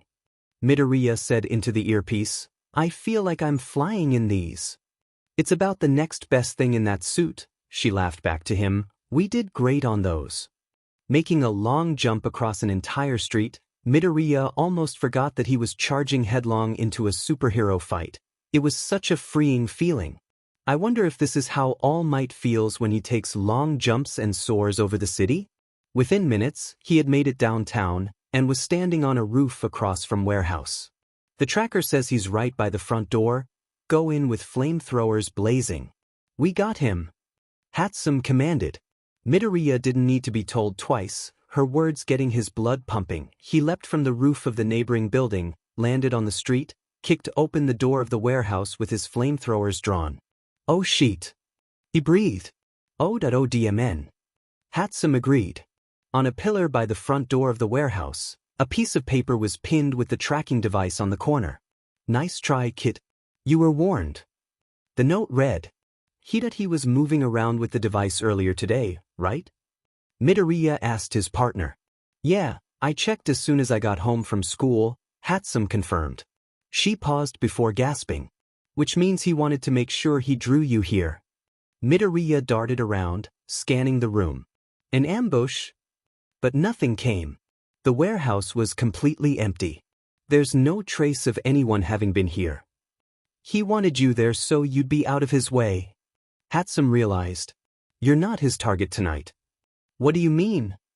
The thing lady had Power Loader accompany her to. Hatsum explained, that red carpet event downtown. You need to get to the theater a mile east. On it. Midoriya agreed, running out the door and leaping back up to a rooftop. I can't believe he outsmarted us. Has anything happened? Don't freak out. Nothing on any news sites or forums, Hatsum replied, and Midoriya could hear the furious typing through the comlink. Then hopefully. There's still time. Am I going the right way? He asked, confusion and frustration pushing him faster. Spotlights illuminated the night sky as the theater approached. Leave it to MT Lady to choose a highly public event for a second date, weeks after she was an assassination target. You're en route Izuku, just keep going. Hatsum urged. As Midoriya leapt into a building, his attention was caught by the sight of Stain, 2 buildings down, faced away as he peered down to the theater below. He's in your sights, but I've got live feed of this event. They're about to come out now, Hatsum advised. Hurry. Midoriya dashed across the 2 buildings. Time seemed to slow down as he approached the villain, who had pulled 2 smoke bombs from his belt. He could envision Stain's plan, with his speed, cover the event in smoke, kill the pro, and flee, leaving the event in panic and chaos. He couldn't let that happen. Stain jumped just as Midoriya arrived, but Deku was close enough to reach out and snag the villain by the arm, pivot his hips, and judo toss Stain back into the roof. Stain slid across the stones on the roof and sprang to his feet, eyeing the boy in the mech suit furiously. You! Deku didn't allow himself to get suckered into banter, flicking his wrist to shoot a glue grenade at the hero killer. Stain leapt to the side as the projectile exploded into a sticky mess on the rooftop, and threw 2 knives at the vigilante. One bounced harmlessly off the armor while Midoriya snagged the other one and snapped it between his fingers. How did you get here so fast, you whelp? Stain screamed, rushing forward with his katana drawn. Midoriya opened his palms and unleashed a burst of flame at the villain. You're not the only one with tricks up his sleeve. Nice one, Hatsum said. In her lab, her heart was pounding just to watch the fight, but she knew running her mouth would just be a distraction. Stain leapt over the flames and threw 3 blades at the wannabe hero, 2 aimed for the palms, 1 for the visor, all of them hitting and bouncing off harmlessly. But as Midoriya went for another flame burst, both arms were shooting off at angles. Sneaky Biastudi knocked them, of course. Hatsum cursed. They're both angled outward. It didn't matter at the moment. Stain was already on him swinging his blade, the blows chipping away at Midoriya's metal plates. Midoriya swung with rights and lefts, but Stain was able to duck between each blow, clanging his blade against the armor with each evasion. He's looking for spots between each plate. You need to create some distance, Hatsum advised, analyzing the attack pattern. He's too fast for you to go hand-to-hand with, and at this rate he'll find or make a weak spot in the armor. Midoriya hatched a plan. He jumped backwards from Stain, and the hero killer followed. But as the villain drew close, Deku used the boost boots to jump straight up. As the hero killer looked upwards towards his foe, he didn't. Notice Deku had dropped a freeze grenade on the rooftop. Once he cleared the blast radius, he closed his fist, hitting a remote activator in his gauntlet. The freeze grenade exploded, but Stain managed to partially get out of the way. His lower half was encased, but his eyes glinted as he spotted a weak point on Midoriya's suit. There was a small gap where the boost boots connected to the feet. Stain threw another throwing knife from his sleeve, lodging it in the gap, the blade just reaching between 2 plates and nicking the skin above Midoriya's ankle. As Deku landed, he didn't even realize that a small blood trickle had landed on Stain's shirt, but he turned around in time just to see Stain lift up the cloth to lick. Midoriya locked into place, staring down Stain, who gave him the same terrifying stare of hatred that had frozen him last week in the park. You keep on impressing me, you know that?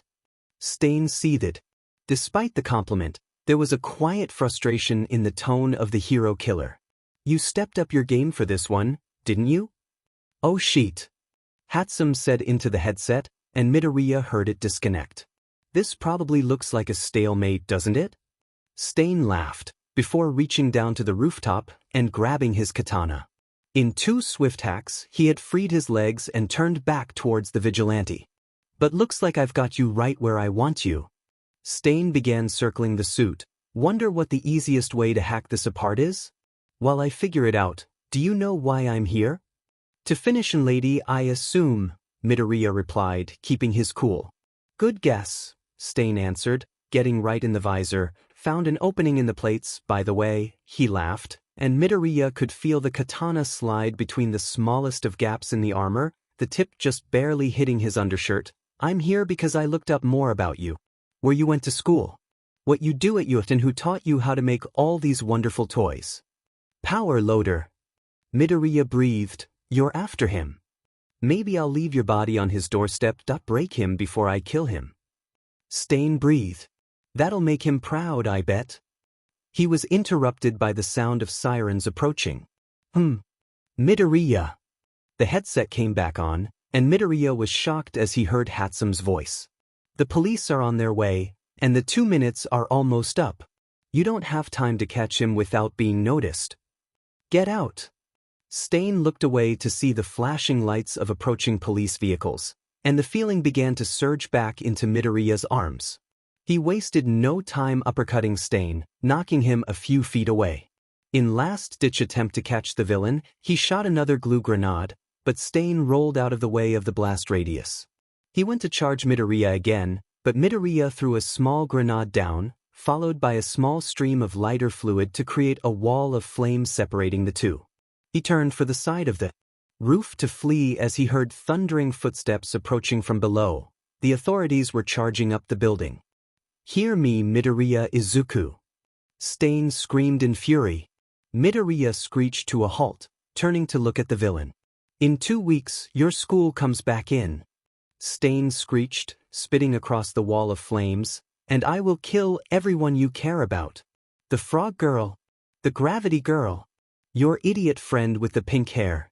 Even your mother. And you will watch every single one die. Only then will you know the sweet release of my blade. Stain turned and fled into the night, dropping into an alley and out of sight. Midoriya could not move, shaken to his core at the declaration of a time limit being put upon him, his friends and family threatened. Snap out of it, Deku, the police are right under you. Hatsume yelled in his ear. Coming to his senses, Midoriya leapt to the next roof. Thankfully the knife had not damaged the boost tech. When he was a few buildings away, he could hear the commotion behind him as the police canvassed the battle area. He and Hatsume did not speak at all as he traveled a few miles back to her residence. Landing in the yard of her house just on the outskirts of town, he didn't even need to knock on the door before Hatsume flew the door open, pale from what had happened. Come on, get in here, Hatsume said. She was interrupted as Midoriya opened the suit, immediately stepping out and throwing his arms around her. What are you doing, Deku Scrub? After a brief pause, he said into her shoulder, that I can't let him hurt you, and his grip on her tightened. Hatsume burned bright red and smiled, but pushed the boy away. Hey, I'm not some damsel in distress. You're the one out there fighting psychopaths. Let's get inside and regroup. Sounds like we're on the clock. Right that he got away, Midoriya sighed. Hatsume smiled and grabbed his shoulder. Hey, come on. What does Power Loader say every time I blow something up? You crazy witch, I should expel you? Midoriya answered. No, Hatsume rolled her eyes. After that, he says every failure is nothing more than a learning experience. Midoriya flashed back to the beach, over a year ago. He remembered hearing the pro say that the first time he had burnt himself on a welding torch. Midoriya shook himself out of it. You're right.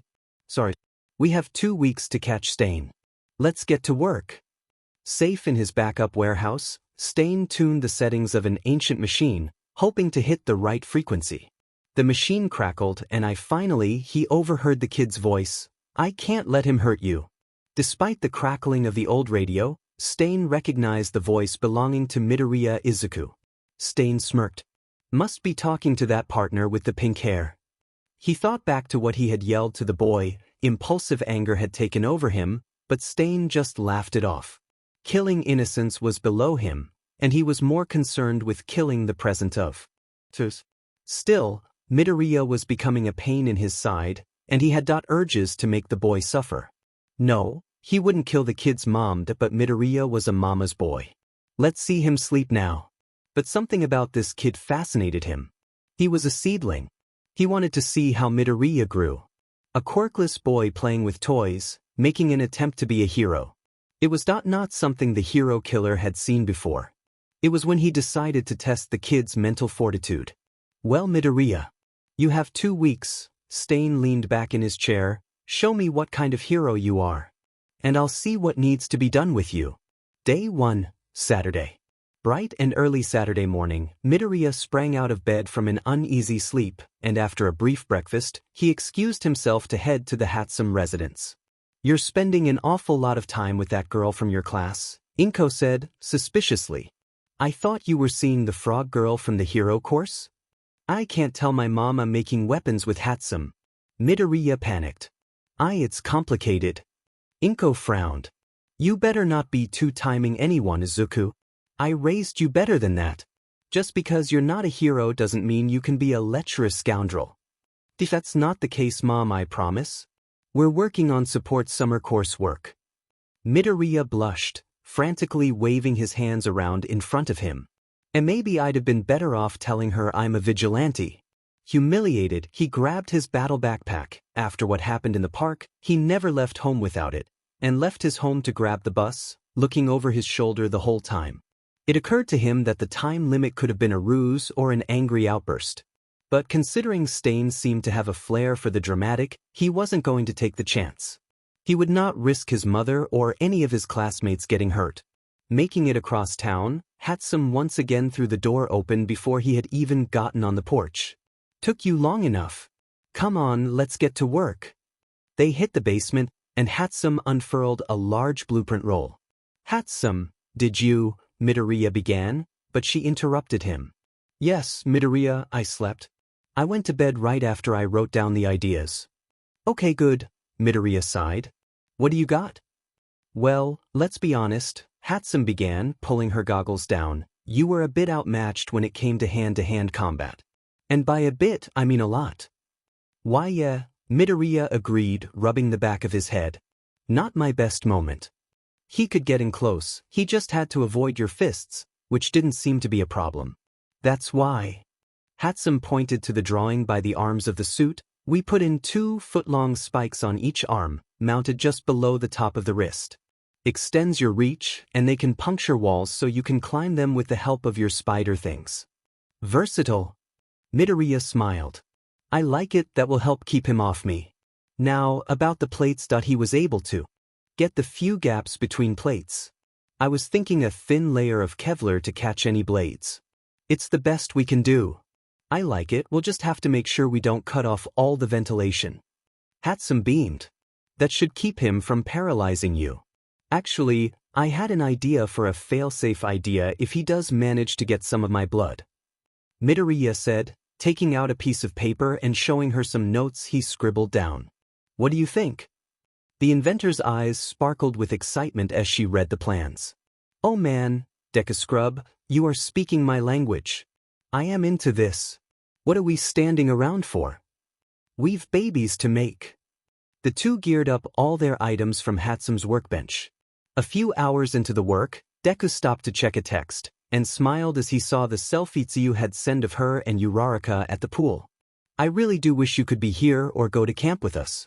I'm excited to see you when we get back. The photo filled Midoriya with a renewed sense of vigor. He had no doubts in Tsuyu or Uraraka's combat ability, to be sure, but if he could help it, he'd never let the hero killer get close to anyone he cared for ever again. This was his new mission, and he couldn't let them, his mom, Power Loader, Hatsum, or anyone down. I hope you have fun at camp, smiley face. Text me if you can, if not, just have a good time. Hey, get off your phone, scrub. We have Kevlar to install. Hatsum yelled from over the noise of her power drill. Right, sorry May. It took the rest of the day to weave a thin layer of Kevlar between each of the plates to give a protective barrier to snag any knives that could make it in the cracks, although it wouldn't stop the katana if Stain managed to shove it through the plate. Afterwards, they only had time to calibrate the aim of the palm-mounted flamethrowers before Midoriya got an angry phone call from his mother summoning him back home. Ugh, can't she just let you stay here? We're wasting valuable time. Hatsum groaned. I don't think my mom would like me staying at your house, Midoriya stuttered, for obvious reasons. Hatsum blushed slightly too. Right, I get it. Anyway, get your butt over here tomorrow as soon as you can. He nodded. Alright. Have a mischievous smile spread across Midoriya's face as he finished. Have some good dreams. Shut up. Deus Sunday. Alarm blaring, Midoriya groaned as he rolled over. It was Sunday, and while he should be sleeping in, he pulled himself out of his bed. He could sleep when Stain was behind bars. He grabbed some fruit from the fridge, scribbled a note to his mother, and stumbled out of their apartment to the street so he could once again head to the Hatsum residence. As usual, she had the door open before he could knock, and this time handed him a mug of coffee. I don't drink coffee, he started, but she held a finger up to his lips. Drink the caffeine, Hatsum commanded. He did, and the two set to work, this time, testing the suit to make sure it wouldn't overheat from their new additions. They had worked to re-ventilate the suit, and after a few hours of test runs, it seemed to be properly airing out even during strenuous, heat-producing actions. Returning to the basement, they installed his wrist spikes, making them spring-loaded, and ran several tests on them to make sure they would not fly out of the suit or activate unless Midoriya flicked his wrists in just the right way. Make sure when you use them growl and say, Hatsum took her best brooding pose, I'm the best at what I do, bub. I would never say that. Midoriya laughed. With that done, Midoriya turned to the workbench to build a few more glue grenades. I wish he could make the projectile systems on the arms faster. He dodged everything. Any more pressure in those tubes and your grenades risk exploding on your back, Hatsum replied. I'll see what I can do though. If there's one thing I know, it's explosions. Don't worry if it's too risky. I need to get some good shots on him, Midoriya replied. Maybe focus on the thing we talked about yesterday. Awesome, I was excited for that. Hatsum half-shouted, giddily running to a corner where she had dismantled a bunch of old radios and other such items to begin building the modifications. Stain won't know what hit him. That's the plan. Midoriya agreed from across the room.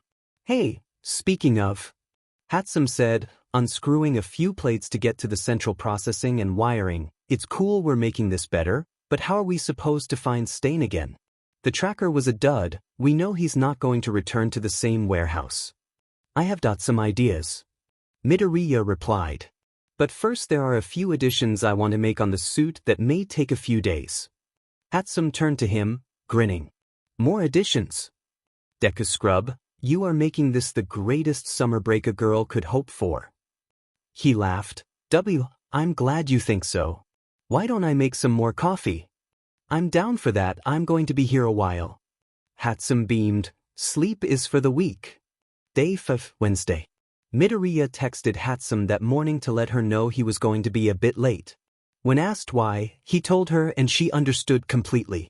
He grabbed a different bus, and after a short ride, made his way over to the graveyard, stepping in front of Bakuga's memorial. From his pockets, he pulled 2 small cans of soda. Brought you your favorite, Kaken? He set the can gently down on top of the grave. Cracking his open, he took a sip. You had weird taste, Kaken. It's a bit too sweet for me. Midoriya took a deep breath and sat down next to the grave. I'm sorry I haven't been back since the sports festival. To be honest, part of me wonders if I let you down by not killing the sludge guy. I feel like it's what you would have done. The wind rustled Midoriya's bushy hair. I guess I'm not you though. I'm sure you'd remind me of that if you were. In the end, I did it my way. Hopefully that's enough, and you can be at peace. Taking another draught from the can, he sighed. I wonder what it would be like, if somehow we both made it into you. Maybe we would have learned how to get along better again. I'm not sure.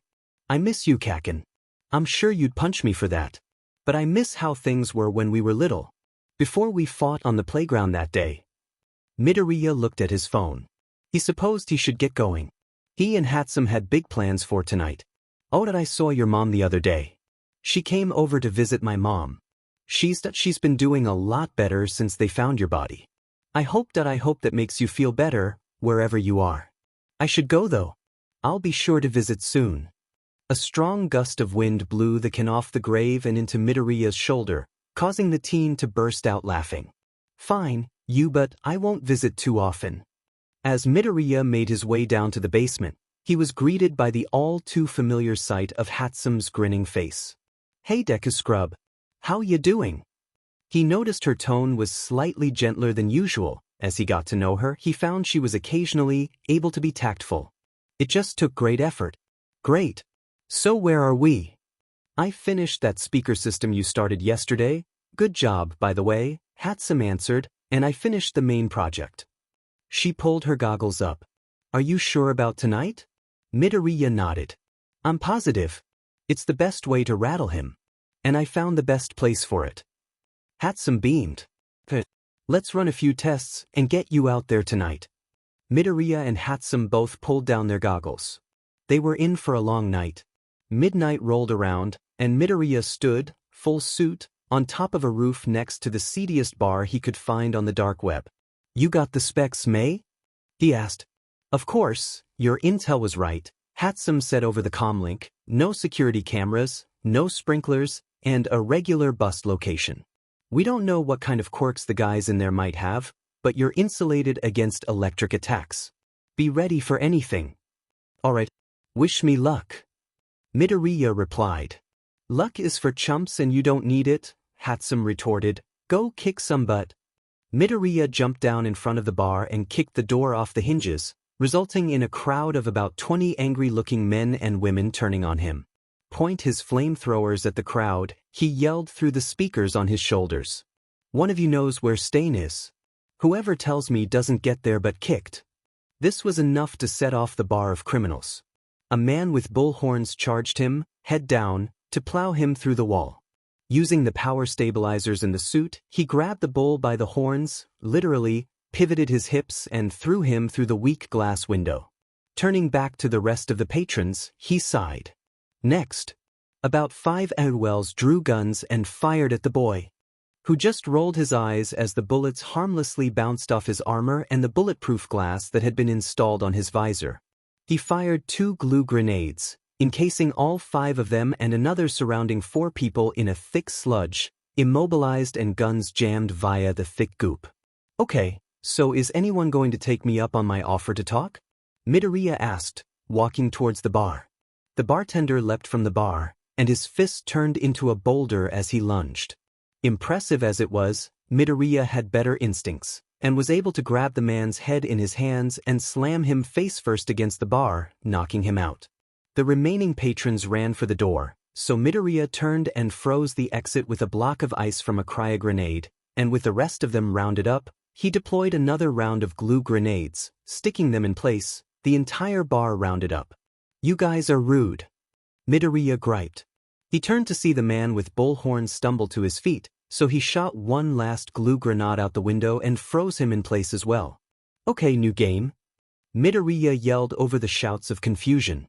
Anyone with any intel about Stain doesn't have to have a run-in with the cops tonight. His offer was met with nothing but yelling and cursing. Anything on facial recognition? Wouldn't you know it, all of them have warrants out, Hatsum quipped into his ear. Can't imagine why they wouldn't want to cooperate. Well, guess that means we go with Plan B, Midoriya shrugged, hopping out the window. He turned back to the group of low-level thugs he had just busted and rubbed the back of his head awkwardly. Have fun in jail? Day 6, Thursday. From Hatsum's living room, the 2 support students sat on her couch, sipping coffee and eating cold pizza, watching the news report of their field test. And in news of the hero killer Stain, who was reportedly sighted near the red carpet premiere of Ain't No Mountain Lady Enough, is once again making headlines, but not for what he's done now. It appears he's been called out again by a mysterious vigilante. The news lady reported with a fake smile. The camera panned over to a shot of the bar that Deku had raided last night, now taped off and surrounded by police cars. Police were called to the scene of what looked to be an all-out bar brawl, resulting in the capture of 20 wanted felons and fugitives, all caught in a weird, strange glue. The reported continued. The best part about the glue is that the only people who know I use it are you and Stain, Midoriya said, leaning over to her, so they can't trace it back to me from the sports festival or anything. Don't be a glory hog, Hatsum rolled her eyes, smiling nonetheless, though it does feel pretty cool knowing we took down 20 villains using nothing but our babies. See it quirks. They clinked their mugs together as they watched the rest of the newscast. The identity of the vigilante is unknown, however he did leave a note that reads, The beatings will not stop until Stain is captured. Courtesy of Empty Lady. The newscaster read. Nice touch giving credits out to someone we know Stain hates. Midoriya added. That was an even better idea. Well, we can't take the credit for it, Hatsum beamed, and it will PSS him off more if heroes he thinks are fake are getting undeserved credit for busting bad dudes. We reached Empty Lady for comment, and this is what she had to say, the news reporter continued, surprising the two students. They didn't think she'd give a comment. The two teens leaned forward to listen. I mean, I suppose it's flattering, Lady huffed, but I definitely don't shoot any gross goo out of my body. I can only assume whoever did this is a big fan of mine and has impeccable taste. But if there are any vigilantes out on the streets using their quirks unlicensed, rest assured, I will bring them to justice, because that is my job as a hero. Oh look in the background. Hatsum pointed, causing Midoriya to lean forward to squint. It's Mr. Powerloader. He's with her. No way. Midoriya laughed. Think they're dating for real? That would be the craziest thing. Hatsum laughed as well.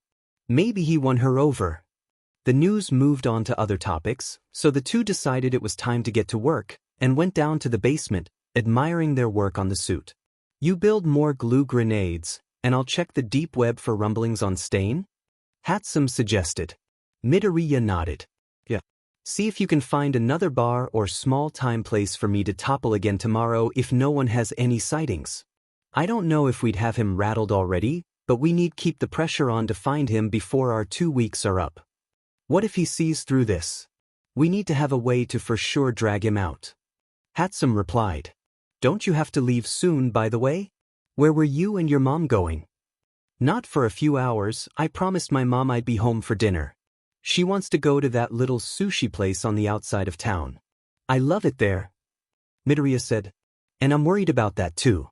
But how do we trap him? The only concrete thing we know is his quirk works on you for 2 minutes, and that he's got it out for most heroes who aren't All Might. Specifically Lady and Powerloader for now, Hatsum hummed as she thought about it. We've got to be able to use that for something, but we don't know what they're doing day to day. I'm sure we can figure it out, Midoriya said, beginning to mix the chemical compound for his glue grenade. Stain always seems to know where a pro would be. Maybe we can find the schedules of the pros he's killed on old deep web archives or something. I'm all over that. Hatsum replied. You got a list? Yeah, it's in my back pocket, just gimme a sec, my hands are covered in gunk. Midoriya yelled. Hatsum, ever the impatient one, just walked over and stuck her hand in his back pocket, grabbing the list and making him turn beet red. Got it. You're going to make me mess up this B batch. He objected. Warn me next time you do something like that. Time is of the essence, Izuku. Hatsum laughed. Hey, you been doing squats? See, cut that out. Dinner with his mom was exactly what Izuku needed, although she did convince him to leave his backpack. She took him to his favorite sushi place, and sitting across from her, he felt at ease. He hadn't allowed himself to feel at ease since he had stopped Stain from killing Empty Lady. It was nice, he had forgotten what it was like to be a normal teenager for a minute. So, tell me about this girl who's been taking you from me the whole week, Inko teased her son. Izuku's face burned. Cut it out. Hatsum and I just build stuff together. Inko hummed in a disbelieving tone, so tell me why her and not any of your other classmates.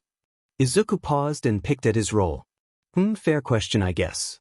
Well, I guess I trust her with my inventions? And she trusts me with hers? And when we're together we give each other really good ideas. Like we kind of inspire each other?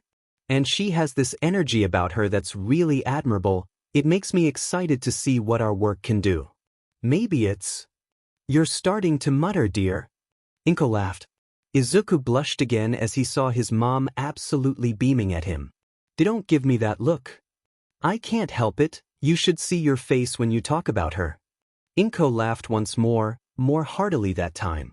You sound absolutely taken with her, sweetheart. Izuku rolled his eyes, and that's when he saw him. Stain was right outside the shop, looking at him. Izuku dropped his chopsticks in shock. With his full attention, The hero killer gave him a small, seemingly non-threatening wave, before turning and running off. Izuku stammered, I have to use the restroom.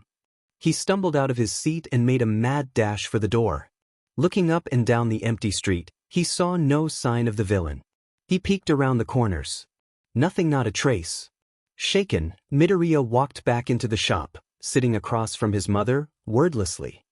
He looked up at her and nearly choked. He couldn't let her come to harm. There you are. Inko sighed. I'm stuffed.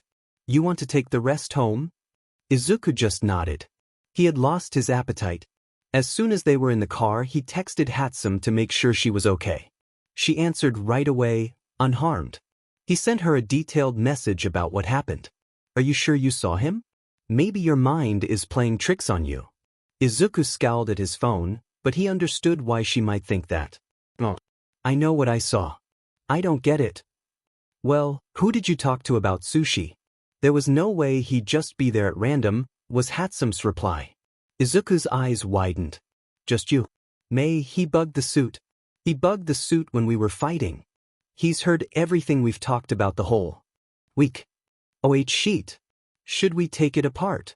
Don't make me take apart the baby, Deku scrub. Izuku's hands trembled as he hastily replied. Oh. Find the bug but leave it. I have an idea. A serene, somewhat deranged smile formed across his face. Izuku knew exactly how to trap Stain now.